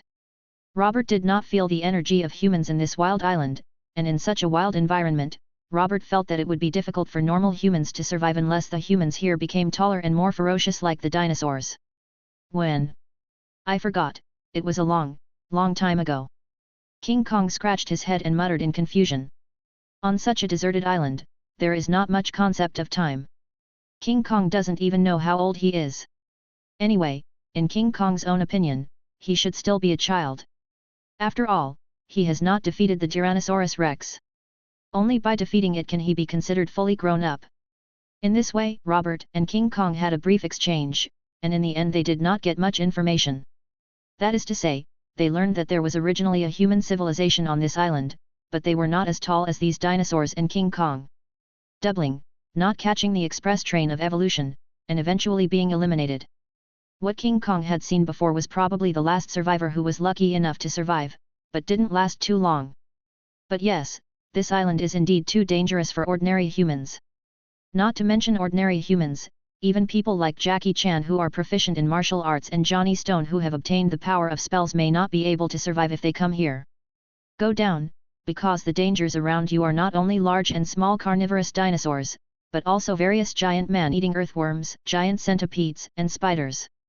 Yes, the bugs here are about the same size as humans. It can be said to be a veritable island of monsters, and only monsters can survive here. What? You want to live here? Soon, Clark exclaimed. He glared at Robert angrily and said, No. This matter is non-negotiable. This place is blocked by the fog, and the outside world is blocked. You can't see what's going on inside at all, I definitely can't put you here alone. Besides, how long has it been since you went home? Hey? You finally came out of Diana's place, but suddenly disappeared. Do you know how worried I, Martha and the others are? I didn't mean to disappear, and I also have business. Facing Clark, who suddenly became more aggressive, Robert shrank his neck and mumbled a little unreasonably. King Kong on the side also followed Robert's example and shrank his neck. Although Clark did not transform into a giant ape, at this moment King Kong felt that Clark's oppression was even greater, so King Kong decided to give in. Chapter 112, There is nothing that a barbecue cannot solve. Then I'll go home with you first and come back later. Seeing Clark still staring at him seriously, Robert finally had no choice but to relax his conditions. You can't help but let me come over, right? I might be able to develop more powerful power in King Kong. This is my way to become stronger. Then go back first. Come over by yourself when you are free, but you can't stay here for too long. Clark's expression softened slightly and he looked at Robert and said softly. The reason why Clark insisted on Robert going back with him this time was very simple. It would be difficult for him to completely reassure Martha and Kara when he went back alone. After all, Robert had been running away for several days and also disappeared suddenly. It would be unconvincing for Robert not to go back with him. As for whether Robert can find time to come here in the future, that is Robert's own business. As long as Robert disappears for a long time, it will be difficult for him to do business. Okay. King Kong, I'll leave first. I'll come and play with you in a few days. Robert said with a smile as he touched King Kong's head next to him. Are you leaving? Where are you going? How many days will it take? Will it take a long time? Hearing that Robert was about to leave, King Kong looked at Robert with a reluctance in his eyes and asked one after another. Well, if you weren't such an eyesore, I could actually take you out. Robert looked at King Kong with some regret and muttered. Although the dinosaurs on this island are also very attractive to Robert, they are still less attractive than King Kong, who may help him master the power of the giant ape. But King Kong is not a Saiyan, nor is he a six-eared macaque. It cannot become a normal size, otherwise Robert would really want to take it with him. In this way, with both Robert and King Kong looking reluctant to leave, Robert and Clark left this wild island. Robert also specifically asked King Kong to shout, "This will be our territory from now on, that I'll keep the Tyrannosaurus Rex for you, you have to protect our territory." Roar! Soon, King Kong's roar of declaring sovereignty echoed across the entire island, causing countless dinosaurs to flee. There is no doubt that King Kong is definitely at the top of the food chain on this island. His roar can only be heard with the same voice. The Tyrannosaurus Rex, which is at the top of the food chain, can ignore it. Why do I feel that he is more interested in King Kong than Kara? Clark thought in his heart as he looked at Robert, who looked back reluctantly after passing through the fog, and then looked at the dinosaur in Robert's arms. Meat? No, I'm afraid even dinosaur meat ranks higher than Kara. Yes, when Robert left, he took some dinosaur meat with him. Of course, this little dinosaur meat was naturally not enough for Robert to eat. He went back to bribe Martha and the others. Although Robert's sudden disappearance this time was not caused by himself, it made Martha and others worried after all, so Robert prepared to relieve Martha and others' nervousness with delicious food. Robert and Clark didn't take much time to fly to the vicinity of Kent Farm. Kara, who had been paying attention here, breathed a sigh of relief after seeing Robert, and her clenched fists relaxed. Afterwards, Kara took leave of absence and left the school, found a deserted corner and flew into the sky, flying towards Kent Farm. At the same time, in the Kent Farm, the Danvers were kindly comforting the Kents. They heard about Robert's disappearance and were a little worried. They were not only worried about Robert's safety, but also worried about him. Mainly because I was worried about what Kara would think if something happened to Robert. Mom! I'm back. I brought you delicious food. At this moment, Robert's voice echoed in the Kent Farm, making the Kents and Danvers feel relieved, but then I heard Robert exclaiming, "Wait! There is meat in my hand." Meat? It turned out that Carla, who was flying back to Kent Farm, rushed over after seeing Robert in mid-air. Regardless of Robert's loud shouts, she threw herself directly into Robert's arms and knocked away all those who were in the way. Location of dinosaur meat. Whoosh! Fortunately, Clark on the side had quick eyesight and quick hands to collect the scattered dinosaur meat, otherwise Robert's plan to ease the tension would have been ruined. Clark felt that his heart was broken for this stupid brother. This Kara doesn't know how to be reserved at all. Mr. and Mrs. Danvers came out and saw Kara hugging Robert tightly in the sky, smiling helplessly and saying softly, "It's normal for young people to dare to express their emotions." Martha on the side was completely relieved after seeing Robert come back safe and sound, and looked at the Danvers couple and said with a smile, "Let go, let go." Robert, who was hugged by Kara, tried to push Kara away, but he had to admit that Kara's strange power was really terrifying, or was it because Kara heard the conversation between Martha and the Danvers, then he let go of Robert with a red face. "Where did you go? Clark can't even see you." After letting go of Robert, Kara looked at Robert and asked, "Hee, I accidentally entered a wild island. You don't know that there are dinosaurs living there, and they are bigger than we know." Robert chuckled and landed on the ground from mid-air. Looking at Martha, Carla, and others, they smiled and gestured. "Dinosaurs? Are they still alive?" Martha and others opened their eyes wide, and some couldn't believe Robert's words, because such things should only exist in the movie world. "Wait a minute, is this dinosaur meat?" Kara suddenly thought of something and looked at the dinosaur meat held in Clark's hand and asked. "Yes, I brought it back specially for you to try. Don't worry, it's guaranteed to be delicious." Robert hurriedly patted his chest and started cooking the dinosaur meat, while Martha and others on the side were also waiting with suspicion. Soon after, a smell of meat filled the surroundings, and Martha and others swallowed subconsciously. It was not that they had never eaten barbecue made by Robert before, but this time the barbecue seemed to be particularly fragrant, especially this time. The legendary dinosaur meat. Soon, the two families began to feast. Robert only ate a little, and then told a little about his experience on the wild island. As for what happened at Diana's house before, Robert did not talk about it. Because on the way back, Clark had repeatedly warned him not to say this part. Clark even colluded with Robert to prepare the lines to ensure that there would be no mistakes. And when she heard that there was a King Kong on the wild island, A trace of curiosity flashed in Kara's eyes. She also wanted to visit the wild island, but she did not refuse Robert. With Kara's words, Clark should you can also feel more at ease. At this point, after a barbecue, the impact of this disappearance was completely eliminated. Chapter 113. The man who made Iron Man spend a lot of money. After the meal, the relaxed Kent family and Danvers family sat around the sofa watching TV, but Robert had no interest in this. He was going to go out for some exercise and then continue practicing. Hey! But Robert, who had just taken 2 steps, suddenly stopped. He looked at the picture on the TV and raised his eyebrows, because a person Robert had seen appeared on the TV, Tony Stark. Graham. However, the Tony Stark on TV was different from the embarrassed look Robert saw that day. At this time, he was in a straight suit and facing the camera with high spirits. Hey? Is it him? Clark also looked at the TV in surprise and couldn't help but muttered. After Robert let Tony Stark go, Clark didn't pay attention to Tony Stark. Even though he was a world-famous rich man, it had nothing to do with him, a young man from a small town. Clark felt that they would have no more interactions with Tony Stark, unless Tony Stark was caught by the kidnappers again, and then Robert happened to pass by again. Some people are wondering whether I am the superhero reported in the news recently. I know that I am not a superhero. I have many shortcomings and made many mistakes, but in fact.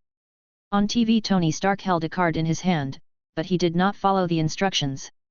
Instead, he looked at the reporters and cameras below with a serious face and said, I am Iron Man.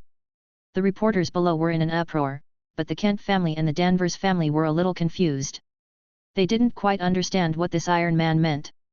Well, Robert, it seems that after you dismantled his mecha, he built a brand new mecha, a flying mecha. Not long after, he collected information and understood what happened. Clark looked at Robert and said, moreover, he was still wearing his mecha and did the same thing as you. He went to the previous place and solved many extremists. He even did not conceal his traces and was caught by others. Many people saw him, so many people called him the superhero Iron Man. A new mecha. Robert raised his eyebrows. He was slightly interested. After all, in Robert's opinion, a flying mecha was considered an entry-level one. It should be better than the one he had dismantled before. The bulky and crude mecha is much stronger. However, in today's press conference, I not only want to announce my superhero identity, but also find my savior. Just when Robert was thinking about whether Tony Stark's new mecha can withstand disassembly, Tony Stark on the TV continued to speak amidst the uproar. You all know that I was kidnapped before. I admit that I went to deal with those extremists not only because I wanted to save those suffering people, but also because I wanted to take revenge. When I was in trouble, there was a person who saved me. Brought me out of a dangerous situation, he is my superhero. But unfortunately, I can't find my superhero now. I can only publish his portrait. Anyone who can provide accurate information about him, I can give him a reward of $10 million. Of course, if someone dares to lie to me, I will also let him know what regret is. Whoa! With the sound of Tony Stark's words, Happy, the bodyguard beside him, opened a huge portrait, seemingly prepared. And what is painted in the portrait is Robert's cockroach vest. $10 million. Iron Man's superhero. Who is this man that can make Playboy Tony Stark spend a lot of money on him? The unknown story of Tony Stark's kidnapping. It's actually related to him. Soon, news headlines quickly grabbed the headlines of all major sections, and this was exactly Tony Stark's purpose. There was no way, who could have told Tony Stark that after he came back and used Jarvis to invade a bunch of organizations, he not only failed to get any information from Robert, but even almost caused a lot of trouble? In the end, Tony Stark could only find Robert in this way. In his opinion, for a mere $10 million, if he could find clues about Robert, it would be a huge profit. Is he talking about me? What he said is the same as what I experienced. Robert watched Cockroach's portrait appear on the TV, scratched his head and said in confusion, so now, I can't go out like Cockroach. He's talking about you? Did you save him? Kara blinked and looked at Robert in surprise. Not only Kara, but also other eyes in the whole room moved over. After all, Robert didn't talk about this part when he was eating. They also wanted to know what Robert had done to make Tony Stark spend a lot of money on it. Find Robert. Well, to be precise, I didn't save him, I just didn't kill him. Robert organized his words slightly and said, I originally thought he was with those extremists. After all, he didn't look like a good person, but in the end Clark said he was kidnapped, so I let him go. Is it possible that he thinks that the grace of not killing is a great favor? Carol looked at Tony Stark on the TV with some confusion, and then shook her head. No, he must take this opportunity to find you. To take revenge on you. This guy is so hateful. It's okay, he can't find me. I'll just change my appearance next time I go out. Robert waved his hands indifferently and said with a smile, and if we really meet him again, in fact, I also want to try it. His new mecha is still durable enough to be dismantled. Then you have to be careful. None of these capitalists are good people, let alone one of the biggest capitalists in America. Mr. Danvers reminded in a low voice. That's right, I originally thought that he would be a good person when he became some kind of superhero Iron Man, but now it seems that this guy is not a good person at heart. Mrs. Danvers nodded and said with the same hatred. Obviously, no matter how rich Tony Stark is outside, how influential he is, or how popular he is after becoming a superhero, the two families in this room will not stand by him anyway. They are both determined. Supporting Robert. Didn't you say last time that the energy device on his chest would cause harm to his body? He didn't take out the energy device because it still seemed to be the source of power for his mecha. Clark saw Happy take out the energy device. He remained silent after the portrait, but now he withdrew his gaze, looked at Robert and spoke softly. Then he's dead, no need to worry about him anymore. Robert raised his eyebrows, then touched his chin and started thinking, I need to think about what kind of appearance would be more appropriate when I go out in the future. Chapter 114. Black Braised Egg and Iron Man in action. One figure after another flashed through Robert's mind. After Kakarot's appearance could not be used, it meant that the Sun family was not suitable. After all, except for the hairstyle, everything else about the Sun family was basically the same. They look almost the same. But Robert doesn't really want to transform into Vegeta. After all, Robert is now underage and is 1.61 meters tall, while Vegeta is only 1.64 meters as an adult. Hiding 3 centimeters means nothing. Hey? No, can't I just make Vegeta's vest a little taller? No one knows how tall Vegeta is anyway. Maybe Vegeta will thank me when he finds out. However, Robert quickly realized that he had gotten into a corner and quickly thought of a solution. At this point, Robert has put on Vegeta's new vest after growing taller, and the entire America and even the whole world have begun a vigorous search for Kakarot's vest. After all, $10 million, no matter where you put it, it's a huge sum of money. For ordinary people, this is an opportunity to change their lives and make a fortune, while for wealthy people, this is an opportunity to get to know Tony Stark, the top rich man. But it is a pity that since Robert did not become Kakarot, there will be no Kakarot in this world. No matter how hard those who are looking for him try, there will be no results. Of course, it is not that no one wants to take the risk and fabricate a lie to deceive Tony Stark, but under the investigation of a top-level artificial intelligence like Jarvis, all lies are revealed. No. And with the influence and size of Stark Industries, it is simply a piece of cake to teach these desperate people a lesson. However, Tony Stark, who was working hard to upgrade the mecha and find Robert, didn't know that there was always a poisonous snake hiding around him and watching him in the dark, but he never found the opportunity to take action. This venomous snake is named Obadiah Stane. He is Tony Stark's mentor and the veteran of Stark Industries. He wants to replace Tony Stark and become the sole helmsman of Stark Industries. It was he who planned the previous kidnapping of Tony Stark. But unfortunately, Tony Stark came back alive and brought back Yun Sen as his assistant. Tony Stark did not close the weapons department of Stark Industries after he came back, because he knew that he needed this influence to help him accomplish more things, but he asked Yun Sen to strictly control the weapons department to prevent weapons sold to other places again. And if Obadiah hadn't reacted quickly to eliminate the evidence, he would have exposed himself to Tony Stark.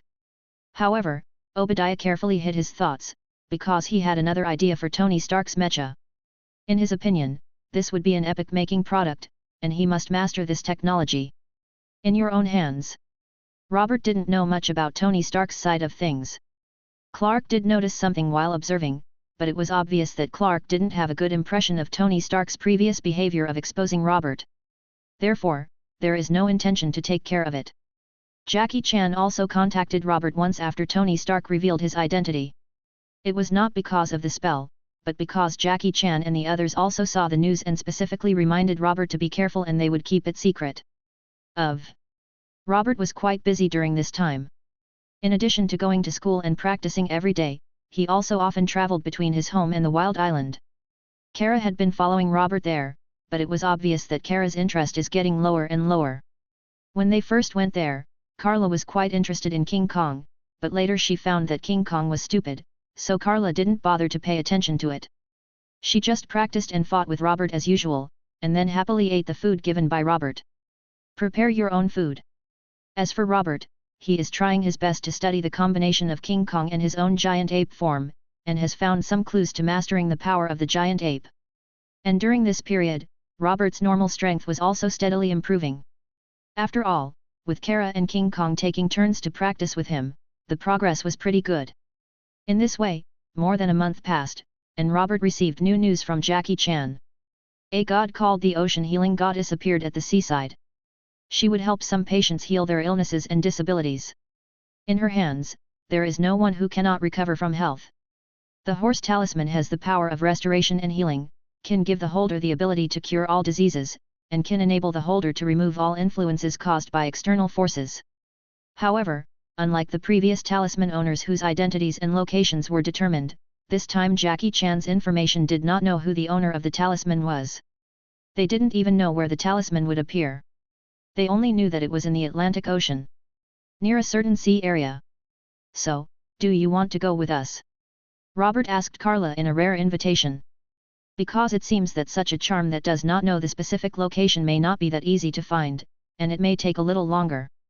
If you take Kara with you, you can still discuss it when you have nothing to do. After all, Robert can't bring King Kong out, can he?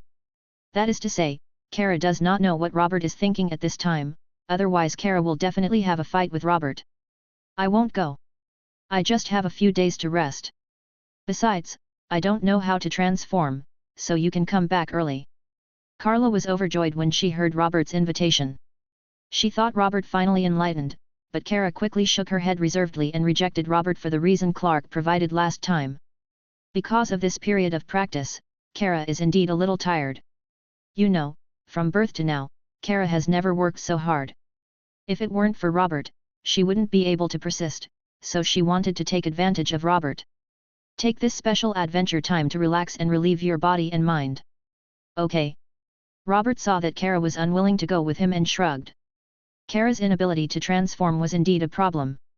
Situations like Tony Stark's would not be an exception. He could hide his identity. Under such circumstances, it is better to hide your identity as much as possible. Soon, Robert set off again, but Robert didn't know that this time there were more people targeting the talisman, or in other words, the owner of the talisman than he thought. In S.H.I.E.L.D., Nick Fury, who had finally kept up with the version, also received news from the Ocean Healing Goddess. However, he was silent for a long time and did not notify the S.H.I.E.L.D. staff. Instead, he dialed a phone number, "Lend you, I'll use it to help me complete a task." In Tony Stark's villa, artificial intelligence Jarvis's voice contained a hint of worry. "Sir, I found a message that may be helpful to your situation, but it will slightly break your cognition." Chapter 115. Unexpected landing method. Breaking my cognition? Don't you know that my cognition was already broken when that guy opened the mecha with his bare hands in the cave? Tony Stark, who looked a little gloomy, sneered and whispered. Said. Tony Stark was in a very bad condition at this time. He knew that he had been poisoned by palladium, but he could not give up the arc reactor on his chest because it itself was maintaining Tony Stark's life. Moreover, the new mechas built by Tony Stark still needed to drive. He is unwilling to give up his mechas, especially since they have not really bloomed their glory, and Tony Stark has not used this to defeat Robert. All of this mixed together and became Tony Stark's obsession, making him a little paranoid. He knew that he would die step by step if he continued like this, but he still had no intention of looking back. Buzz sounded, and as Tony Stark's words fell, a light curtain appeared in front of him, which was the record and report about the Ocean Healing Goddess. Originally Tony Stark was disdainful of the so-called gods. Even Robert seemed to Tony Stark to be a product of some kind of biotechnology. But Tony Stark saw the source of some information. Then there are several important departments that he has invaded. Gods? Are there really gods in this world? Tony Stark raised his eyebrows, and then his eyes flashed slightly. Jarvis, tell me, if there really are gods, can she defeat that person that day? Monster. Judging from the information you described before, sir, that biochemical man has super strength, super speed, super defense, and can also release wind pressure and energy. Jarvis quickly replied, and that? If the ocean healing goddess really only has the healing power in the information and no other powers, she should not be able to defeat the android, but with such healing power, the android should not be able to kill her. So what if it's really a god? Tony Stark smiled disdainfully and said softly, okay, just pay attention and let me know when there is news. Go and have a look. I hope this goddess of ocean healing will not. It will disappoint me, but this god's name is really long. Even if there is official intelligence as endorsement, Tony Stark does not really believe in such gods, but if there is really news, it is not impossible to go and take a look to change the mood. A few days later, in a fishing village in the Bahamas, Robert and Jackie Chan appeared here. This time, Xiaohu did not follow because Xiaohu did not use any tricks during the competition and ultimately lost to Jackie Chan. Moreover, it was really inconvenient for Xiaohu to follow him this time, because Jackie Chan did not come to this fishing village by plane, but was carried over by Robert. After all, it is impossible to determine the location of the horse talisman now. If you fly around the world by plane, it will be very passive. It is better to let Robert fly here directly. This small fishing village is already the 13th place Jackie Chan and Robert have found where the ocean healing goddess has appeared. However, they have gained nothing before, as if the ocean healing goddess is just a legend. Even if someone hadn't described a small luminous stone hanging on the chest of the ocean healing goddess with a picture of a horse on it, Jackie Chan and Robert would have felt that they had made the wrong mistake. However, Huang Tian paid off. Just when Robert and Jackie Chan were about to go to the next place where the ocean healing goddess appeared, Robert suddenly raised his eyebrows and looked into the distance. In Robert's perception, there is an extraordinary power coming here, and this energy is very pure like Yunsen. In the words of his father, this is the energy of light. Here comes the healing goddess of the ocean. Here comes the ocean healing goddess. Soon, cheers rang out one after another, and among the crowd, some people's eyes flashed slightly to pass on the news. Then a group of people rushed in the direction of the ocean healing goddess, but were blocked by a curtain of water. Blocked. Behind the water curtain, there was a red-haired woman staring at the surrounding crowd with a slight frown on her eyebrows, as if looking for the real injured patients. This woman's name is Mara. The reason why various forces cannot find information about her is because she is not human at all, or in other words, she is not a human on land. Mara comes from the kingdom of Zebel, one of the 7 kingdoms in the underwater world, and is the princess of the kingdom of Zebel. The most famous country in the underwater world is naturally Atlantis. In fact, there was originally only one kingdom in the underwater world, Atlantis, but unfortunately, Atlantis later split into 7 countries, so after all, the kingdom of Zebel is also a member of Atlantis. This doesn't seem to be the power of the horse charm, right? Jackie Chan, who ran over after hearing the noise, looked at the water curtain not far away and said hesitantly. This is her own power. The horse charm does not shine. Robert shook his head. He felt very clearly that this was Mara's own power. In other words, Mara herself was a transcendent. Let's wait, it looks like she is going to heal those people. Jackie Chan whispered as he watched the water curtain gradually open, welcoming the really injured and sick people in the crowd. That's not right. Several of those people are very evil. Robert frowned, and as he was speaking, he suddenly raised his head and looked towards the sky. High in the sky, there was someone. A figure jumped out of the plane without even a parachute on his back. Boom! Boom! However, before the figure in the sky fell to the ground, gunshots rang out from Mara's side. Balls of water turned into barriers to block the bullets, but a few bullets still passed through Mara's body. After all, Mara never thought that the person she was kindly helping to recover from her injuries would actually want to kill her. Buzz! Sounded, but the horse charm on Mara's chest soon lit up with a light, and Mara's injuries instantly recovered as before. There was no sign of the previous injury, and even her clothes were repaired. Winter was heard, and at this moment, the figure that descended from the sky fell heavily to the ground in a way that Robert did not expect. He did not move for a long time. If it were not for the shield under him that seemed to absorb if there was a large amount of impact, this person would probably be shattered to pieces by now. Why is he so brave if he can't fly? Aren't you afraid of falling to death? Robert blinked at the guy who fell to the ground for a while, mumbling in confusion. Mistake. The guy who landed was named John Walker. He was a super soldier trained by the military, injected with the super soldier serum and successfully survived.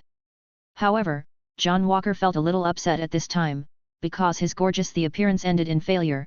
I thought I would fall into the sea. Chapter 116, A High Imitation That Can Withstand Beatings. Captain America. Jackie Chan looked at John Walker with some confusion at this time, because John Walker's outfit and shield were almost exactly the same as the Captain America in his impression, but he had clearly seen the elderly Captain America in London before. Yes. It's me. John Walker struggled to get up from the ground, nodded to Jackie Chan pretending to be indifferent, and confidently admitted his identity. No, you are just a high imitation. Jackie Chan came back to his senses, looked at John Walker with a confident smile on his lips and firm eyes, shook his head, and said seriously. I am. You are not. Whoa. As the saying goes, John Walker threw the shield in his hand directly after a moment of silence. Jackie Chan is not an ordinary person, otherwise he would not see himself from after falling from a high altitude. He still stood here talking to himself indifferently. With the sound of "pa," the shield thrown out by John Walker was more powerful and heavier than Steve's shield before, but a figure appeared in front of Jackie Chan and easily caught the flying shield, his body not a shiver. The strength is not bad, but this shield looks a bit familiar. Robert raised his eyebrows after taking the shield. He thought of what happened in London before, so he handed the shield to Jackie Chan and said, I remember Uncle Long, you wanted this shield before, and I'll give it to you. This guy's strength is not weak, and you are no match. Go help the host of the horse talisman, she is a little helpless. Oh, they feel almost the same. It's indeed a high imitation. Jackie Chan's eyes lit up after taking the shield, and then he patted the pattern on the shield and said, it's just that the pattern is a bit ugly. You are really here for that thing? Give me my shield. John Walker's eyes narrowed, and he saw Jackie Chan running away with the shield, and hurriedly rushed in the direction of Jackie Chan, preparing to chase him. No. But at this moment, an afterimage appeared in John Walker's field of vision. John Walker's childish eyes shrank suddenly. He subconsciously put his arms on his chest, and then a powerful force hit John Walker. His body flew out directly and fell heavily to the ground. How is it possible? John Walker struggled to get up from the ground, his eyes full of surprise, because the force of the punch just now was no less than the impact he suffered when he fell from a high altitude. This kind of the power far exceeds his own. You know, John Walker is the strongest super soldier secretly trained by the military. The military even plans to let John Walker inherit the title of the new generation of Captain America. All current physical fitness records in the military are broken and maintained by John Walker. He has long surpassed the records set by Steve Rogers and reached a new height. In terms of strength alone, Steve Rogers' bench press record was 545 kilograms, while John Walker's was 10 tons. 10,000 kilograms. But at this time, John Walker, who possessed such power beyond human cognition, was punched and flew out, which he couldn't accept at all. Hey! However, Robert on the other side was also a little surprised. Naturally, he did not use all his strength in this punch, but the defensive power displayed by John Walker also exceeded the strength of his aura. Interesting. Another person with a stronger body. Robert's eyes lit up slightly, and his figure disappeared from John Walker's side again. Pang! The next moment, John Walker's body was knocked out again, followed by Robert's continuous attacks. But the more Robert fought, the more he felt something was wrong.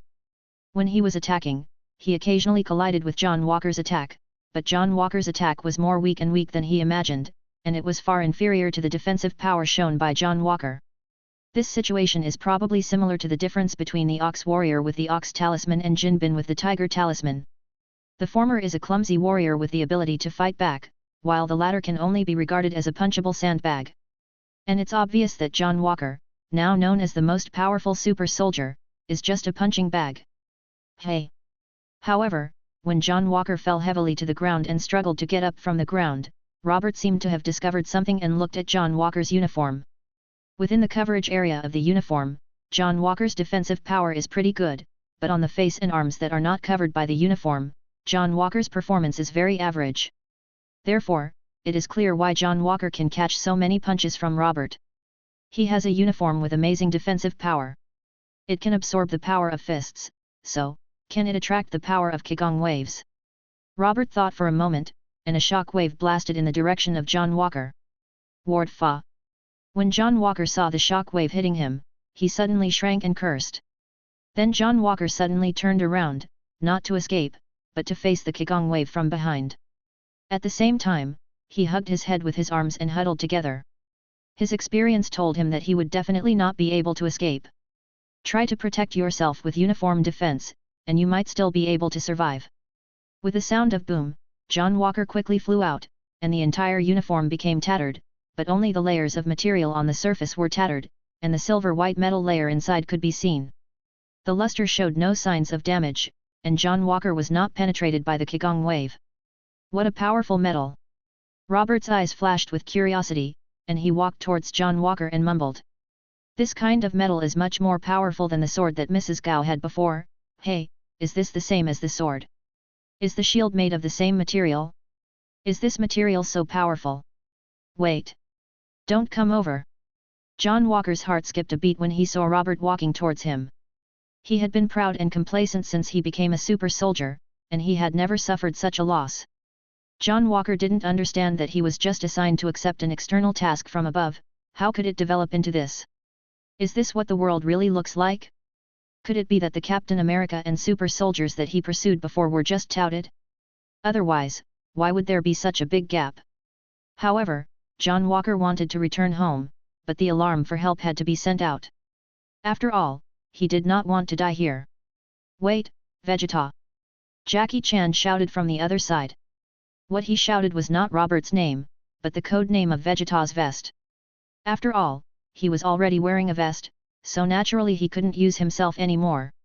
The original name, especially when there are other people around. It was obvious that Jackie Chan's matter had been resolved.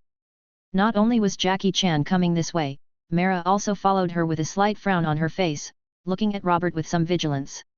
Chapter 117. Bombardment of Vibranium. Mara had just seen the battle between Robert and John Walker in the distance. Of course, it was more of a one-sided beating than a battle. After all, John Walker had no chance to fight back throughout the whole process. As a native of Zeeble, Mara is born with a physique and strength that exceeds that of humans on land, and even possesses water magic. However, even in the water, she may not be able to keep up with Robert's speed, let alone her. Now that we are on land, our strength has been weakened a lot. And Mara also knew that whether it was Jackie Chan who had just helped her, Robert who had no idea how strong he was, or John Walker who was beaten, they all came for the horse charm on his chest. If Jackie Chan hadn't just released it on her, with enough kindness, Mara has disappeared into the sea. Have you solved it over there? Robert aimed one hand at John Walker who had just stood up and looked at Jackie Chan and asked. It's solved. Jackie Chan glanced at John Walker and lowered his voice and said, I suggest you let him go. He should be from the military, and he seems to be quite an important character. If he really dies here, it will be very troublesome. What does the military have to do with me? Robert shrugged and asked nonchalantly, does it mean that you have to return the shield you used so conveniently to him? Then let him go respectfully. Of course there is no need to return this to him. It is already my prize, but it is best for him to let it go as long as he can. This is an unspoken rule between various departments. There can be fights and conflicts, but the important thing is nothing can happen to the characters. Jackie Chan sighed softly and said in a low voice. This time Black also told me specifically when he found out that we were not the only ones targeting Mafyoshu. He said that everyone would abide by such unspoken rules. If other agents from District 13 were caught next time, they would also can be put back safely. What? There are other agents in District 13 besides you? Robert looked at Jackie Chan in surprise at first, and then said more indifferently, but you are from District 13, and I am not from District 13. People in District 3, your unspoken rules have nothing to do with my appearance, I'm just here to take risks. Hey? What is it? Mecha? Robert was talking when he suddenly felt another stream of energy falling from the sky. This energy was somewhat similar to John Walker, but weaker. When Robert raised his head, he saw a stream of energy falling from the sky. A mecha. Winter. Was heard, and soon, a loud noise echoed around, causing the surrounding ground to tremble slightly, and a giant mecha hit the ground. Robert clearly saw that when the giant mecha was about to land, 2 flames were sprayed out from under its feet. It seemed that it wanted to break and levitate, but unfortunately, this giant mecha might have some. It was too heavy to stop the car. When Robert saw this mecha, he thought it was Tony Stark. But after seeing this wave of operations, Robert was able to conclude that this mecha and John Walker must have come from the same force. However, Robert also keenly discovered that the material of this mecha was somewhat unusual. It seemed to be the same material as the shield in Jackie Chan's hand and the unbreakable uniform on John Walker's body. "Why are you here?" John Walker asked with some displeasure in his eyes when he saw the giant mecha. "Didn't you ask for help? What happened to force a guy like you to ask for help?" A somewhat mocking voice came from the mecha, and at the same time there was a bit of vigilance in the voice. After all, he knew the strength of John Walker. Regardless of external forces, John Walker was definitely the most capable of all the super soldiers in the military. Even John Walker was forced to ask for help, so he was naturally alert. "Be careful, that guy over there named Vegeta, should be from District 13. I don't know where the monster came from. He can release energy waves with his bare hands. He is suspected of being a person with extraordinary abilities." Although John Walker seemed to have a lot of knowledge about machines, Man A was a little dissatisfied, but he quickly gave useful information. "It seems that this sandbag needs to be more durable." Robert looked at the giant mecha and touched his chin, cooing in anticipation, then raised his head and looked towards the sky. "He's coming too. It's so lively. Did the spell attract so many people's attention this time? Yo! It's so lively. By the way, that big guy over there, did you pay me royalties for imitating my creativity? This beautiful lady, are you the legendary goddess of ocean healing? Eh? That one? With spiky hair, I suggest you change your hairstyle. This style of yours reminds me of some unpleasant experiences." As soon as Robert finished speaking, some teasing voices echoed around him, followed by a red plane. It turned a beautiful arc in mid-air and landed perfectly on the ground, competing with the giant mecha just now. "You're going to die, and you still pretend to be so cool." Robert shook his head after hearing Tony Stark's words, and mumbled speechlessly.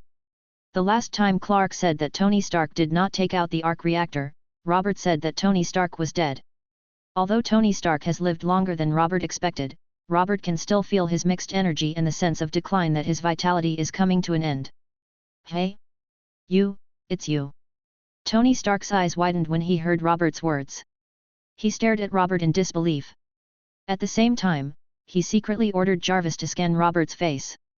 Body. This man's physical strength far exceeds that of the Earthlings, and even the 2 super soldiers beside him are far inferior to him, but his appearance shows no signs of hiding. Jarvis soon gave Tony Stark a clue, some hesitant information. "You lived longer than I thought, especially if you didn't give up this energy device." Robert shrugged and looked at Tony Stark and said softly, "This is the source of my power." Tony Stark was stunned when he heard this, and said subconsciously, but before he finished speaking, he was interrupted by Robert. "Only what you master, what can help you grow, is your real source of power."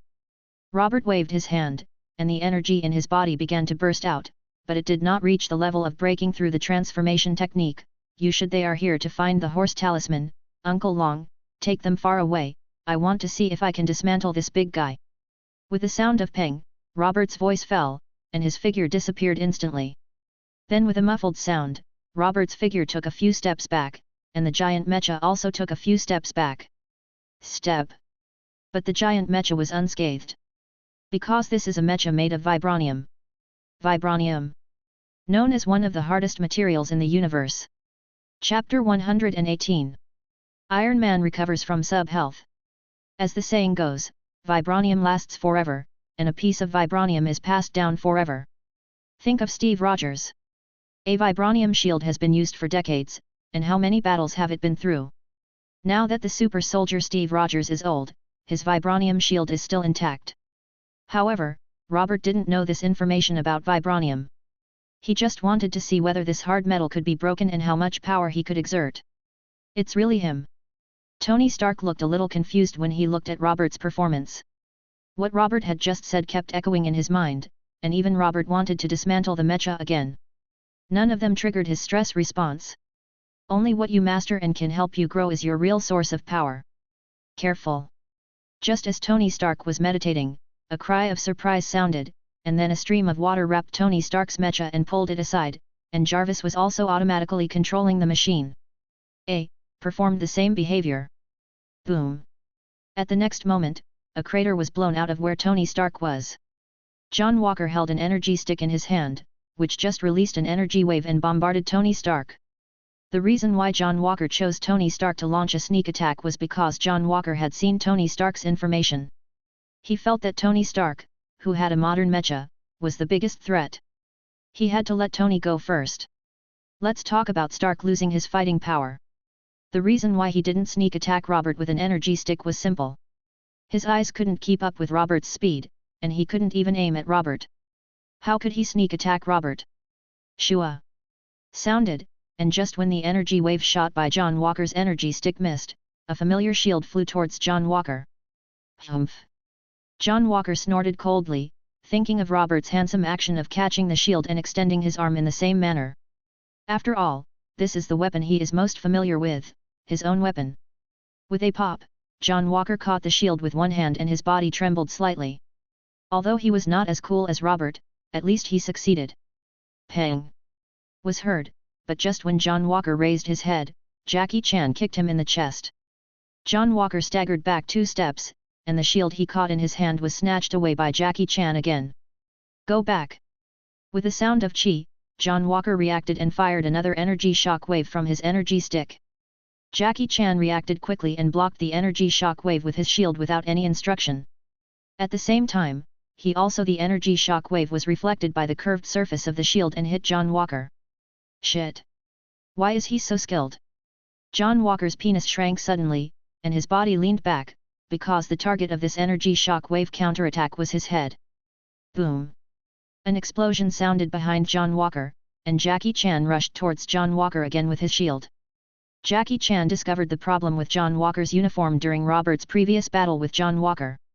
Therefore, Jackie Chan's attacks are directed at the areas not covered by John Walker's uniform, mainly John Walker's head. Beautiful and kind lady, you are indeed a goddess. Thank you for saving me just now. On the other side, Tony Stark came back to his senses. He had some thoughts on Robert's words, but when he was beaten by Mei when Law was rescued from the water flow, he came back to his senses. He suppressed those insights in his heart first, looked at Mara's eyes and said with a faint glow, "How did you do it? Control the water flow? You are really a god." Gilu. Wivu. Before Tony Stark could finish his words, he suddenly found that his mecha was filled with water, which made Tony Stark speechless.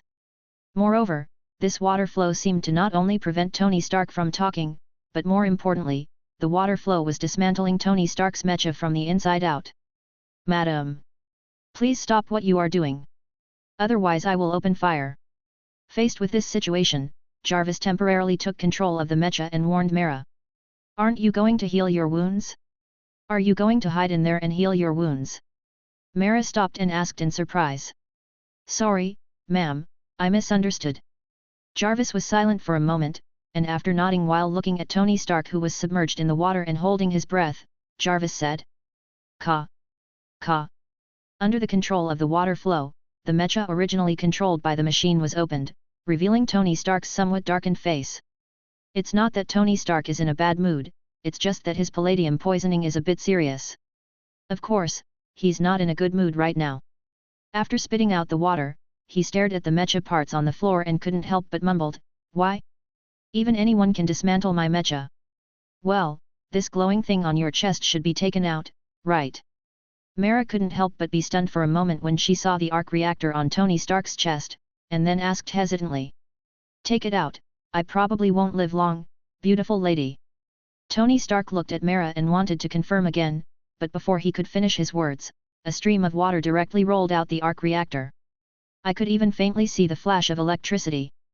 But at this moment, the horse charm on Mara's chest lit up, and the current disappeared instantly. The big hole in Tony Stark's chest, the palladium element in his body, and the shrapnel all disappeared, and Tony Stark returned to the way he was before the injury. "Is this, I'm healed? So fast?" Tony Stark was stunned when he felt the changes in his body.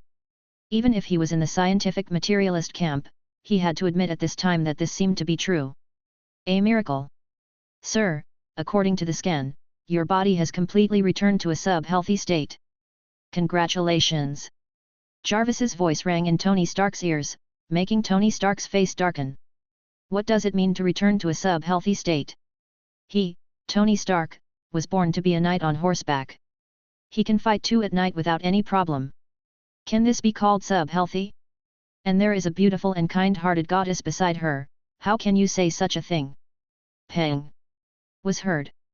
Just as Tony Stark's thoughts were fluctuating in his mind as his body recovered, Jackie Chan on the other side was punched back several steps. He held the shield and turned his head to look at Tony Stark and Mei. Law said, "Tell me, you two, are you okay? This guy is so cruel, are you really not ready to help?" Oh! Wait a minute. Tony Stark came back to his senses. He had not forgotten what Jackie Chan had just done to help him, so he connected the arc reactor to a certain mecha part and looked at Mera and said, "This goddess, can you help me put on the mecha?" Woo! Chapter 119. The Rescue of the Mysterious Powerful Man. This time Tony Stark reacted faster and shut his mouth in time because he was already experienced. Soon, with the help of Mera's water magic, Tony Stark put on his mecha and rushed towards in the direction of John Walker. No. He still remembered John Walker's sneak attack on him before. Tony Stark thought that he was not a small-minded person, but sometimes he still had to take revenge. Pang! With a cry of pang, John Walker punched Jackie Chan and the shield away. He was a little annoyed in his heart, why would Jackie Chan take away the shield again? When the shield was in his own hands, John Walker naturally liked it, but when the shield appeared in the hands of others to deal with him, John Walker felt quite aggrieved, especially when the shield hit him again and again, and John Walker's fists hurt. Stop! At this moment, Tony Stark hit John Walker with an arc pulse cannon. John Walker's hole shrank slightly, he dodged without haste, turned his back to the enemy again, and was knocked away. Jackie Chan, who was knocked out at the side, quickly seized the opportunity, rushed towards John Walker, and hit John Walker in the head with his shield. With a sound of pang, John Walker, who had hurriedly blocked the fight, retreated in embarrassment. At this point, the battle situation on John Walker's side took a turn for the worse. Originally, when Jackie Chan got the vibranium shield, John Walker could only barely gain a slight upper hand, and there was nothing he could do against Jackie Chan. But now, with Tony Stark joining, John Walker was directly crushed by the two of them. Got it. In particular, Jackie Chan's ability to seize opportunities is really powerful, so powerful that John Walker even wondered if Jackie Chan had also taken the super soldier serum. On the other side, Robert's scraping battle finally made new progress. Vibranium is indeed one of the hardest materials in the universe. Robert found that his fist could not cause direct damage to vibranium. According to Robert's calculation, even if his combat power was fully activated, changing back to his own appearance or even transforming into a giant ape may not be able to destroy the vibranium. However, the integrated vibranium is difficult to destroy, but what Robert is facing is a mecha, which must be composed of parts one after another. The driver cannot be in the mecha for the rest of his life. Are you out yet? Under the repeated bombardment of Robert's fists and feet, there were no scars on the surface of the mecha, but other internal structures had begun to loosen, and even the super soldier inside felt uncomfortable. Even if vibranium can absorb most of the heat energy and kinetic energy, it is not 100% absorbed. Otherwise, this vibranium mecha would not have been beaten back by Robert again and again. Found it. When Robert punched out again, Robert saw a gap appear on the mecha. Robert's eyes lit up, and he followed the mecha that was knocked out and stretched out his hand. He grabbed the gap and then exerted force. With a cry of pang, the super soldier in the mecha quickly realized something was wrong. He controlled the mecha and punched Robert, but he was blocked by Robert. Drink! With a loud shout from Robert, the front breastplate of the mecha was completely torn off by Robert. However, this mecha was obviously not as refined and perfect as the Tony Stark mecha. The power source is inside the front breastplate, and there are lines connected to the back. Now that it was torn off by Robert, the entire mecha lost its power source and became immobile in an instant. There was a sound of bang, and the super soldier in the mecha reacted very quickly. He directly took out his pistol and shot at Robert. But it is a pity that the bullet deformed violently after hitting Robert's head, and then fell to the ground. At this time, Robert was no longer the same person who had just regained consciousness. After a year of practice, he had no idea about such routine. Weapons are basically immune. Ward Fa. Even though he knew that Robert was scary and might be a monster, when the bullet fell on the ground and Robert was unharmed, the super soldier was still filled with shock, and he began to complain about his superiors. Why should we accept this kind of outsourcing task and let them train at the base? Card. Robert did not stop after being hit by the bullet. He continued to dismantle the mecha. He wanted to see if attacking this metal material from the inside would be stronger than attacking from the outside. Not long after, Robert dismantled the mecha into parts piece by piece. Robert felt a sense of pleasure as when he was a child when he dismantled the alarm clock at home. After all, this time is different from the last time Tony Stark's mecha was dismantled. This time the mecha is complete and looks like it can be put back together again. With the sound of chi, the super soldier whose mecha was stripped away saw that Robert's attention was not on him, and subconsciously turned around to escape, but a Qigong wave passed directly through his body. Obviously, this super soldier does not have John Walker's uniform that can withstand the power of Qigong waves. Plop! The super soldier fell to the ground helplessly, losing his life in an instant. When Robert was about to lower his head and continue to study the vibranium mecha, his childish eyes shrank suddenly, and he subconsciously looked towards John Walker. He felt a breath of air appear like teleportation next to John Walker, and then instantly took John Walker into the sky, so fast that Robert could not even react. What the hell? Jackie Chan, who was punching John Walker, hit him in the air, and he didn't even realize that John Walker in front of him had disappeared. Jarvis? What happened just now? Tony Stark also didn't see clearly what happened. From his perspective, John Walker suddenly disappeared. Sorry, sir, even if I checked at the slowest magnification just now, I couldn't see clearly what happened. Someone might have rescued him. Jarvis's somewhat apologetic voice sounded, and if it really is in this case, the speed of the visitor is much faster than that gentleman. Moreover, the gentleman is obviously aware of the other party. What a powerful chi! Robert's eyes flashed slightly as he looked at the place where the mysterious strong man disappeared, and he praised with excitement in his heart, this should be the most powerful chi after King Kong and Tyrannosaurus Rex, and his speed is so fast. How did he appear? Why does it seem like he moved instantly? But it shouldn't be, otherwise he wouldn't have to fly away after he appeared. If it weren't for the fact that his chi is not similar to Clark and Kara, I would have thought this guy was a Kryptonian. However, this is what makes this world interesting. There is another strong man. Judging from his actions, he should be related to the guy just now. Is he a powerful person? The military.